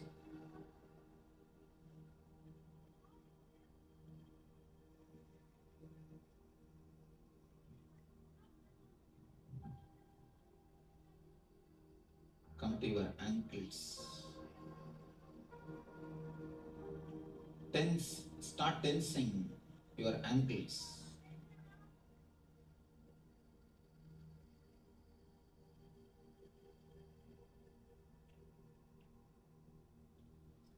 Below the knee, tense the whole body. Below the knee, tense your whole legs.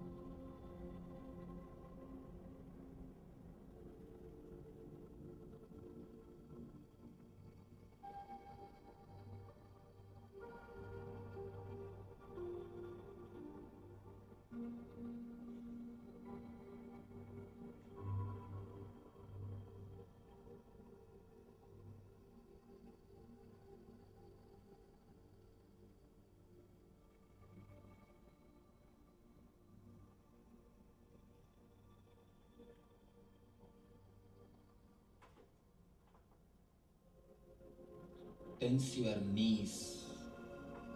Tense as much as possible. Feel as if you'll burst. Create the maximum possible pressure in the knees.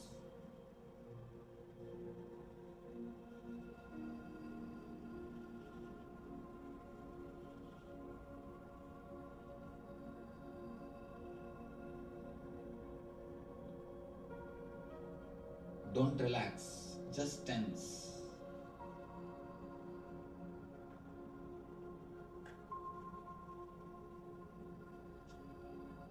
Now come to the thighs.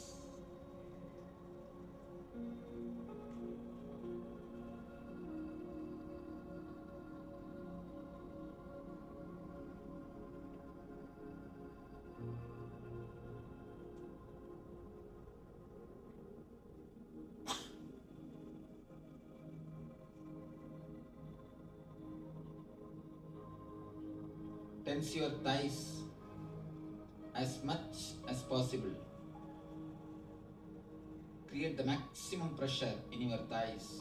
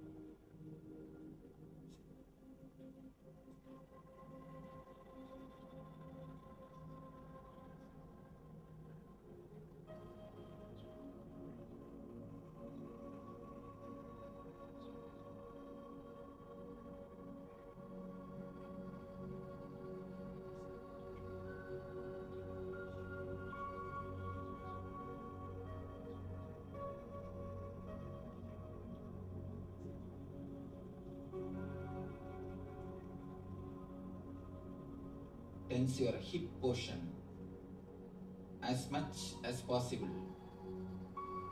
As much as possible. Create the maximum possible pressure in the hip region.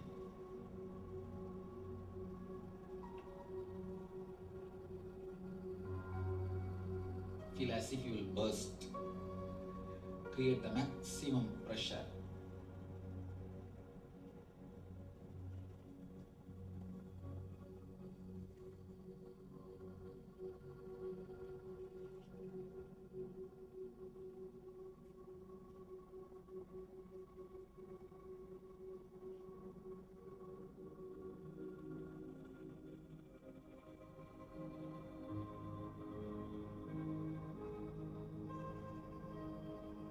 Come to your stomach,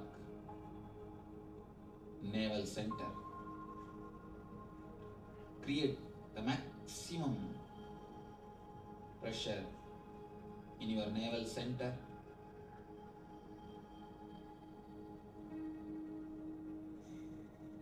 Don't let your navel to relax. Create the maximum pressure.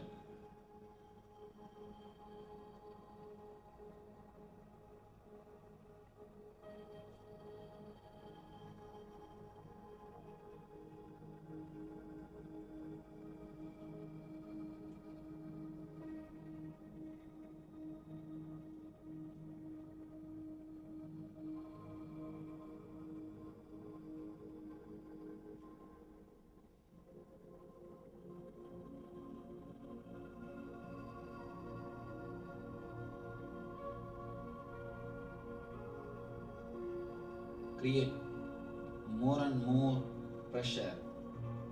Don't allow your body to rest. No movements.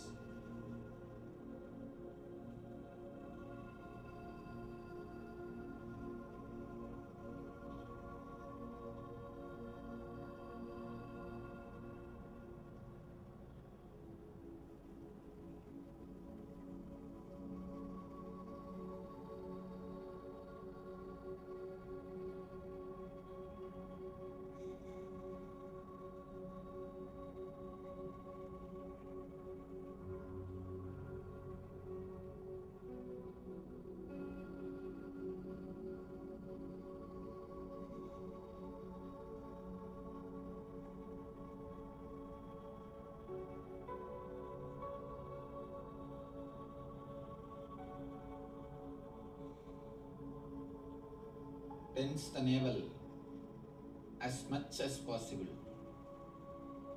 Create maximum pressure inside the navel.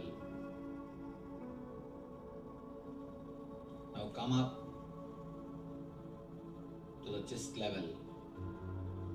Create the maximum pressure in your chest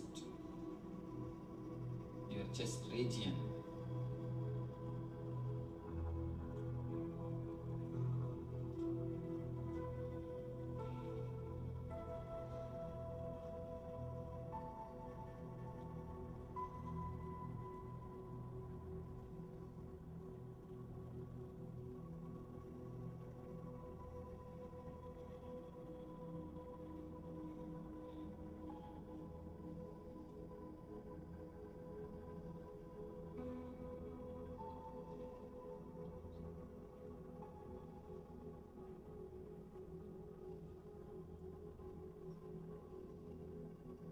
Create the maximum pressure, maximum tension in your chest region. Feel as if your heart will burst.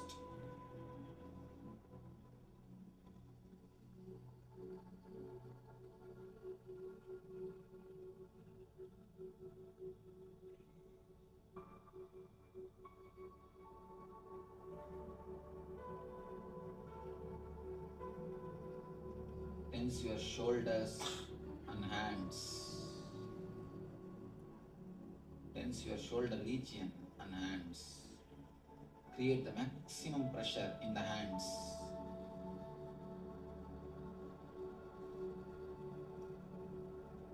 Tense your hands to the extreme level. Don't relax. Continue to tense. Again and again and again, continue to tense.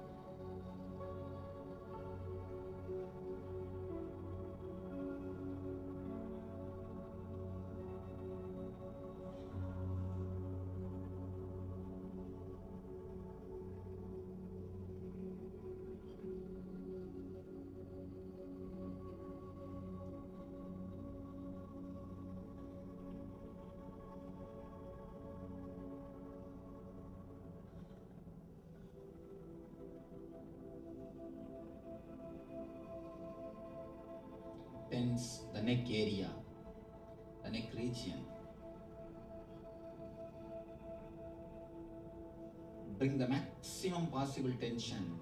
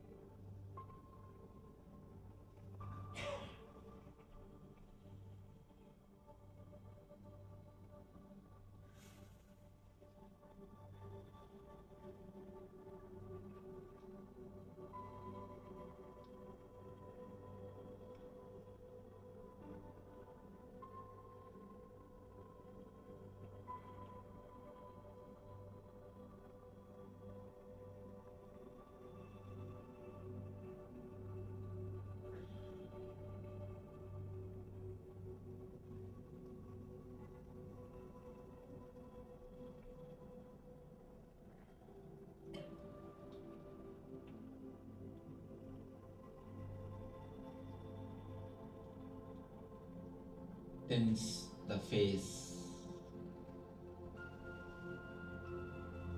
Tense the whole face. Eyes, ears, mouth, cheek. Tense the whole face.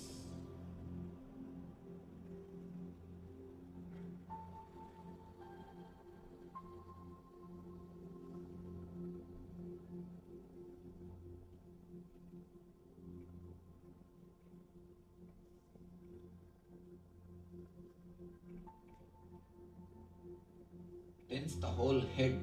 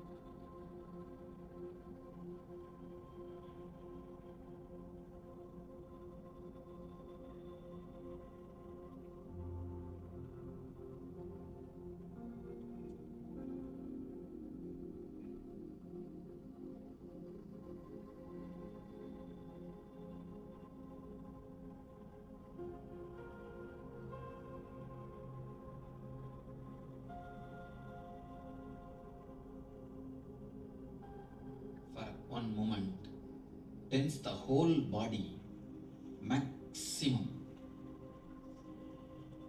Bring maximum possible pressure and tension throughout the body.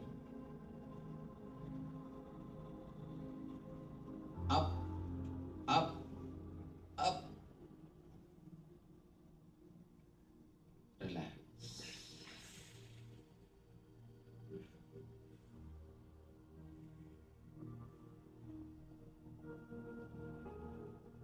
Just relax.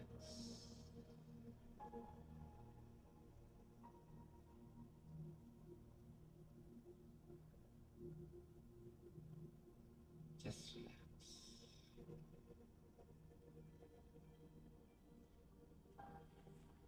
Slowly, very slowly, start visualizing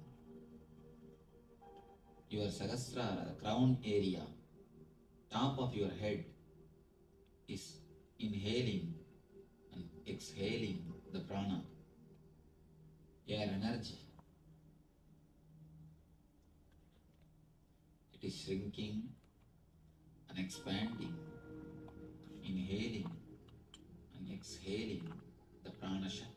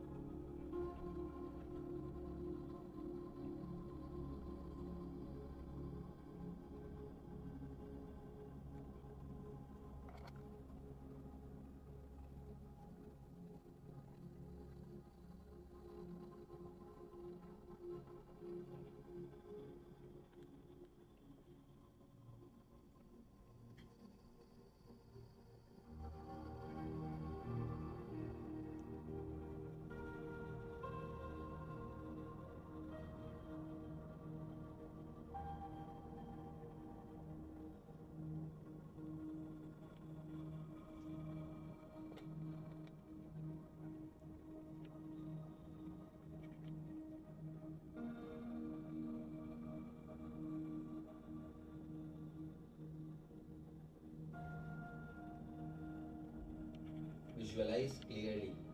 You are inhaling, exhaling.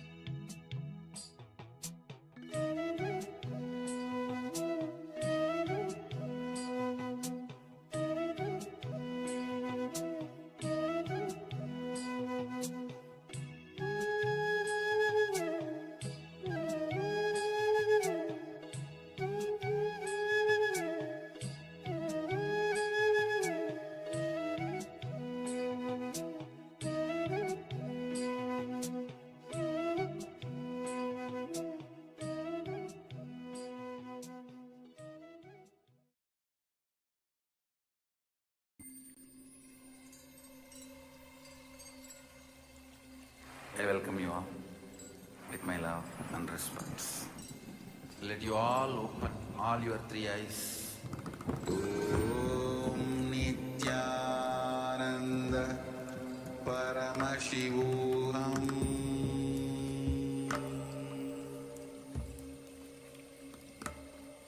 Om Nithyananda Paramashivoham.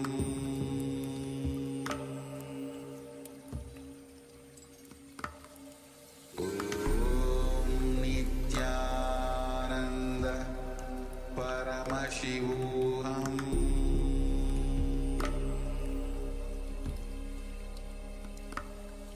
Om Nithyananda Paramashivoham.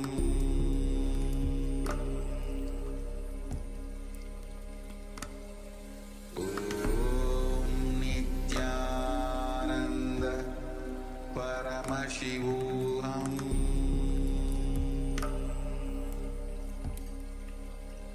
Paramashivoham.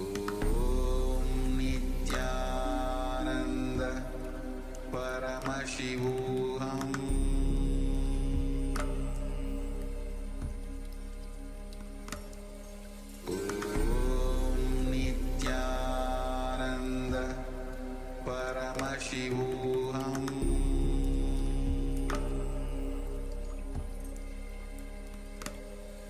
Om Nithyananda Paramashivoham. Paramashivoham.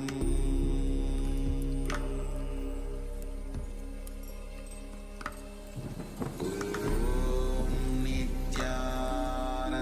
Nithyananda Paramashivoham. Om Nithyananda Paramashivoham.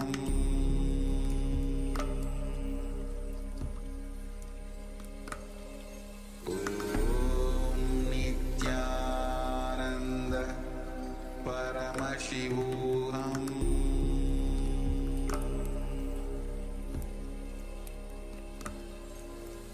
Om Nithyananda Paramashivoham.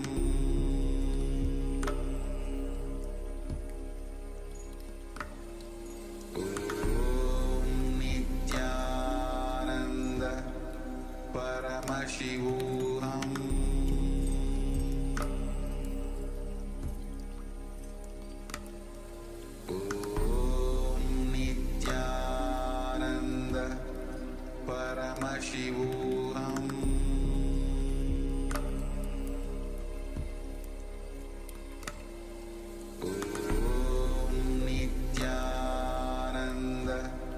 Paramashivoham.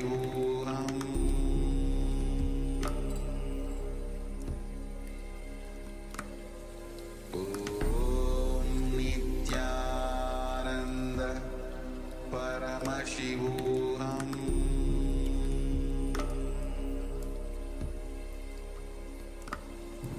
Om Nithyananda Paramashivoham. Yes, Nithyananda, all of you.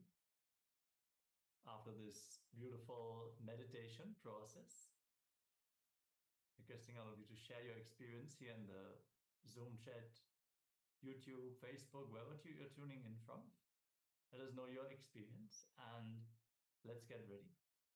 The darshan preparations have already begun, and we're going to have the causing segment with the girls team. So we're going to transition over, and we hope to see you all again after the darshan for the continued acharya sessions.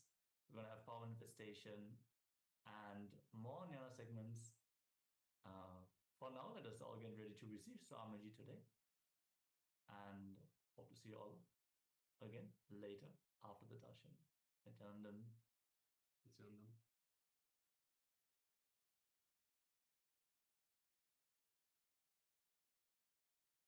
This flute of Krishna, right? So idanto all the bamboos and like the bamboos was then Krishna asked, which of you are going want to become my flute?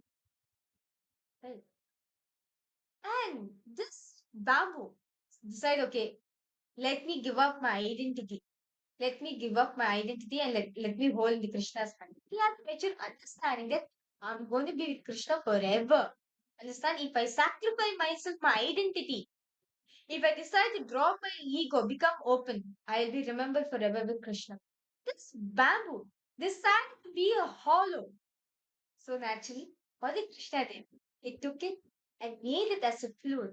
It is through that only the beautiful music was being played, and all the gopikas was able to enjoy the beautiful music Krishna was blowing through his flute, playing through his flute. Gopikas were jealous, right? This being Krishna 24/7. How is it? Like literally, it is only through Krishna's grace that this flute is even giving.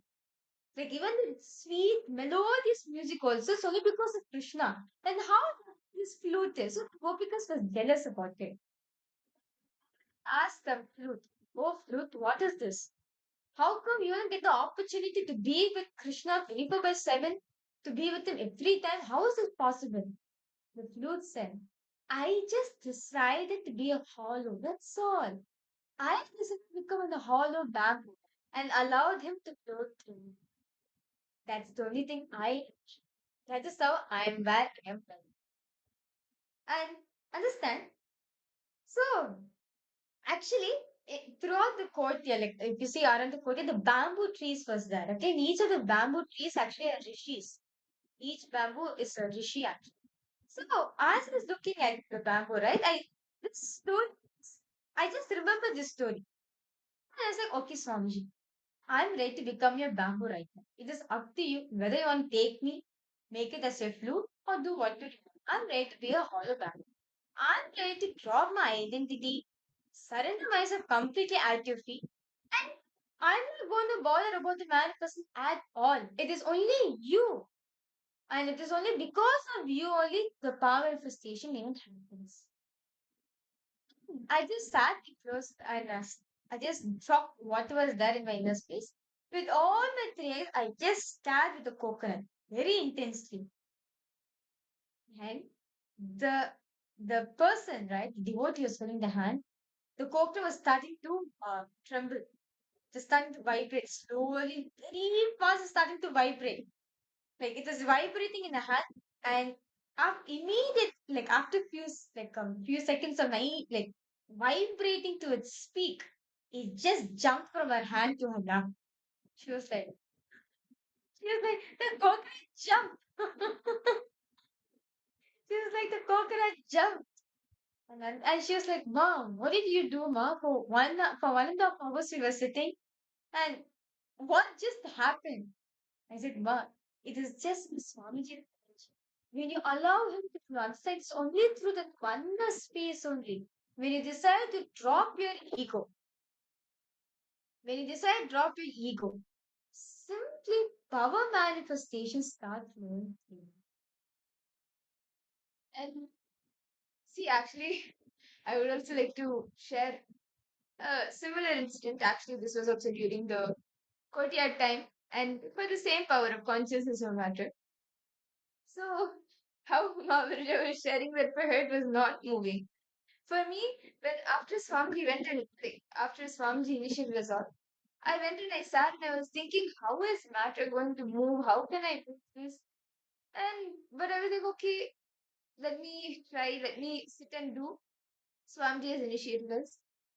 So I sat and we can literally not even 2 minutes to coconut. And I was like, how did that happen? Because many times when I felt okay, this is not gonna happen, or let me sit and do. It used to take time.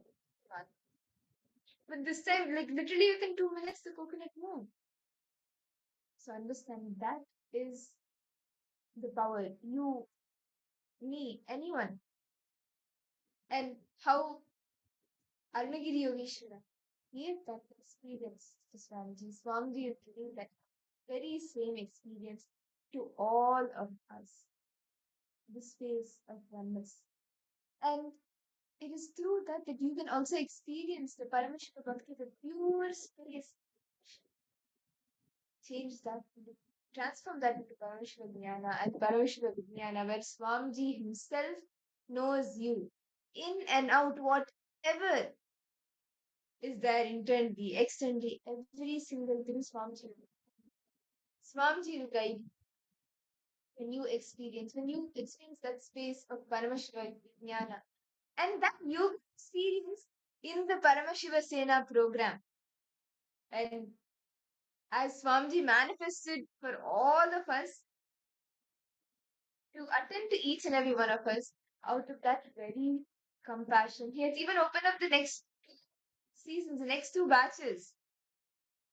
And it's starting in less than 20 days from now. I can say January 13th. The next season of Paramashiva Sena begins. And you can become a part of that Paramashiva Sena program. You can become a Paramashiva Sena member, a Rajsabha member of KAILASA, experiencing, being Swamiji's very own extension.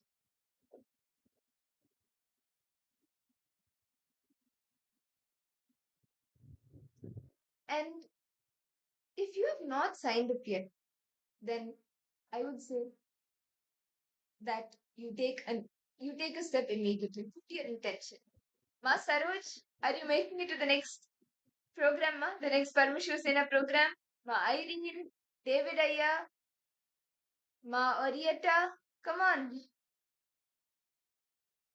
Ma Mahasada Priya, Ma Sadashiva, Ma Kairi Wong.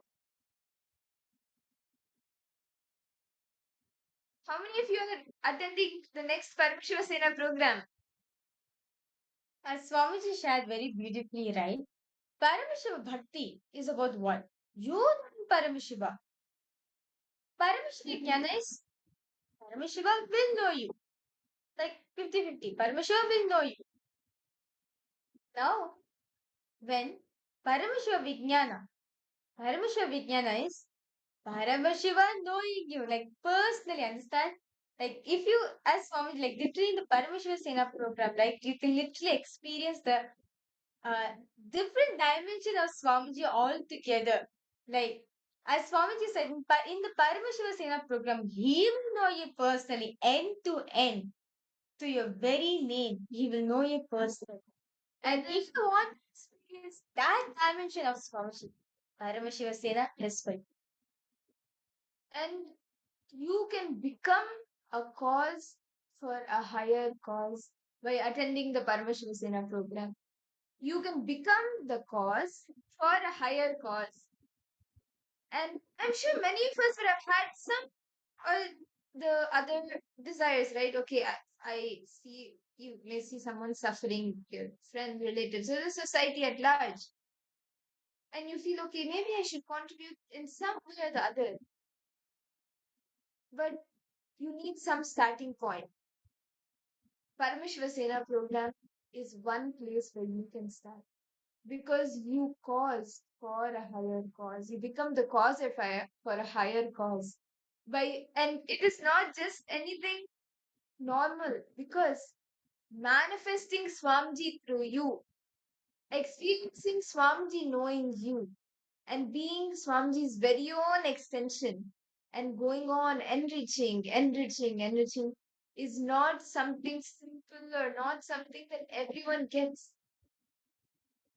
If you at this Paramashiva Sena program, and if you have the intention and you make it, then you will actually experience a breakthrough.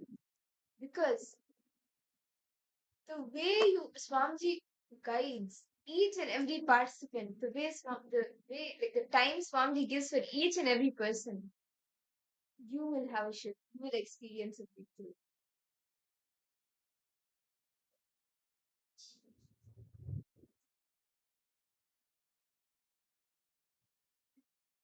So understand all the participants.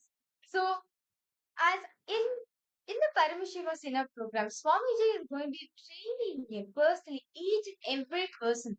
Like Mr. Roman, what success Swamiji would say. Even though all of you are like, you come to us in mass, right? Why? But I attend to you one by one. Each and every one of you, right? He attends to all of us one by one, one by one.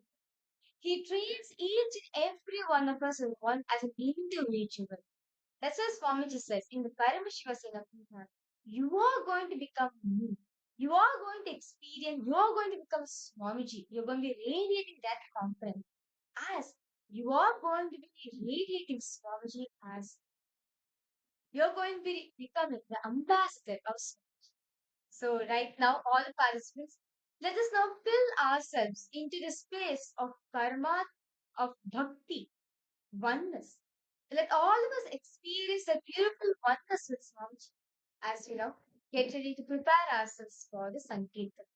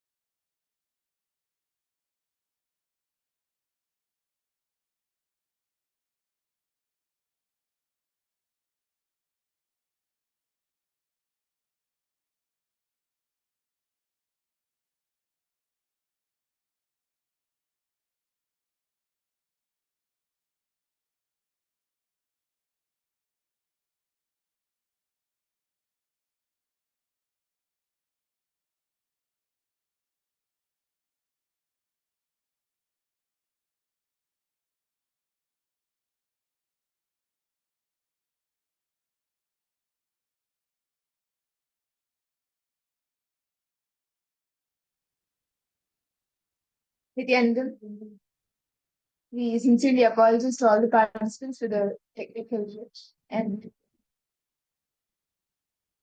so, as we were sharing earlier, the best step that you can take is becoming a part of the Paramashivoham, because you will get to experience Swamiji. You'll be able to experience Swamiji knowing you, the Paramashiva Vijnana. You'll be able to experience being Swamiji's very own extension. And in the Paramashivoham program, you can build the spiritual competence, and the competence needed, whether it is in AI or whether it is in all the different projects, in every level.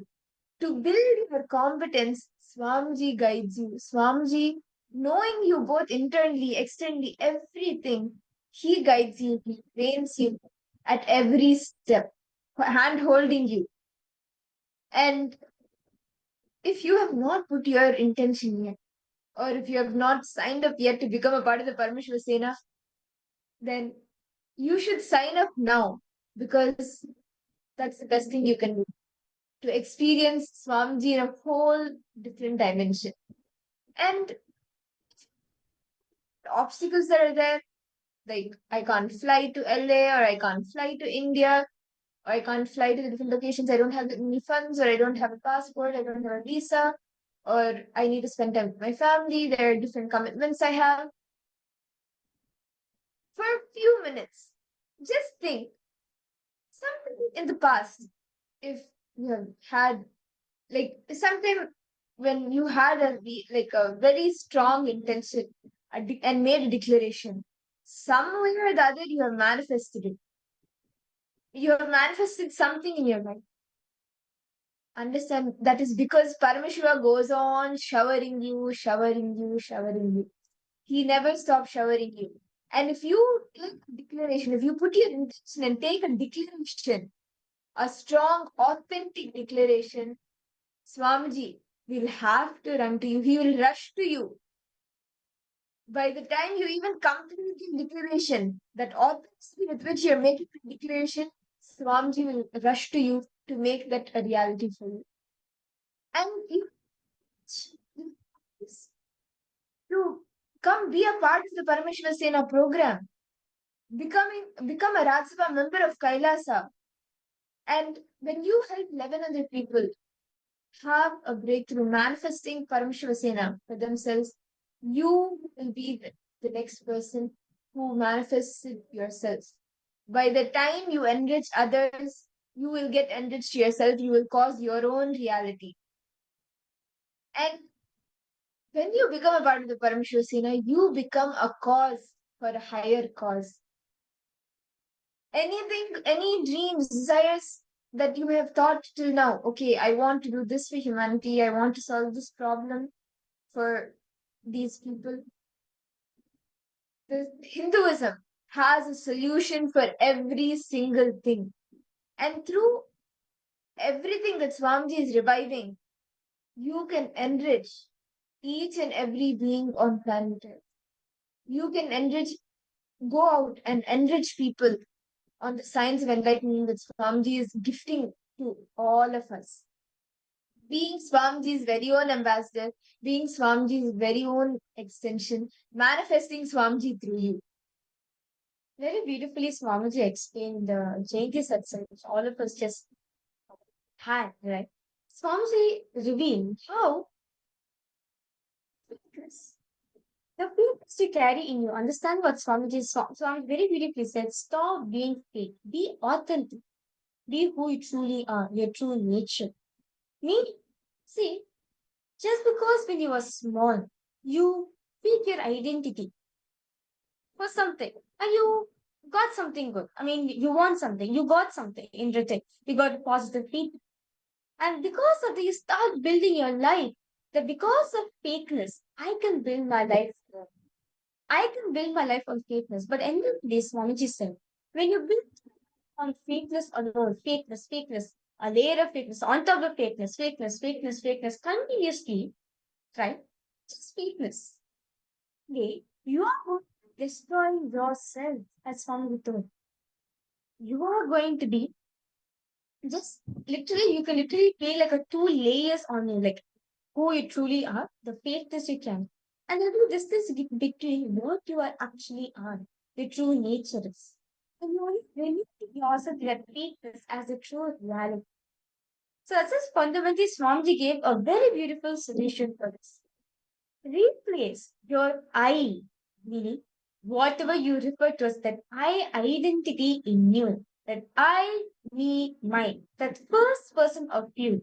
If you replace it with your name or with Paramashivoham or with Swamiji, you will see you constantly remind yourself, constantly you'll be reminding yourself of the highest identity. Constantly. Understand? That's why very beautiful in the satsang also Swamiji told, right? From hereafter, I'm going to be, because only when you start using your name, right, you continuously remind yourself of your truest potential, but your highest identity, your higher dimension, your higher inner image. So, this is actually a very beautiful thing. So, understand, just be authentic to whoever you are, your true nature. Just be authentic, as Swami said. All the fakeness which you're carrying will be removed. And with that understanding, that is, I can, let me drop my fakeness. Let me be authentic. Then you just declare anything that you want to manifest, whether it is health, whether it is wealth, or even enlightenment. You can manifest it. When you take a strong declaration, okay, let me make it to Paramashivoham. Let me manifest Swamiji through me, becoming his extension, and let me make it to the Paramashivoham program. Swamiji will come rushing to you to make it happen for you. Any obstacle that you may be having, Swamiji will just remove it. He can even move the planets. He moved Kumbh Mela from one continent to another. Kumbh Mela used to happen only in India. But now Swamiji is making it happen all around the world. For one declaration of yours, can't he make that obstacle? Can't he move that obstacle? He can. And he will. All you need to do is make a strong declaration. Yes, let me make it to the Paramashivoham. Let me be a cause for a higher cause. Let me manifest Swamiji through me, be his own extension. Make an authentic declaration. Swamiji will come rushing to you. He will move even the planets for making it happen for you. How many of you have signed up for the Paramashivoham program and are flying to LA or to India for the next batch starting on January 13th? It's actually one of the beautiful opportunities Swamiji is giving for each and every one of us, where you can radiate Swamiji. And not just that, you'll become a Rajya member of KAILASA. Not just that, you'll become a Rajya member of the KAILASA from which you are from. Like as Swamiji said, that if you're coming from Malaysia, if you're coming from Singapore, if you're from Australia, right? When you're writing a Paramashivoham program, it's like a qualification given to you that you are nominated as the as a Rajya member of KAILASA. And when you, as you becoming the Rajya member of KAILASA, you'll also become the Rajya member of your locality, of your KAILASA from which you are coming from. And so this is actually a very beautiful opportunity Swamiji has given for each and every one of us. Literally, you are going to be experiencing that the Paramashiva Vijnana, right? Where Swamiji will be knowing you personally. Where each and every single thing about your life, right? Literally, Swamiji will know your manifest and your unmanifest both. Swamiji will be knowing you in detail. And if you want to experience that dimension of Swamiji, then come join for the Paramashivoham program. Literally, you are going to be having a close relationship with Swamiji. And one step that you can take right is by immersing yourself in the space of gratitude for everything that Swamiji has showered you with. Swamiji, Paramashiva, goes on showering, showering, showering. He never stops showering. He goes on showering. Let us take a few minutes and offer our gratitude to Swamiji and for all of the people who have manifested in our life to help us achieve what we are today, and to Swamiji ultimately for giving us all the life that we are in. Can I request all the participants to please settle down? We will be into the gratitude meditation as we get prepared for the darshan as well. Can I request all the participants to please settle down? And all the participants who are not on camera, I request you to please turn on your cameras and settle down.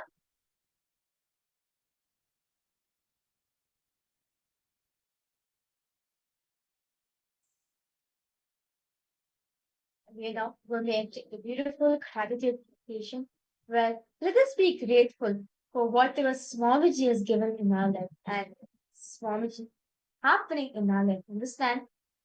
Today, all of us are experiencing the best things of Hinduism. The best of the best of Hinduism is because of Swamiji. And he is manifesting in our life out of his love and compassion for us.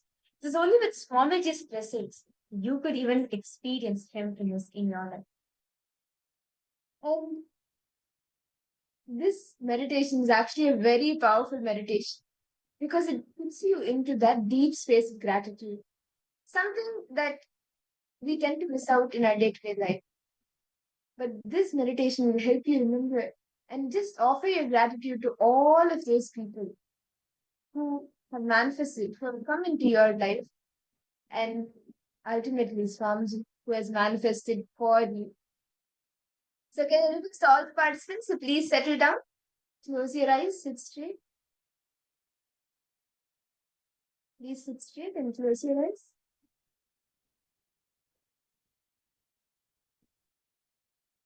Now, concentration through your Sahasrara Chakra, the crown center. Just bring your focus to your Sahasrara Chakra.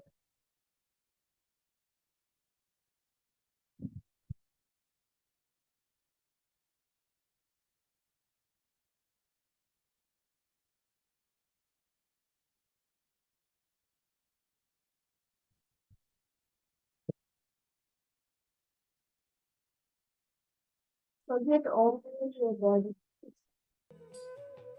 your head, your hands, your legs, your entire body.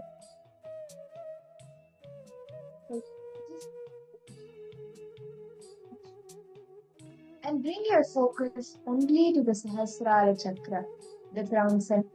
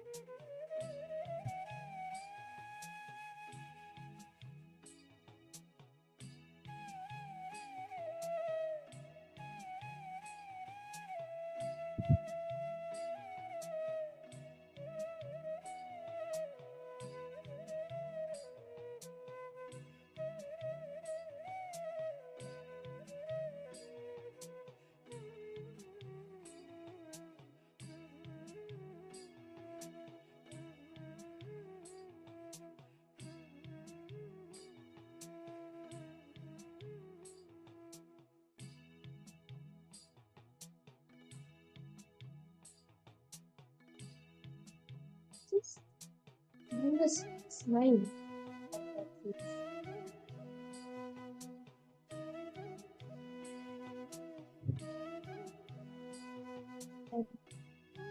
those beings, offer your gratitude to your mother, the one who brought you into this world. Offer your gratitude to her.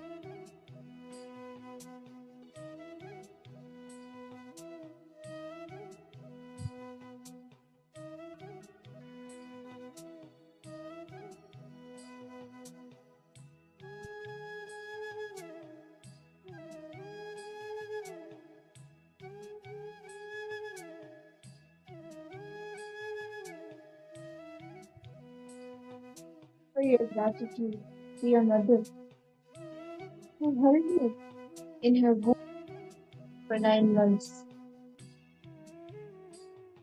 and brought you into this world, gave birth to you,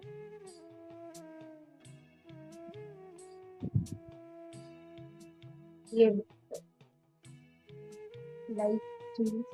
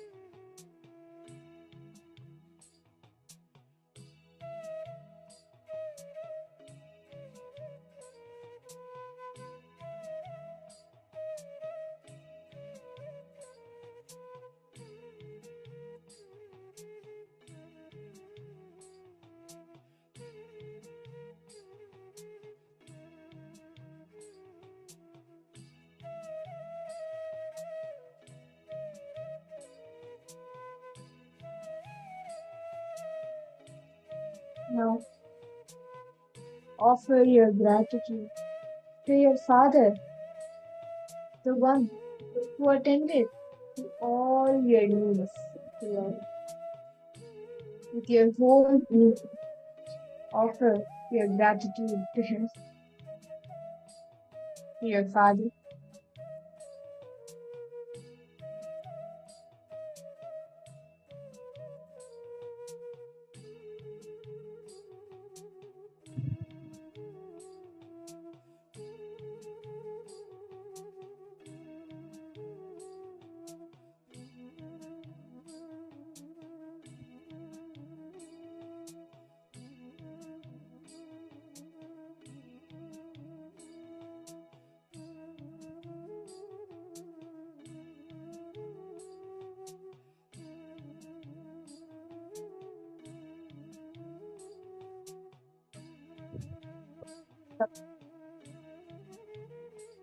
Offer your gratitude to all the doctors, the nurses who brought you into this world when you were little. All of them who welcomed you into this world, who received you into this world. Offer your gratitude to all of them, all the doctors and the nurses who are there to receive you.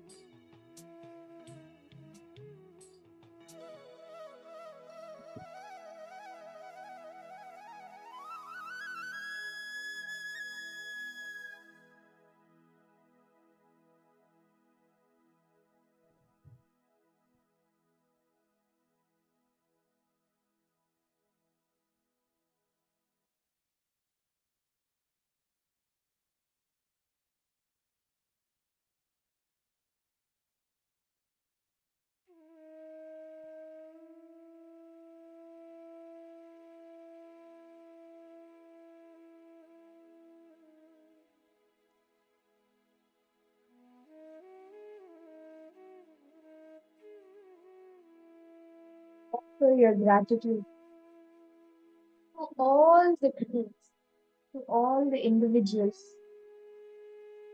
who spent their time in building the hospital or the home in which you were born in. Offer your gratitude to all of them.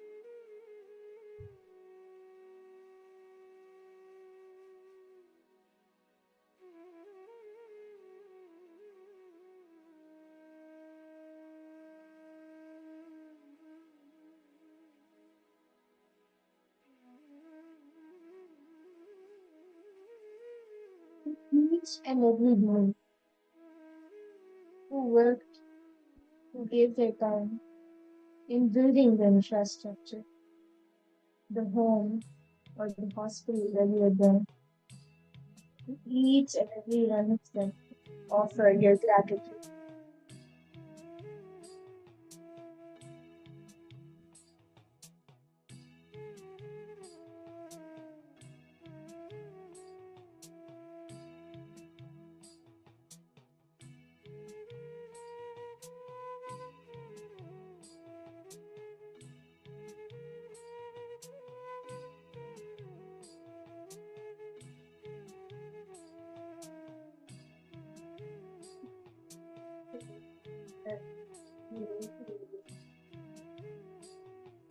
Now, offer your gratitude to all the teachers who provided you, who gave you the primary education,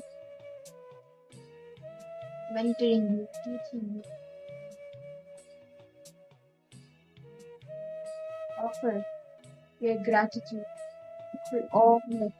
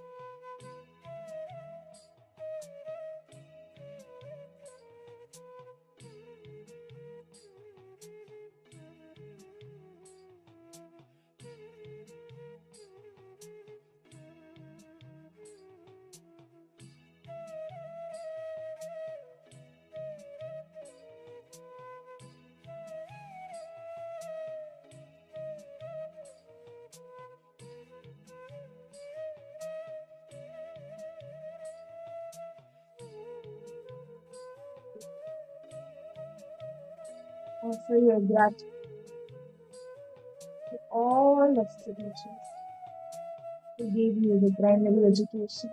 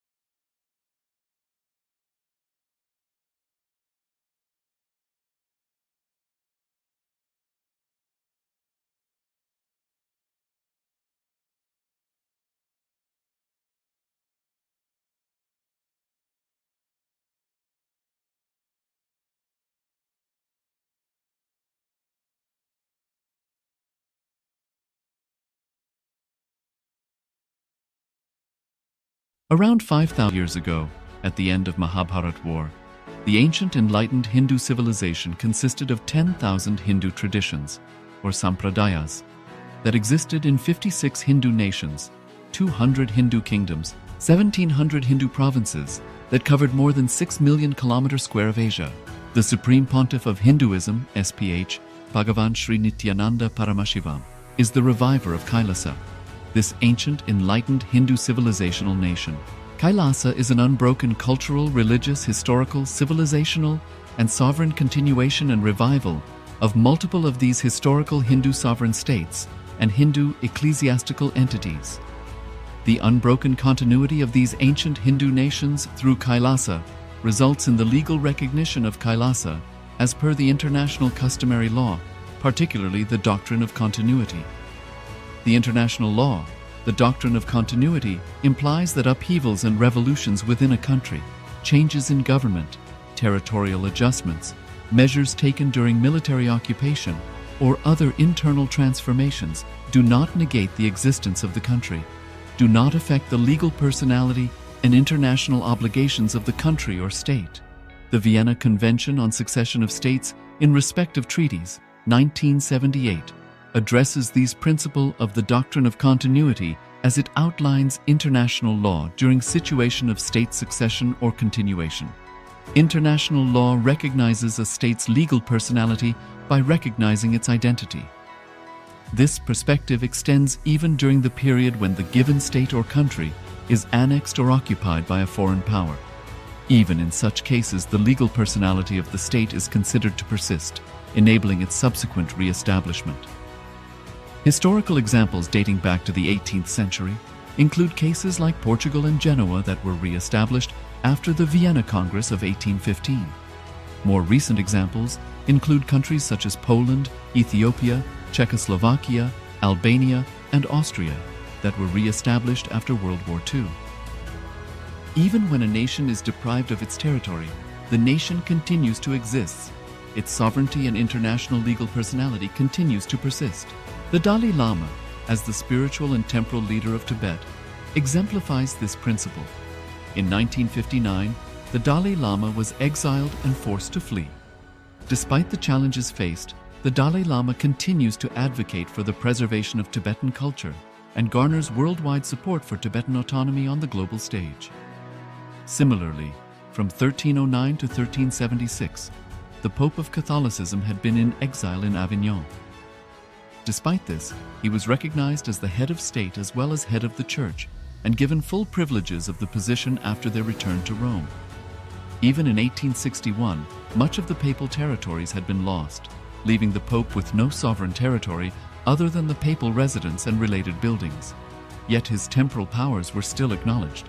He was recognized as a head of state, and later, the Lateran Treaty of 1929 formally re-established papal sovereignty over the Vatican City.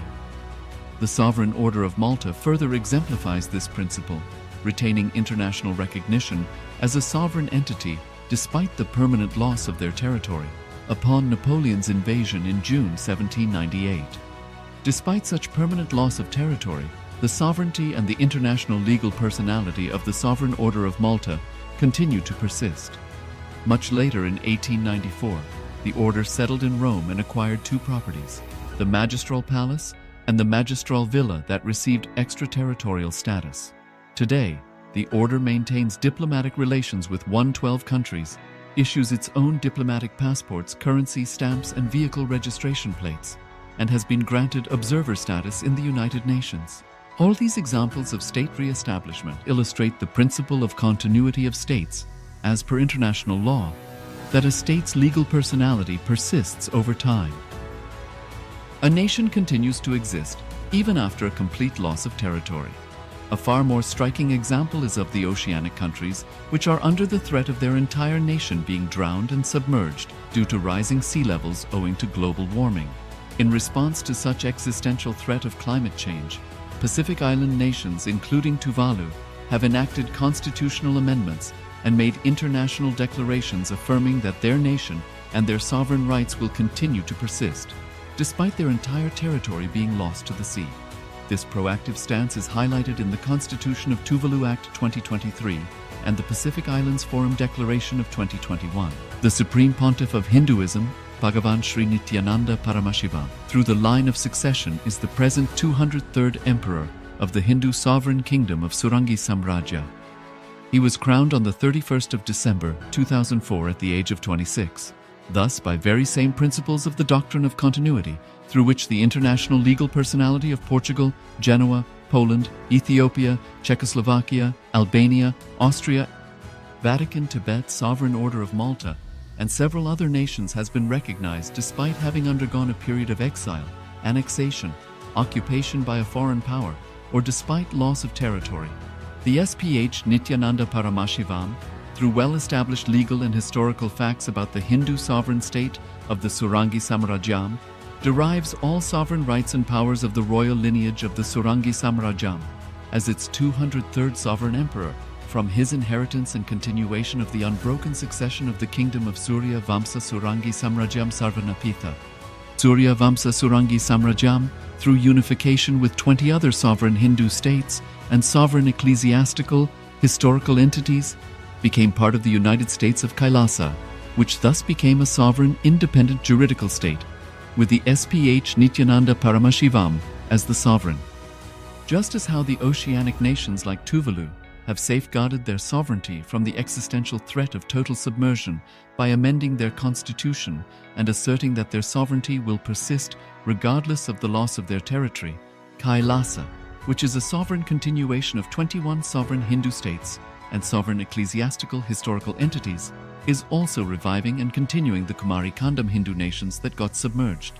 As per the doctrine of continuity, these facts imply that the Kailasa's statehood is recognized by international law and manifests as a natural outcome of well-established historical legal facts. Share your time, talent, and treasure. Become part of Kailasa. Sign up as an eCitizen https://kailasa.ecitizen.info. Around 5,000 years ago, at the end of Mahabharat War, the ancient enlightened Hindu civilization consisted of 10,000 Hindu traditions, or sampradayas, that existed in 56 Hindu nations, 200 Hindu kingdoms, 1,700 Hindu provinces that covered more than 6 million kilometers square of Asia. The Supreme Pontiff of Hinduism, SPH, Bhagavan Sri Nithyananda Paramashivoham, is the reviver of Kailasa, this ancient enlightened Hindu civilizational nation. Kailasa is an unbroken cultural, religious, historical, civilizational, and sovereign continuation and revival of multiple of these historical Hindu sovereign states and Hindu ecclesiastical entities. The unbroken continuity of these ancient Hindu nations through Kailasa results in the legal recognition of Kailasa as per the international customary law, particularly the doctrine of continuity. The international law, the doctrine of continuity, implies that upheavals and revolutions within a country, changes in government, territorial adjustments, measures taken during military occupation, or other internal transformations do not negate the existence of the country, do not affect the legal personality and international obligations of the country or state. The Vienna Convention on Succession of States in respect of treaties, 1978, addresses these principles of the doctrine of continuity as it outlines international law during situation of state succession or continuation. International law recognizes a state's legal personality by recognizing its identity. This perspective extends even during the period when the given state or country is annexed or occupied by a foreign power. Even in such cases, the legal personality of the state is considered to persist, enabling its subsequent re-establishment. Historical examples dating back to the 18th century include cases like Portugal and Genoa that were re-established after the Vienna Congress of 1815. More recent examples include countries such as Poland, Ethiopia, Czechoslovakia, Albania, and Austria that were re-established after World War II. Even when a nation is deprived of its territory, the nation continues to exist. Its sovereignty and international legal personality continues to persist. The Dalai Lama, as the spiritual and temporal leader of Tibet, exemplifies this principle. In 1959, the Dalai Lama was exiled and forced to flee. Despite the challenges faced, the Dalai Lama continues to advocate for the preservation of Tibetan culture, and garners worldwide support for Tibetan autonomy on the global stage. Similarly, from 1309 to 1376, the Pope of Catholicism had been in exile in Avignon. Despite this, he was recognized as the head of state as well as head of the Church, and given full privileges of the position after their return to Rome. Even in 1861, much of the papal territories had been lost, leaving the Pope with no sovereign territory other than the papal residence and related buildings. Yet his temporal powers were still acknowledged. He was recognized as a head of state, and later, the Lateran Treaty of 1929 formally re-established papal sovereignty over the Vatican City. The Sovereign Order of Malta further exemplifies this principle, retaining international recognition as a sovereign entity despite the permanent loss of their territory upon Napoleon's invasion in June 1798. Despite such permanent loss of territory, the sovereignty and the international legal personality of the Sovereign Order of Malta continue to persist. Much later in 1894, the order settled in Rome and acquired two properties, the Magistral Palace and the Magistral Villa that received extraterritorial status. Today, the order maintains diplomatic relations with 112 countries, issues its own diplomatic passports, currency stamps, and vehicle registration plates, and has been granted observer status in the United Nations. All these examples of state re-establishment illustrate the principle of continuity of states, as per international law, that a state's legal personality persists over time. A nation continues to exist even after a complete loss of territory. A far more striking example is of the oceanic countries, which are under the threat of their entire nation being drowned and submerged due to rising sea levels owing to global warming. In response to such existential threat of climate change, Pacific Island nations, including Tuvalu, have enacted constitutional amendments and made international declarations affirming that their nation and their sovereign rights will continue to persist, despite their entire territory being lost to the sea. This proactive stance is highlighted in the Constitution of Tuvalu Act 2023 and the Pacific Islands Forum Declaration of 2021. The Supreme Pontiff of Hinduism, Bhagavan Sri Nithyananda Paramashivoham, through the line of succession is the present 203rd Emperor of the Hindu Sovereign Kingdom of Surangi Samrajya. He was crowned on the 31st of December 2004 at the age of 26. Thus, by very same principles of the doctrine of continuity, through which the international legal personality of Portugal, Genoa, Poland, Ethiopia, Czechoslovakia, Albania, Austria, Vatican, Tibet, Sovereign Order of Malta, and several other nations has been recognized despite having undergone a period of exile, annexation, occupation by a foreign power, or despite loss of territory.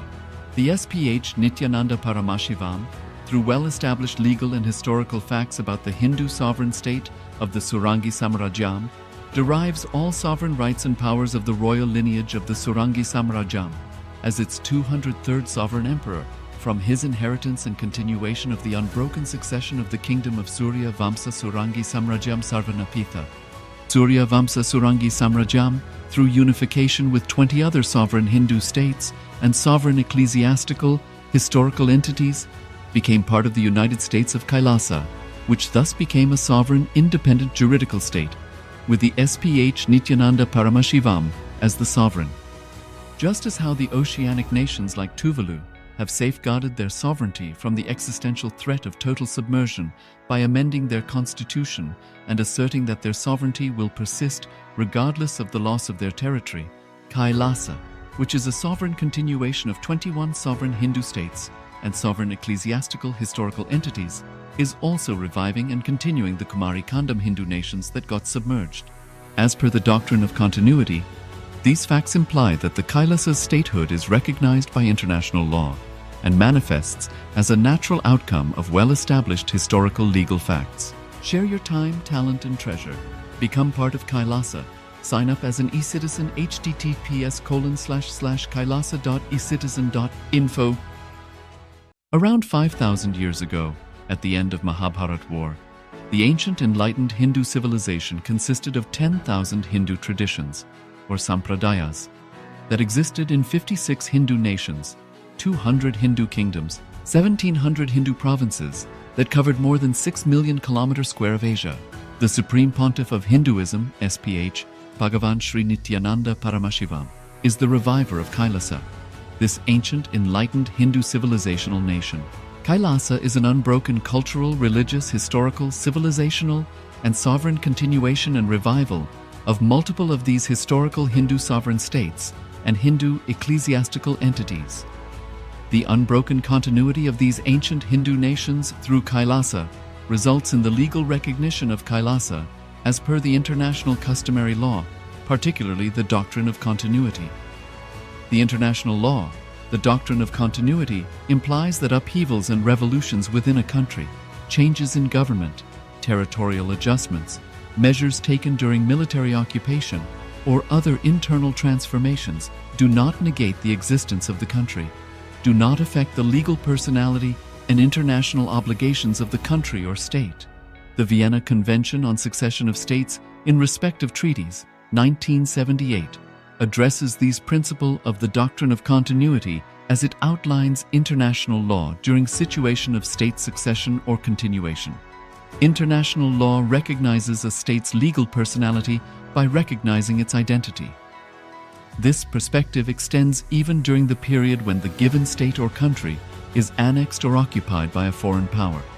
Even in such cases, the legal personality of the state is considered to persist, enabling its subsequent re-establishment. Historical examples dating back to the 18th century include cases like Portugal and Genoa that were re-established after the Vienna Congress of 1815.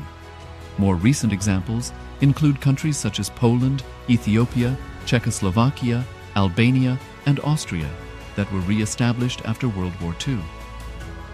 Even when a nation is deprived of its territory, the nation continues to exist. Its sovereignty and international legal personality continues to persist. The Dalai Lama, as the spiritual and temporal leader of Tibet, exemplifies this principle. In 1959, the Dalai Lama was exiled and forced to flee. Despite the challenges faced, the Dalai Lama continues to advocate for the preservation of Tibetan culture and garners worldwide support for Tibetan autonomy on the global stage. Similarly, from 1309 to 1376, the Pope of Catholicism had been in exile in Avignon. Despite this, he was recognized as the head of state as well as head of the church and given full privileges of the position after their return to Rome. Even in 1861, much of the papal territories had been lost, leaving the Pope with no sovereign territory other than the papal residence and related buildings. Yet his temporal powers were still acknowledged. He was recognized as a head of state, and later, the Lateran Treaty of 1929 formally re-established papal sovereignty over the Vatican City. The Sovereign Order of Malta further exemplifies this principle, retaining international recognition as a sovereign entity despite the permanent loss of their territory upon Napoleon's invasion in June 1798. Despite such permanent loss of territory, the sovereignty and the international legal personality of the Sovereign Order of Malta continue to persist. Much later in 1894, the order settled in Rome and acquired two properties, the Magistral Palace and the Magistral Villa that received extraterritorial status. Today, the order maintains diplomatic relations with 112 countries, issues its own diplomatic passports, currency stamps, and vehicle registration plates, and has been granted observer status in the United Nations. All these examples of state re-establishment illustrate the principle of continuity of states, as per international law, that a state's legal personality persists over time. A nation continues to exist even after a complete loss of territory. A far more striking example is of the oceanic countries, which are under the threat of their entire nation being drowned and submerged due to rising sea levels owing to global warming. In response to such existential threat of climate change, Pacific Island nations, including Tuvalu, have enacted constitutional amendments and made international declarations affirming that their nation and their sovereign rights will continue to persist, despite their entire territory being lost to the sea. This proactive stance is highlighted in the Constitution of Tuvalu Act 2023 and the Pacific Islands Forum Declaration of 2021. The Supreme Pontiff of Hinduism, Bhagavan Sri Nithyananda Paramashivoham, through the line of succession is the present 203rd Emperor of the Hindu Sovereign Kingdom of Surangi Samrajya. He was crowned on the 31st of December 2004 at the age of 26. Thus, by very same principles of the doctrine of continuity, through which the international legal personality of Portugal, Genoa, Poland, Ethiopia, Czechoslovakia, Albania, Austria, Vatican, Tibet, Sovereign Order of Malta, and several other nations has been recognized despite having undergone a period of exile, annexation, occupation by a foreign power, or despite loss of territory. The SPH Nithyananda Paramashivoham, through well-established legal and historical facts about the Hindu sovereign state of the Surangi Samrajyam, derives all sovereign rights and powers of the royal lineage of the Surangi Samrajyam as its 203rd sovereign emperor, from his inheritance and continuation of the unbroken succession of the kingdom of Surya Vamsa Surangi Samrajyam Sarvanapitha. Surya Vamsa Surangi Samrajyam, through unification with 20 other sovereign Hindu states and sovereign ecclesiastical, historical entities, became part of the United States of KAILASA, which thus became a sovereign, independent juridical state, with the SPH Nithyananda Paramashivoham as the sovereign. Just as how the oceanic nations like Tuvalu have safeguarded their sovereignty from the existential threat of total submersion by amending their constitution and asserting that their sovereignty will persist regardless of the loss of their territory, KAILASA, which is a sovereign continuation of 21 sovereign Hindu states and sovereign ecclesiastical historical entities, is also reviving and continuing the Kumari Kandam Hindu nations that got submerged. As per the doctrine of continuity, these facts imply that the Kailasa's statehood is recognized by international law and manifests as a natural outcome of well-established historical legal facts. Share your time, talent, and treasure. Become part of Kailasa. Sign up as an eCitizen https://kailasa.ecitizen.info. Around 5,000 years ago, at the end of Mahabharat War, the ancient enlightened Hindu civilization consisted of 10,000 Hindu traditions, or sampradayas, that existed in 56 Hindu nations, 200 Hindu kingdoms, 1,700 Hindu provinces that covered more than 6 million kilometers square of Asia. The Supreme Pontiff of Hinduism, SPH, Bhagavan Sri Nithyananda Paramashivoham, is the reviver of Kailasa, this ancient enlightened Hindu civilizational nation. Kailasa is an unbroken cultural, religious, historical, civilizational, and sovereign continuation and revival of multiple of these historical Hindu sovereign states and Hindu ecclesiastical entities. The unbroken continuity of these ancient Hindu nations through Kailasa results in the legal recognition of Kailasa as per the international customary law, particularly the doctrine of continuity. The international law, the doctrine of continuity, implies that upheavals and revolutions within a country, changes in government, territorial adjustments, measures taken during military occupation, or other internal transformations do not negate the existence of the country, do not affect the legal personality and international obligations of the country or state. The Vienna Convention on Succession of States in respect of treaties, 1978, addresses these principles of the doctrine of continuity as it outlines international law during situation of state succession or continuation. International law recognizes a state's legal personality by recognizing its identity. This perspective extends even during the period when the given state or country is annexed or occupied by a foreign power. Even in such cases, the legal personality of the state is considered to persist, enabling its subsequent re-establishment. Historical examples dating back to the 18th century include cases like Portugal and Genoa that were re-established after the Vienna Congress of 1815. More recent examples include countries such as Poland, Ethiopia, Czechoslovakia, Albania, and Austria that were re-established after World War II.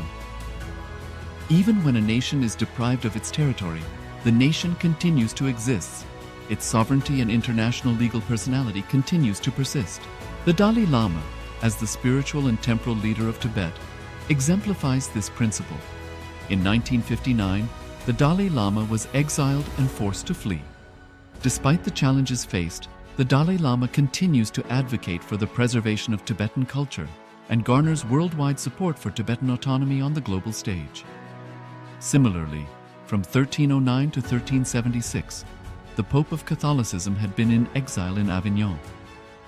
Despite this, he was recognized as the head of state as well as head of the church and given full privileges of the position after their return to Rome. Even in 1861, much of the papal territories had been lost, leaving the Pope with no sovereign territory other than the papal residence and related buildings. Yet his temporal powers were still acknowledged. He was recognized as a head of state, and later, the Lateran Treaty of 1929 formally re-established papal sovereignty over the Vatican City. The Sovereign Order of Malta further exemplifies this principle, retaining international recognition as a sovereign entity despite the permanent loss of their territory upon Napoleon's invasion in June 1798. Despite such permanent loss of territory, the sovereignty and the international legal personality of the Sovereign Order of Malta continue to persist. Much later in 1894, the order settled in Rome and acquired two properties, the Magistral Palace and the Magistral Villa that received extraterritorial status.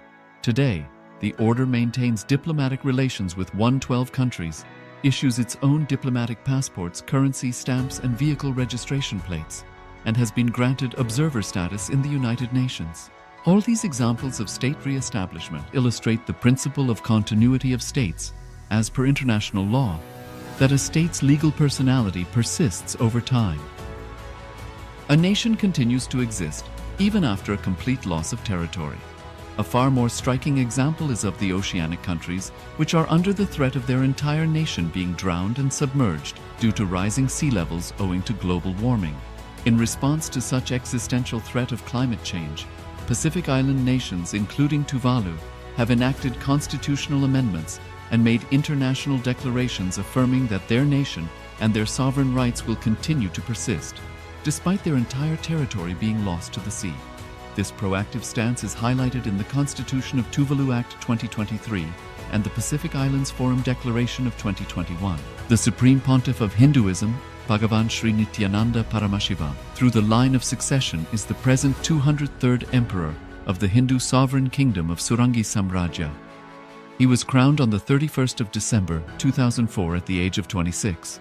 Thus, by very same principles of the doctrine of continuity, through which the international legal personality of Portugal, Genoa, Poland, Ethiopia, Czechoslovakia, Albania, Austria, Vatican, Tibet, Sovereign Order of Malta, and several other nations has been recognized despite having undergone a period of exile, annexation, occupation by a foreign power, or despite loss of territory. The SPH Nithyananda Paramashivoham, through well-established legal and historical facts about the Hindu sovereign state of the Surangi Samrajyam, derives all sovereign rights and powers of the royal lineage of the Surangi Samrajyam as its 203rd sovereign emperor from his inheritance and continuation of the unbroken succession of the kingdom of Surya Vamsa Surangi Samrajyam Sarvanapitha. Surya Vamsa Surangi Samrajyam, through unification with 20 other sovereign Hindu states and sovereign ecclesiastical, historical entities, became part of the United States of KAILASA, which thus became a sovereign, independent juridical state, with the SPH Nithyananda Paramashivoham as the sovereign. Just as how the oceanic nations like Tuvalu have safeguarded their sovereignty from the existential threat of total submersion by amending their constitution and asserting that their sovereignty will persist regardless of the loss of their territory, KAILASA, which is a sovereign continuation of 21 sovereign Hindu states and sovereign ecclesiastical historical entities, is also reviving and continuing the Kumari Kandam Hindu nations that got submerged. As per the doctrine of continuity, these facts imply that the Kailasa's statehood is recognized by international law and manifests as a natural outcome of well-established historical legal facts. Share your time, talent, and treasure. Become part of KAILASA. Sign up as an eCitizen https://kailasa.ecitizen.info